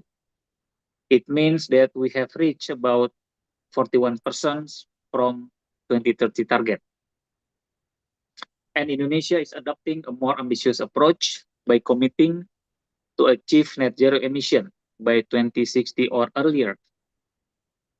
This roadmap outlines key milestones across the energy supply and demand sectors to ensure the successful attainment of net zero emission by 2060.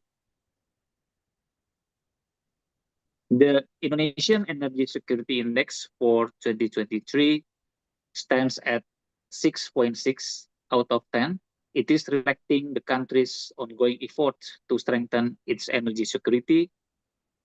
This index evaluates key factors such as the reliability energy supply, access to energy, affordability, and the environmental sustainability of energy system. Next slide, please. Yeah, this slide shows the Indonesia's new and renewable energy potential. Indonesia possesses vast potential for new and renewable energy, which is estimated at nearly 3.7 terawatt. The country plans to reduce emissions from the energy sector through the increased use of new renewable energy. However, to date, only 0.3% of this total new renewable energy potential has been harnessed. Indonesia new renewable energy potential is spread across the archipelago with various technologies for utilization.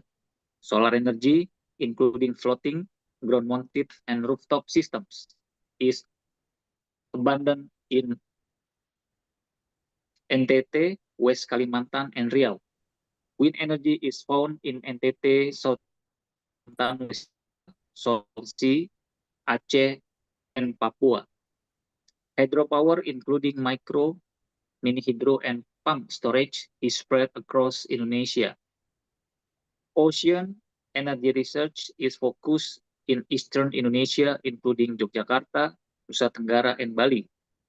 And biofuels, biomass, and biogas come from vegetable products, forestry, and industrial waste, while geothermal is concentrated along the Ring of Fire in Sumatra, Java, Bali, Nusa Tenggara, Sulawesi, Jakarta. Next slide, please.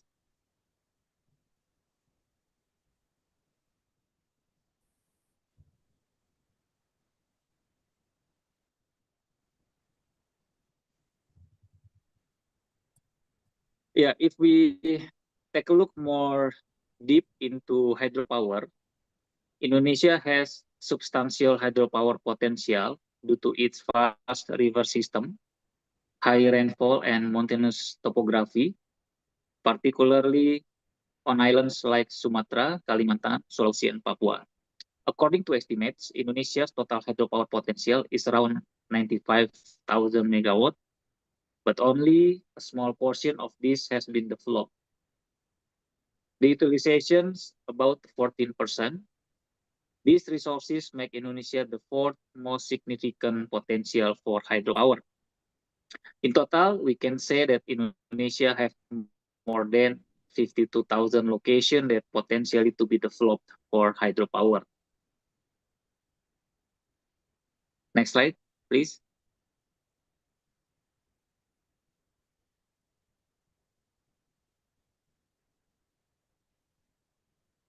Yeah, with all the potential, Indonesia has built hydropower infrastructure across the country. The Cirata with 1,008 megawatt is one of Indonesia's most significant hydropower facilities. Located on the Citarum River in West Java, Saguling with 700 megawatt situated on the Citarum River, upstream from the Cirata Dam. The Saguling Reservoir is an essential water body. It also contributes to water management and flood control in West Java, playing a pivotal role in both economic and environmental sustainability. Other large hydropower projects such as Asahan 3, 174 megawatt, and it has been officially inaugurated by the President. And also Pesangan, 88 megawatt, Merangin, 350 megawatt, and Batang Toru, 510 megawatt are planned to COD in between 2024 to 2026. Next slide, please. Considering the impact of hydropower and river characteristic in Indonesia, some technologies have been developed in hydropower construction to minimize the ecological effects of hydropower plant construction, such as micro hydropower plants. This power plant is run off river tide, so there is no need to build a dam. After the installation, operational and maintenance costs tend to be low. Micro hydro plants can be built in a variety of locations, from large rivers to small streams or artificial waterways. This allows the use of local water resources to meet local energy needs. Besides that, pump storage hydroelectricity that uses two water reservoirs at two different locations. This technology can balance the demand and supply of electricity and improve the reliability of electricity services in an environmentally sustainable way. According to RUPTL 2021-2030, we have 6 pump hydro storage will be on commercial operation that starting 2025 to 2029, for example, Upper Cisokan and also Matengeng. Next slide, please.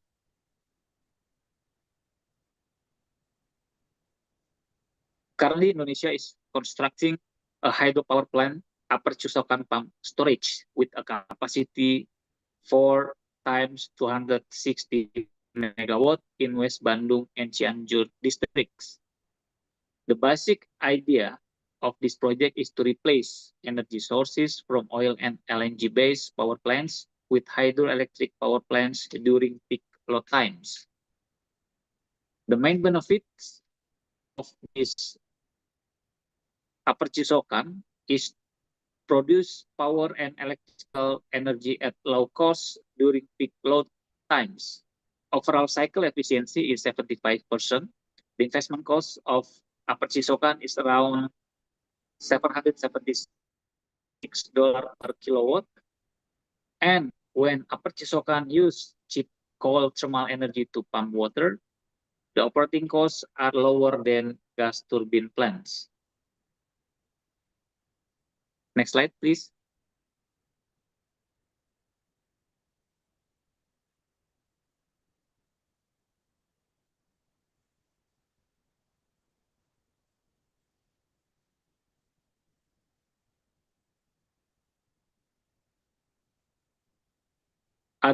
The opportunities that has been being developed is solar PV on reservoirs and dams in Indonesia.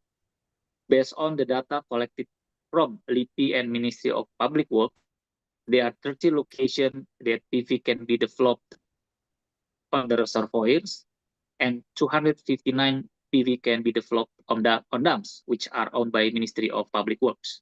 Some locations of reservoirs and dams have already hydropower facility. The development of the floating PV system is driven by several key objectives, including land optimization. It means we maximize land use efficiency, utilizing water surfaces, reduce pressure on land resources. We know that currently is very difficult to get land, especially in Java Islands. Diversifying energy sources where floating PV contributes to a more resilient and diversified renewable energy mix, reducing dependency on fossil fuels.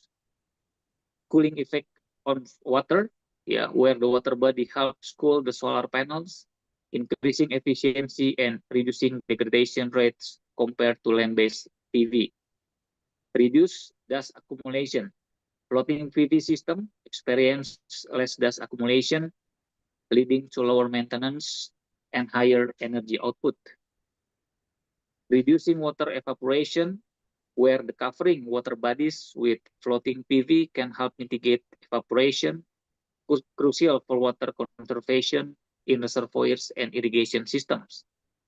Minimizing algal growth, by blocking sunlight penetration, floating PV can help control excessive algal growth in stagnant water bodies. Next slide, please. This is the challenge in developing hybrid solar hydro in Indonesia, including financial, where the implementing clean technology requires a large investment cost, so it needs financial support. Currently, for hybrid system, there are some challenges regarding the management of energy dispatching, integration with grid, lack of awareness and knowledge to implement technology combination between solar PV and hydropower, and also cross-sectoral coordination involving multiple stakeholders.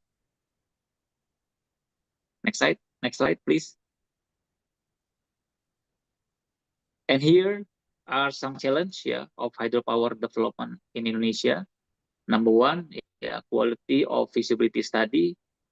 That we know that the quality of feasibility study will have an impact on project implementation, as well as the trust of lenders or banks in providing funds. So funding, Number two, domestic lenders view mini and micro hydropower as a high-risk project. Several foreign lending institutions resist the local content provisions. Number three, social issue, especially in terms of community land acquisition. The construction of large-scale hydropower plants could dramatically alter the livelihood of all types of organisms. Number four, environmental issue for projects located in the forest area. Number five, permit or licensing. There are quite a lot of permits for hydropower plants, and it takes quite a long time to issue the permits. Supply-demand issue, where the mismatch between the location of demand and the location of hydropower potential, and also natural factors such as geological conditions, weather, natural disaster, flood, and landslides. Okay, one Next more slide, minute. please. Aki, sorry. This is the final slide. I will close my presentation with the importance of collaboration. So the collaboration plays a pivotal role in driving the success of Indonesia's energy transition. To optimize progress, to support from all relevant stakeholders is essential, including state-owned enterprise, private companies, media, government institutions, local communities, and also academia. Each group brings unique strengths and perspectives that are critical for achieving the nation's renewable energy development. State-owned Enterprise and private companies are key in advancing technology innovation and investment, while the governments provide the necessary policy frameworks and regulatory support. Such multi-sector collaboration is necessary for aligning efforts, addressing challenge and accelerating the transition toward a sustainable and resilience of energy in Indonesia. That's all. Thank you for your attention. Thank you. Let's give a round of applause to Mr. Haki. Thank you very much for your excellent presentation, Mr. Haki. You highlighted the highest contribution of the energy in Indonesia is apparently hydropower, in continue with bioenergy, geothermal, solar, and wind. So there's still a lot of potential that we need to explore. We can explore. Only 0.3% of total potential energy are utilized. And he also highlighted that the hydropower is one of the potential center for green industrial zone to provide energy, to provide electricity for industry. And also there is a huge opportunity on utilization of the solar panel. He also mentioned about 89,000 megawatt can be further generated by developing this solar panel on more than 200 location points. So this is a very interesting insight that we just know by now, maybe for some of us. The importance of diversification of energy sources. Also, there are several other measures that he also proposed, utilizing the cooling effects of water, and some other things that he highlighted. There are a lot of challenges on the other hand, like, for example, feasibility study. So therefore, there are some preparations needed for us to be able to anticipate better in order to achieve this energy target.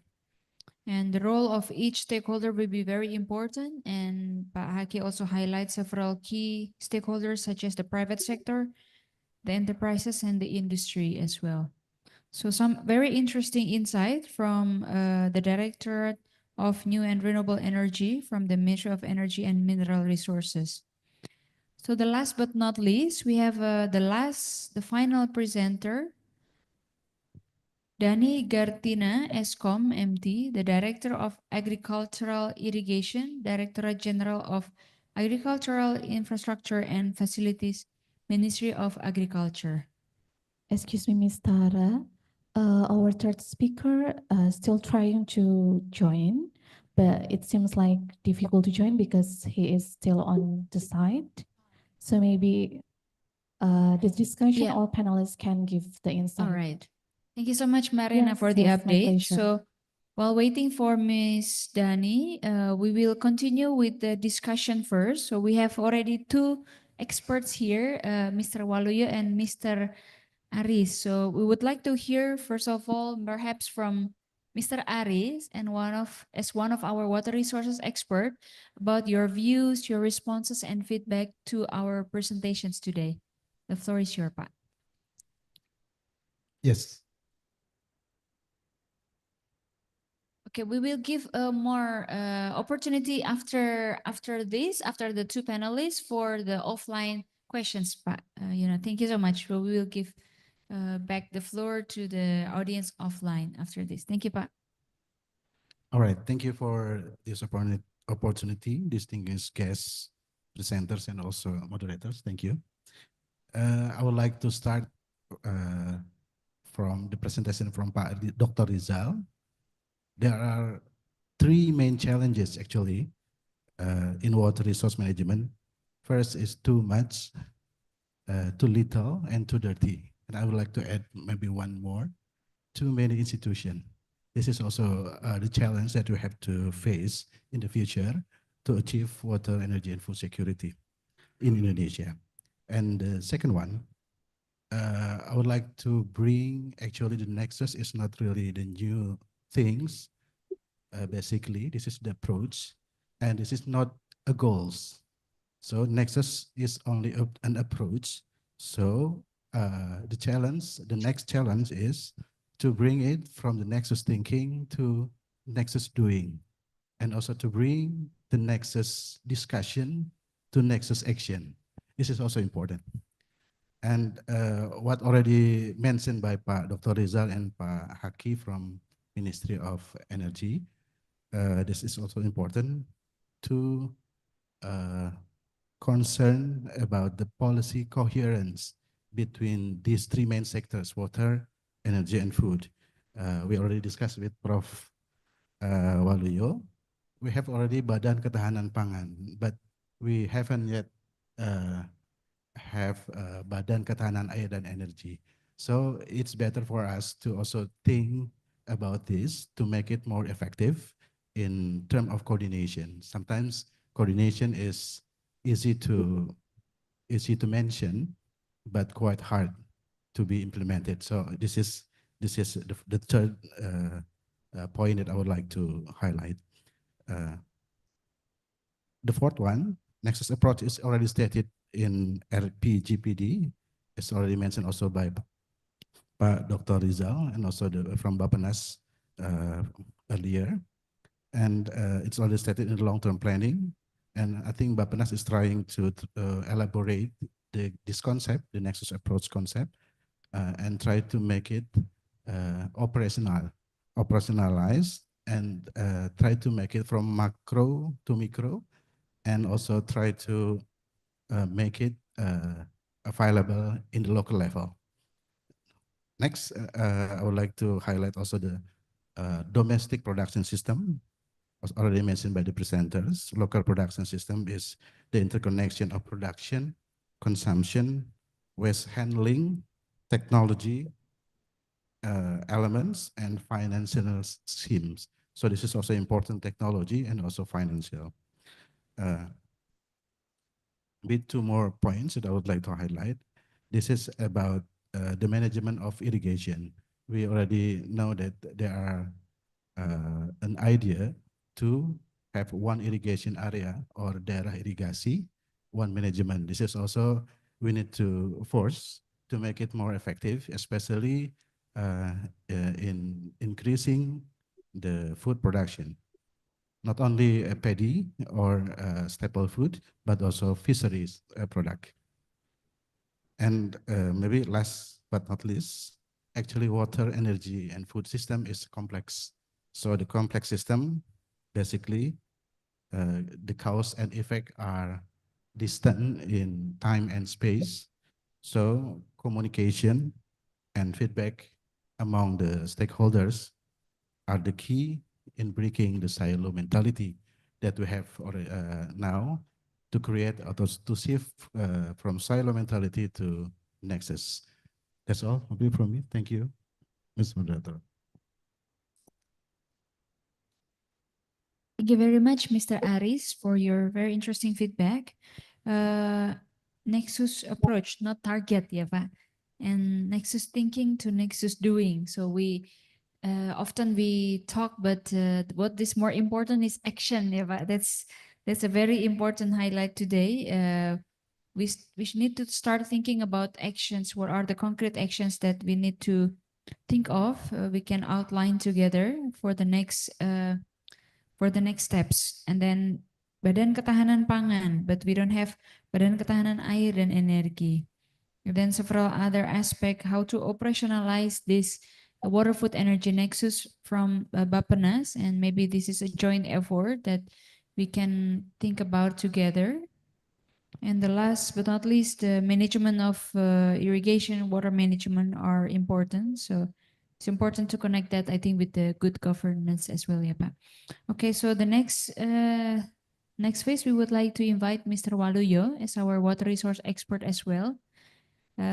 Please, Pak, the floor is yours. Thank you, Bu Tara. Distinguished guests, ladies and gentlemen, the two distinguished speakers already present their outstanding presentation regarding their expertise and their authority. Dr. Rizal presenting emphasize that water plays a central role in the water, energy, food nexus. Yeah. And then Mr. Isa from Directorate of Renewable Energy showing the fact that in Indonesia only 7% of the hydropower potential is utilized. It is very low comparing to the global utilization in the worldwide is also not so high, but it reached almost 30%. Yeah. So there is still room for improvement of the hydropower. And then finally, I completely agree to Dr. Aris about the Water, Energy, and Food Council. Yeah. So not only water and energy, but I think we should combine the three. Yeah, water, energy, food, as well as environment. As Dr. Jordi previously remind us that environment sustainability is very, very important. That's my remark. Thank you.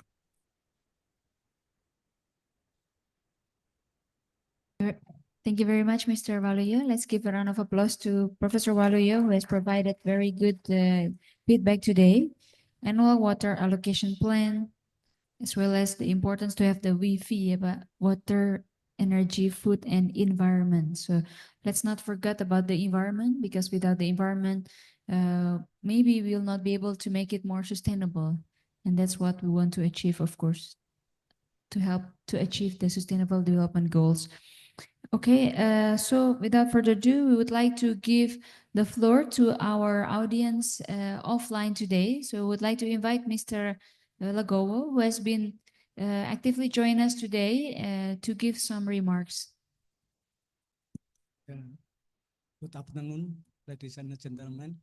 I would like to maybe suggestion or add the question ya. Orang Arab ya, mungkin bahasa Indonesia. Orang Arab nanti transit. Itu pernah saat jemput teman saya di Perancis berkunjung ke Indonesia. Tolnya masih Ciawi.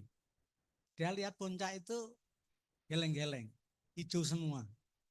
Indikasi bahwa kita punya hujan cukup. Ada pertanyaan, hujan kita itu sebenarnya baik-baik saja. Kenapa kita risau? Baik-baik aja. Gitu. Sejak zaman Belanda sampai sekarang, data hujan itu, hujan kita tahunan tidak kurang dari 2000 NTT. 4000 di Bogor. Di antara between itu antara 2000 dan 4500 per tahun. Problemnya itu distribusi musim kemarau dan musim. Ya. Jadi nggak usah risau. Di sini dikatakan saya datang karena tertuliskan inovasi ya. Jadi akselerasi inovasi. Mana inovasi? Kita menangkap air. Tadi katakan hujan adalah green water. Kalau di waduk blue, tingkatkanlah pada infrastruktur membuat green menjadi blue. Ini nih Pak Rizal. Halo Pak Rizal, selamat jadi direktur. Tadi you mention I am your teacher. Sekarang posisi kamu bagus. Ya. Minta anggaran. Pak Prabowo langsung bikin waduk sebanyak-banyaknya. Saya baca di Jepang, itu waduknya 5.000 Pak. 5.000 dam Pak. Swasembada air. Tetesan hujan yang berbentuk apa tuh? Gerimis saja jadi water depression Pak di sana. Kalau sini jadi tetesan air mata. Nggak bisa ketangkap. Jadi yang nangis Allah atau kita? Jadi di sini nggak ada tadi presentasi mengenai inovasi, acceleration inovasi. Tolong Pak Profesor, salah satu saran tambahkan tadi berapa Pak saran Pak tadi? Yang terakhir tadi coba. 4 tambahan 5 Pak. Percepat itu infrastruktur untuk menangkap green water menjadi blue water. Tidak kurang Pak. Hujan itu hanya hilang karena evaporasi. Itu hanya 1.200. Masih kita 800 mili per tahun. Everything bisa diperbuat. Bagaimana Arab Saudi nggak punya hujan? Bagaimana Afrika Tengah bisa hidup berdampingan dengan kekurangan hujan? Lah kita banjir-banjir. Tolong ini inovasi acceleration daripada innovation. Ya. Pak Rizal ya, tolong itu. Minta anggaran Pak Bro. Selalu pidato Prabowo sebagai basis daripada semua ya dari Direktorat Jenderal, berbagai kementerian membawa swasembada pangan, swasembada air, swasembada energi. Harus diikuti dengan Pak Prabowo yang mudah-mudahan bisa 2 kali. Lalu hanya sekali kan 5 tahun. Tolong tuh kalau nyampaikan foto Pak Prabowo itu Mas Gibran-nya ada di sampingnya Pak. Kali tadi nanti estafet. Ya. Jangan nanya Pak ini. Kita kan kabinet bersama. Makasih. Assalamualaikum warahmatullahi wabarakatuh. Waalaikumsalam, Profesor Legowo. Terima kasih banyak atas tanggapan yang telah diberikan. Thank you very much, Professor Legowo from ITB for joining us today and providing your insights. So before we continue to the response of our presenters, we would like to welcome some audiences who join us online. We see several questions already pop up on the chat box, and perhaps we can invite the participants to raise hand, or otherwise we can also highlight the questions that raised today.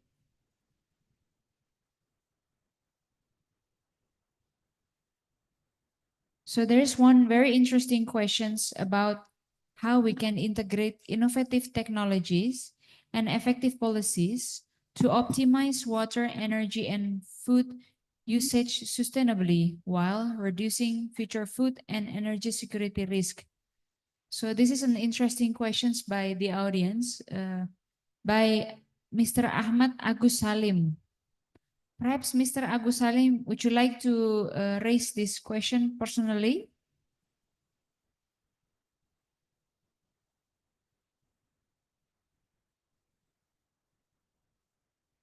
One, two, three. Okay, so if not, maybe we can directly post this question to our presenters. So once again, Bapak Rizal and Bapak Aki, there is a question of one of the online audience about how we can integrate innovative technologies and effective policies to optimize water, energy, and food utilization sustainable, while also reducing future food and energy security risks.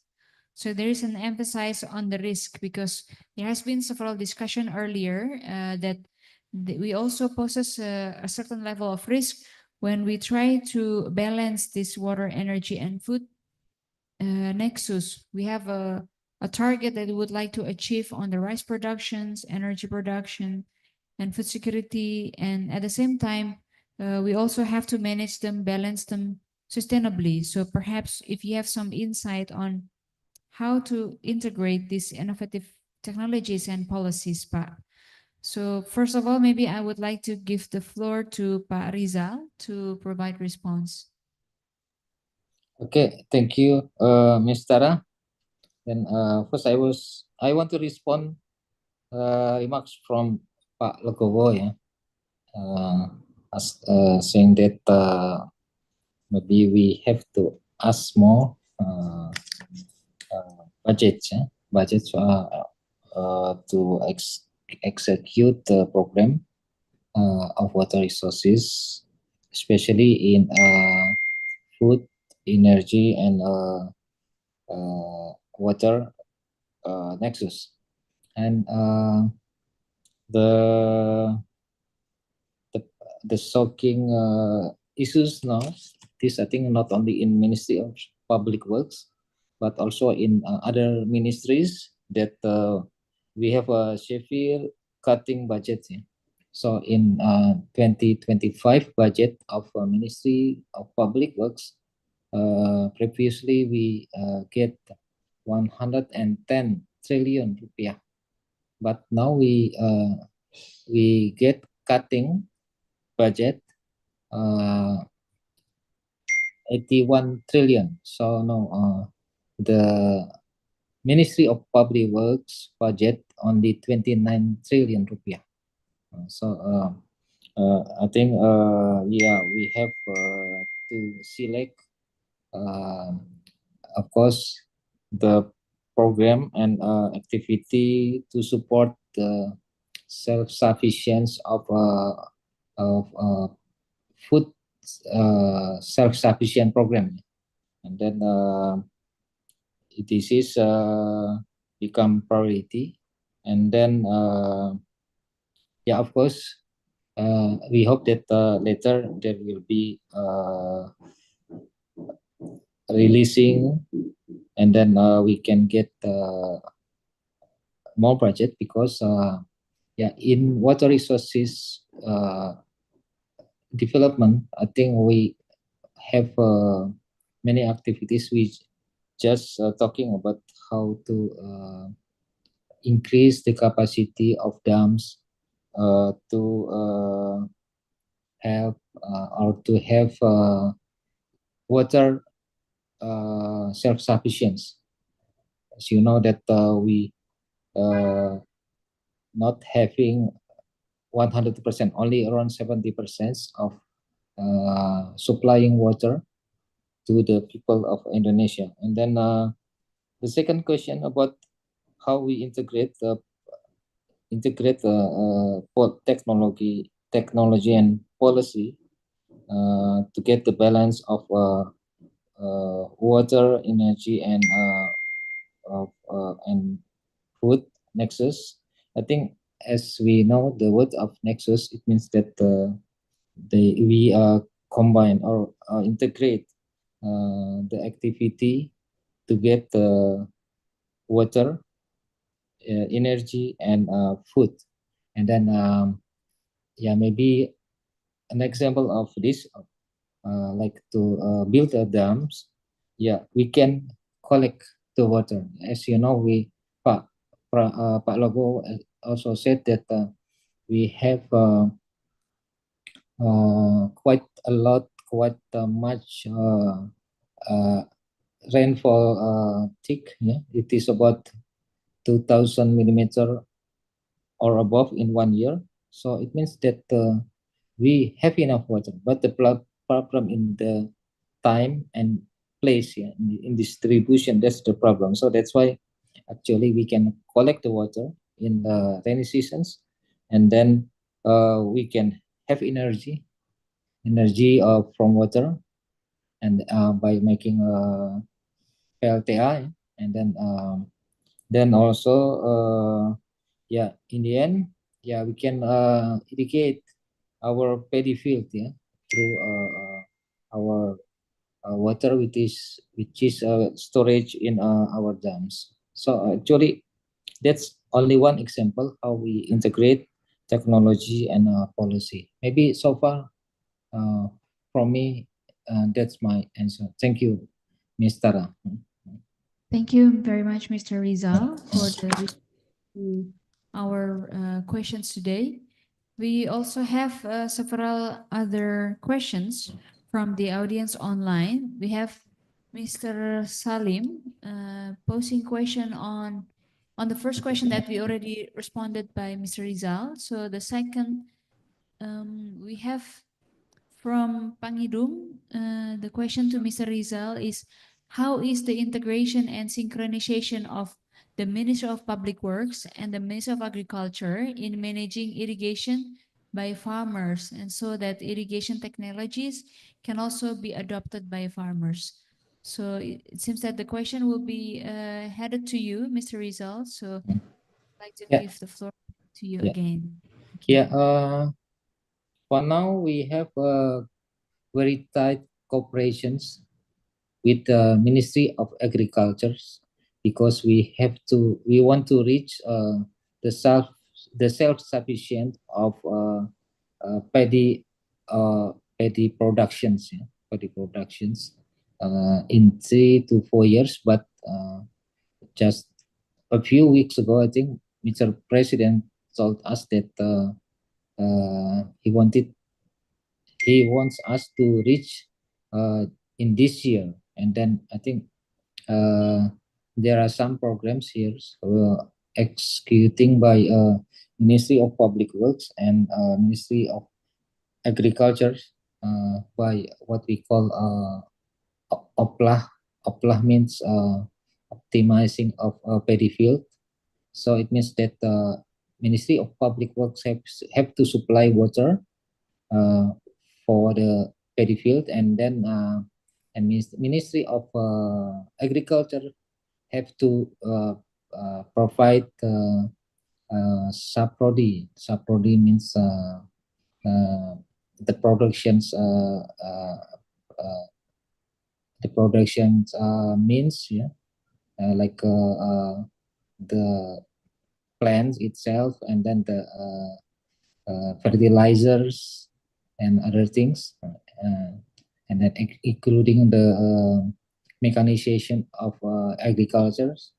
So we work together in OPLA, and then there's another thing what we call IPHA. IPHA means the efficient plants paddy field. I mean the efficient paddy plant. So it doesn't need so much water, so we can but they can produce high productions of paddy. So that's what we do together with the Ministry of Agriculture. And another thing that we want to have more paddy field areas, and using the difference between the areas of potential and then area of beneficial. Or I think that's my answer. Okay, thank you very much for the response, Rizal.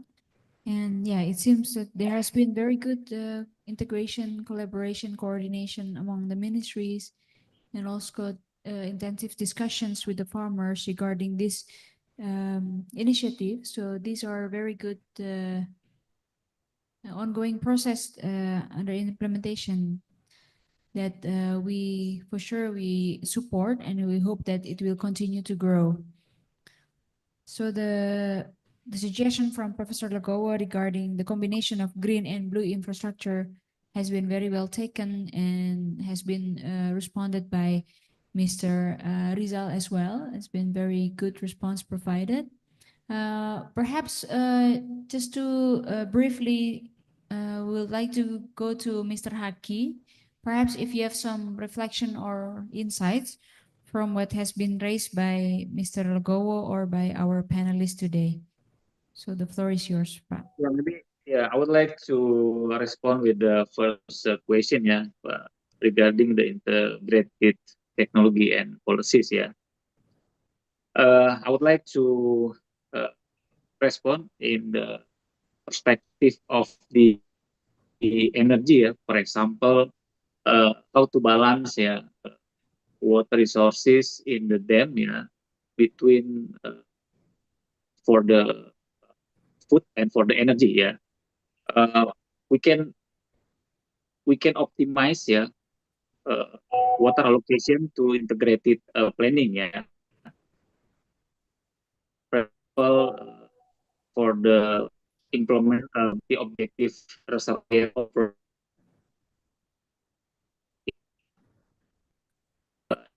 flow. In of the technology, maybe we can improve hydropower efficiency, pump storage, to store excess energy and optimize water use, and also we can also upgrade turbine technology to generate more power with less water, and also utilize run of river hydro, possible to reduce water storage needs, In terms of productivity and agriculture, we can promote precision irrigation, to maximize water use efficiency and also encourage drought-resistant crops and agroforestry. Yeah, and also we need strengthen governments and policy collaboration. Yeah, for example, establish multi-stakeholders government frameworks to involve energy, agriculture, and environmental agency, and also develop adaptive policies and also ensure community engagement to align local water needs with national energy and food security goals. Yeah, maybe that's my response for the question. Thank you. Okay, thank you very much, Mr. Haki, for the very kind response to our reflection today. Talking about action, ya Pak. So Pak Hadi has provided some feedback on some key approach that maybe we could consider, some opportunities that we could consider from the perspective of irrigation, energy, and so on. So we still have a lot of potential that we can explore in order to help in developing the good approach for the water, food, energy nexus, as well as how to balance between these priorities. So apparently our final presenter today are not able to join us because the person is still on site. So we at the end, so we will close our presentation and discussion today. We would Pak like Dani, to itu saya WA. Waalaikumsalam. Oh yeah. Okay, so there is one online participant that would like to raise a question.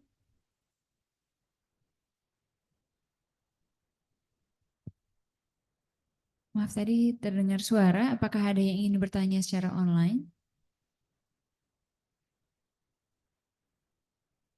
Oke. Oke, baik. Mungkin tadi ada suara yang leakage atau bocor.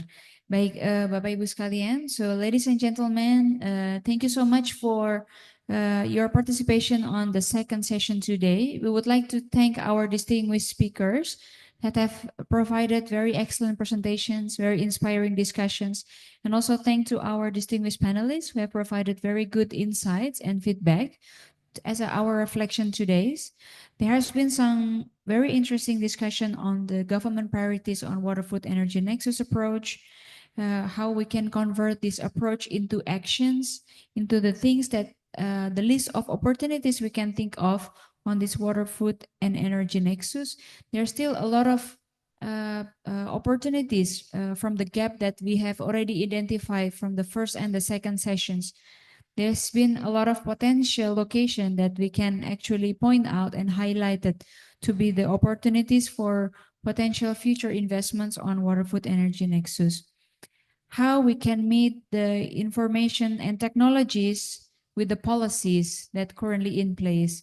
And also at the end, we also need to think about the risk management, how we can balance between the water, food, energy nexus priorities, and also at the same time reducing and anticipating the risk that potentially may occur due to this target that we would like to achieve.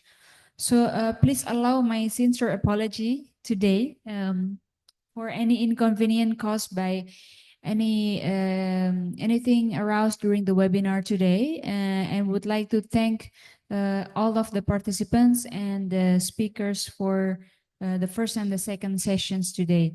Please allow me, Tarasinta, to return the session back to our Master of Ceremony, Mbak Rena. Thank you so much.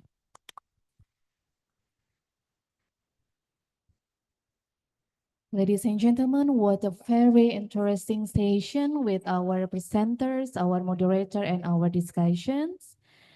A big thanks to our excellent speakers for sharing your knowledge to all of us here.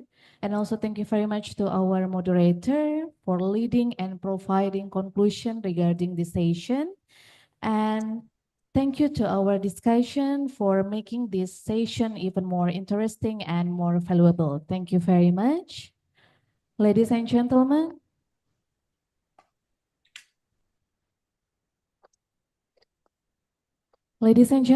we still have one session more. I think everyone is waiting for this session. So we will have a game in Kahoot. So maybe the committee will help you.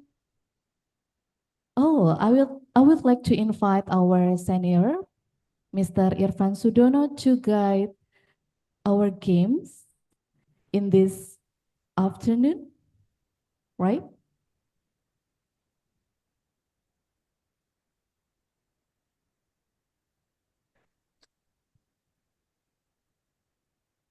Okay, we will have a game in Kahoot. So for everyone, for the offline participants and also the online participants, kindly please to join us in Kahoot.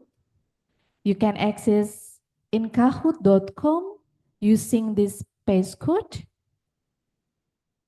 Okay, the committee will share the passcode for our games.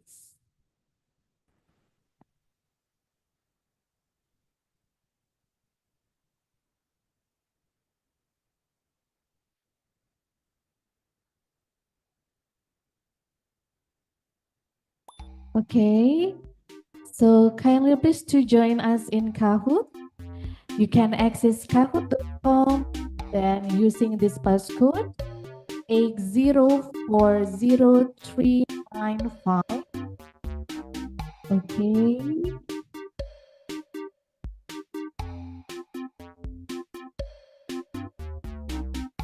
We will waiting for the participants to join us in Kahoot.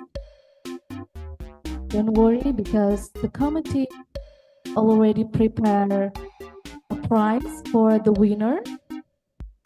Maybe million until billion or house or the car or motorcycle. Okay, are you kidding me? Yes, I am just kidding because I'm afraid the committee will angry with me if I'm serious about this. So there are more than 80 participants already join us. Profesor Waluyo Hatmoko, Profesor Legono, we waiting for your participation in our game. Dr. Indra Kurniawan, let's join us.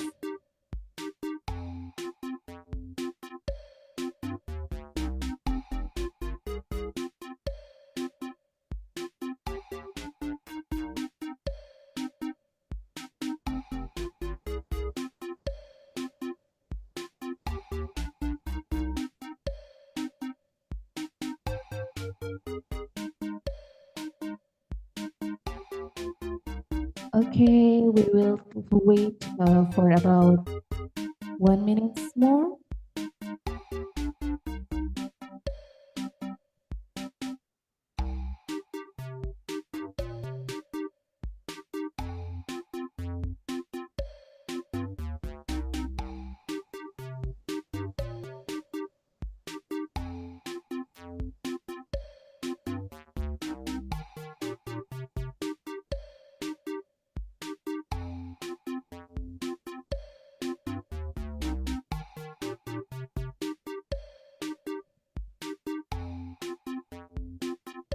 Okay, we already have 144 participants joining us in Kahoot.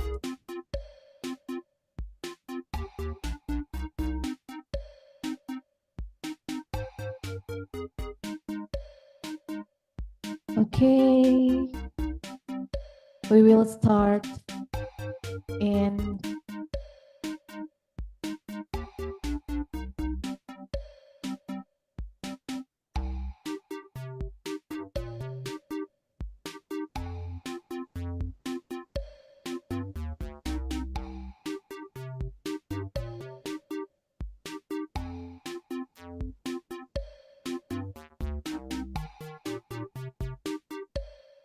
Okay, can we start now?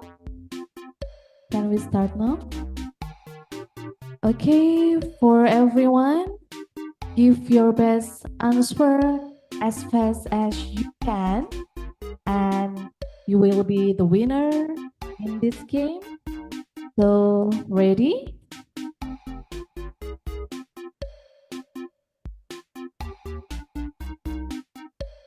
Okay, ready?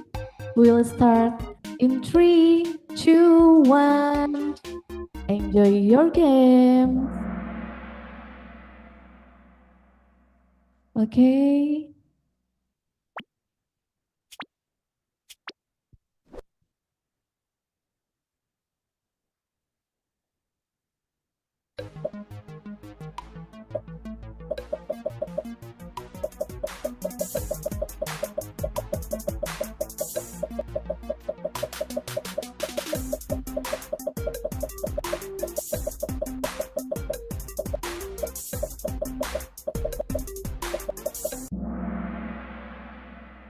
Ooh, it seems like everyone very focused and serious listening our webinar. Mostly give the correct answer. Okay, the second question. Oh.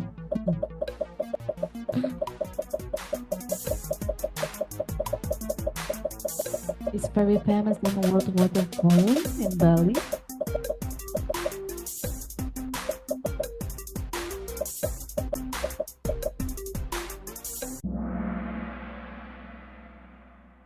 Okay. Wow. Why? Okay. Can't wait to get the house from the committee, of course. Okay, it's the third question.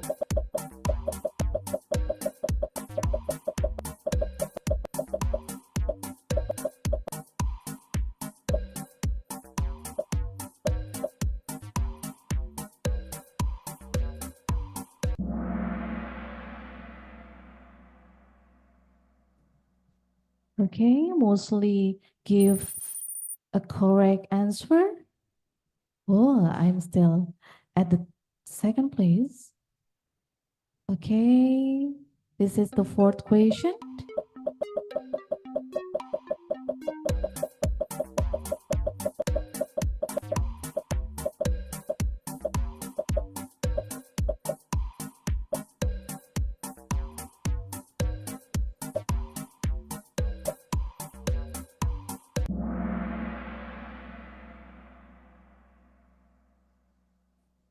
Okay, it seems like everyone serious with this webinar. Okay, this is the fifth question. Which one is not true about water resources management challenges?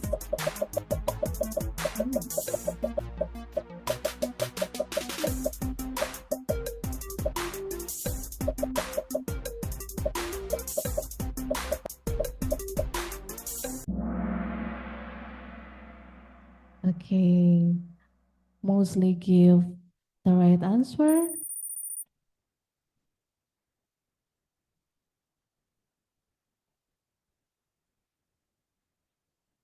The sixth question, which of these is an innovative solution for managing water resources?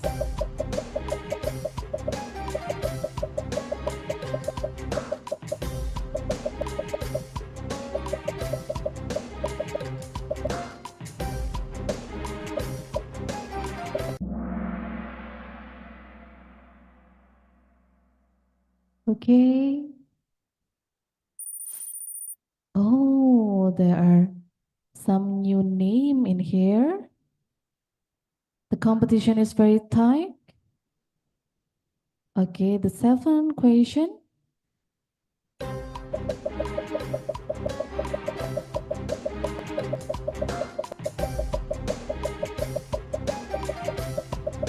Managing water demand and supply to ensure water balance in every river basin is not in deficit, critical, or present. Oh, 50-50. Oke, biar peletok. Now, in the first place,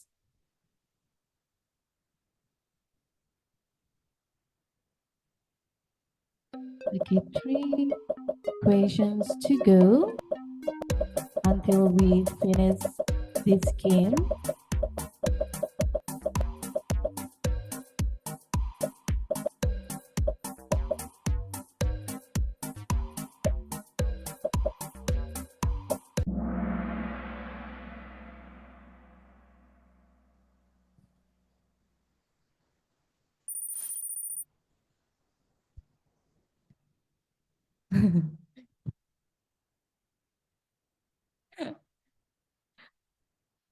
Okay, the competition is very tight.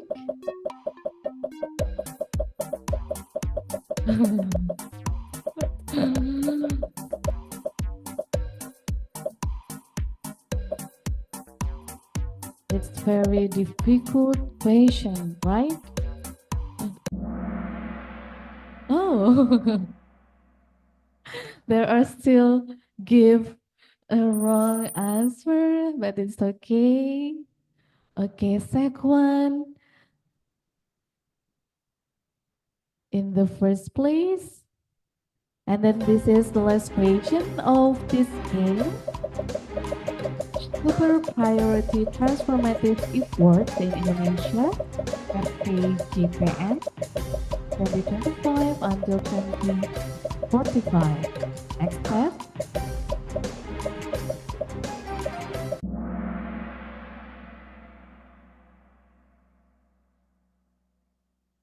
Okay.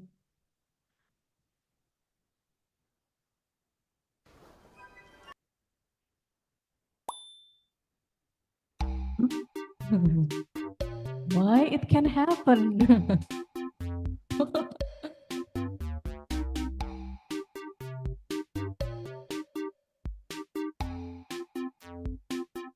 Is there any manipulation or something like that? Okay. Maybe the committee can help to stop our games and we can see the record. We are really sorry for this.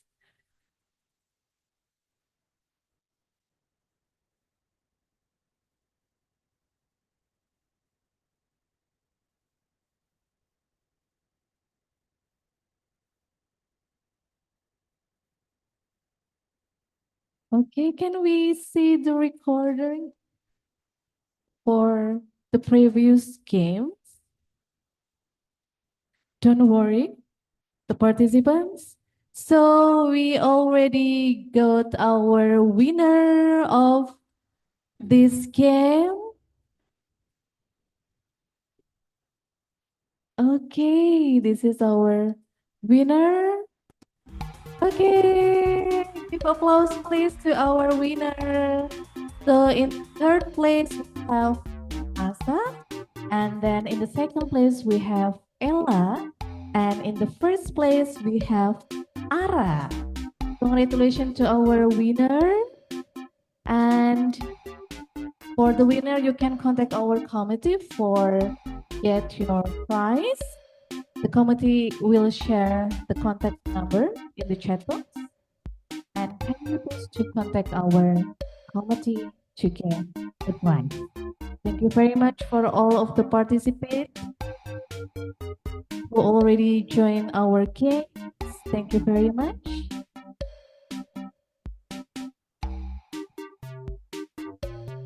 We end our games this afternoon.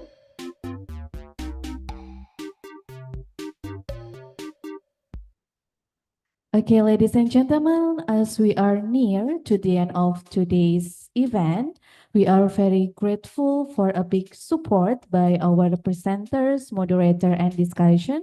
So in this time, we would like to present a gift appreciation to our presenter, moderator, and discussion.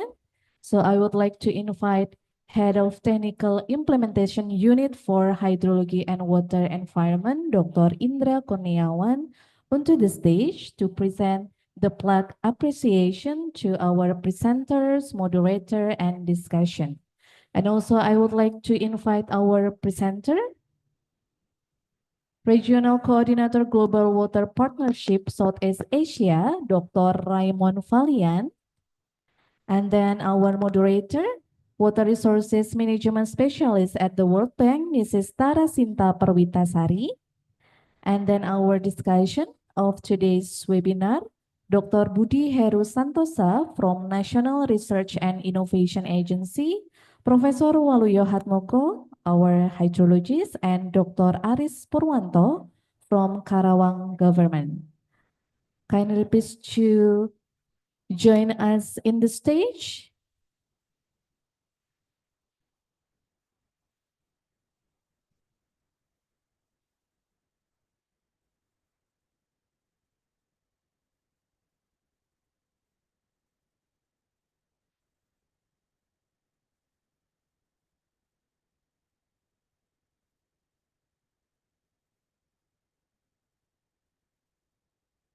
So to our presenters, Dr. Raymond Valian, our moderator, Mrs. Tarasinta Perwitasari, and our discussion, Dr. Budi Heru Santosa, Professor Waluyo Hatmoko, and Dr. Aris Purwanto.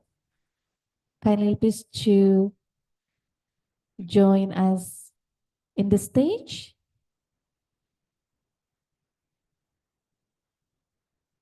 And I would like to invite Dr. Indra Kurniawan to present applied appreciation to our moderator and our discussion.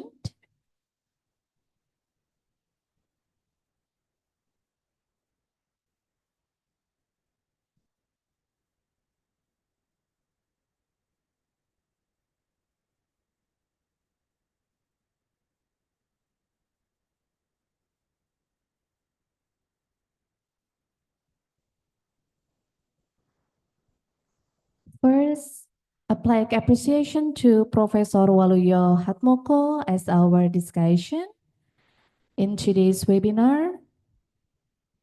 And the second, applied appreciation to Dr. Budi Heru Santoso as a discussion of today's webinar. And the third, applied of appreciation to Dr. Aris Purwanto as a discussion. And the last, applied appreciation to our moderator, Mrs. Tarasinta Perwitasari from the World Bank.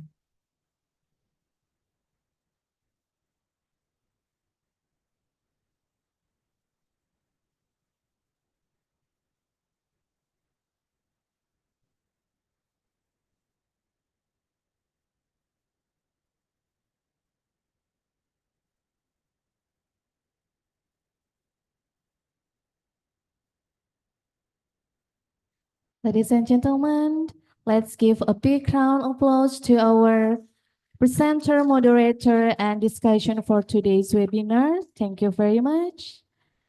And after this, we are going to take a picture of us together. So for the offline participant, kindly please to stand on your place for documentation. And maybe Dr. Indra Kurniawan, our discussion and our moderator can stand in front of us.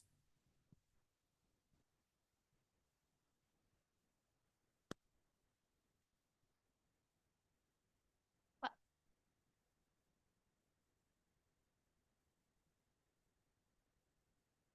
Ini Pak, tadi saya udah mempersilahkan berdiri sih.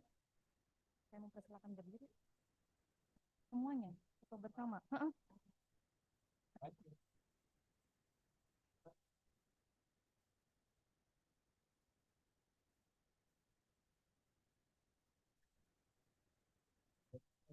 Rekamannya kan ada. Serta yang full yang tadi pagi ya.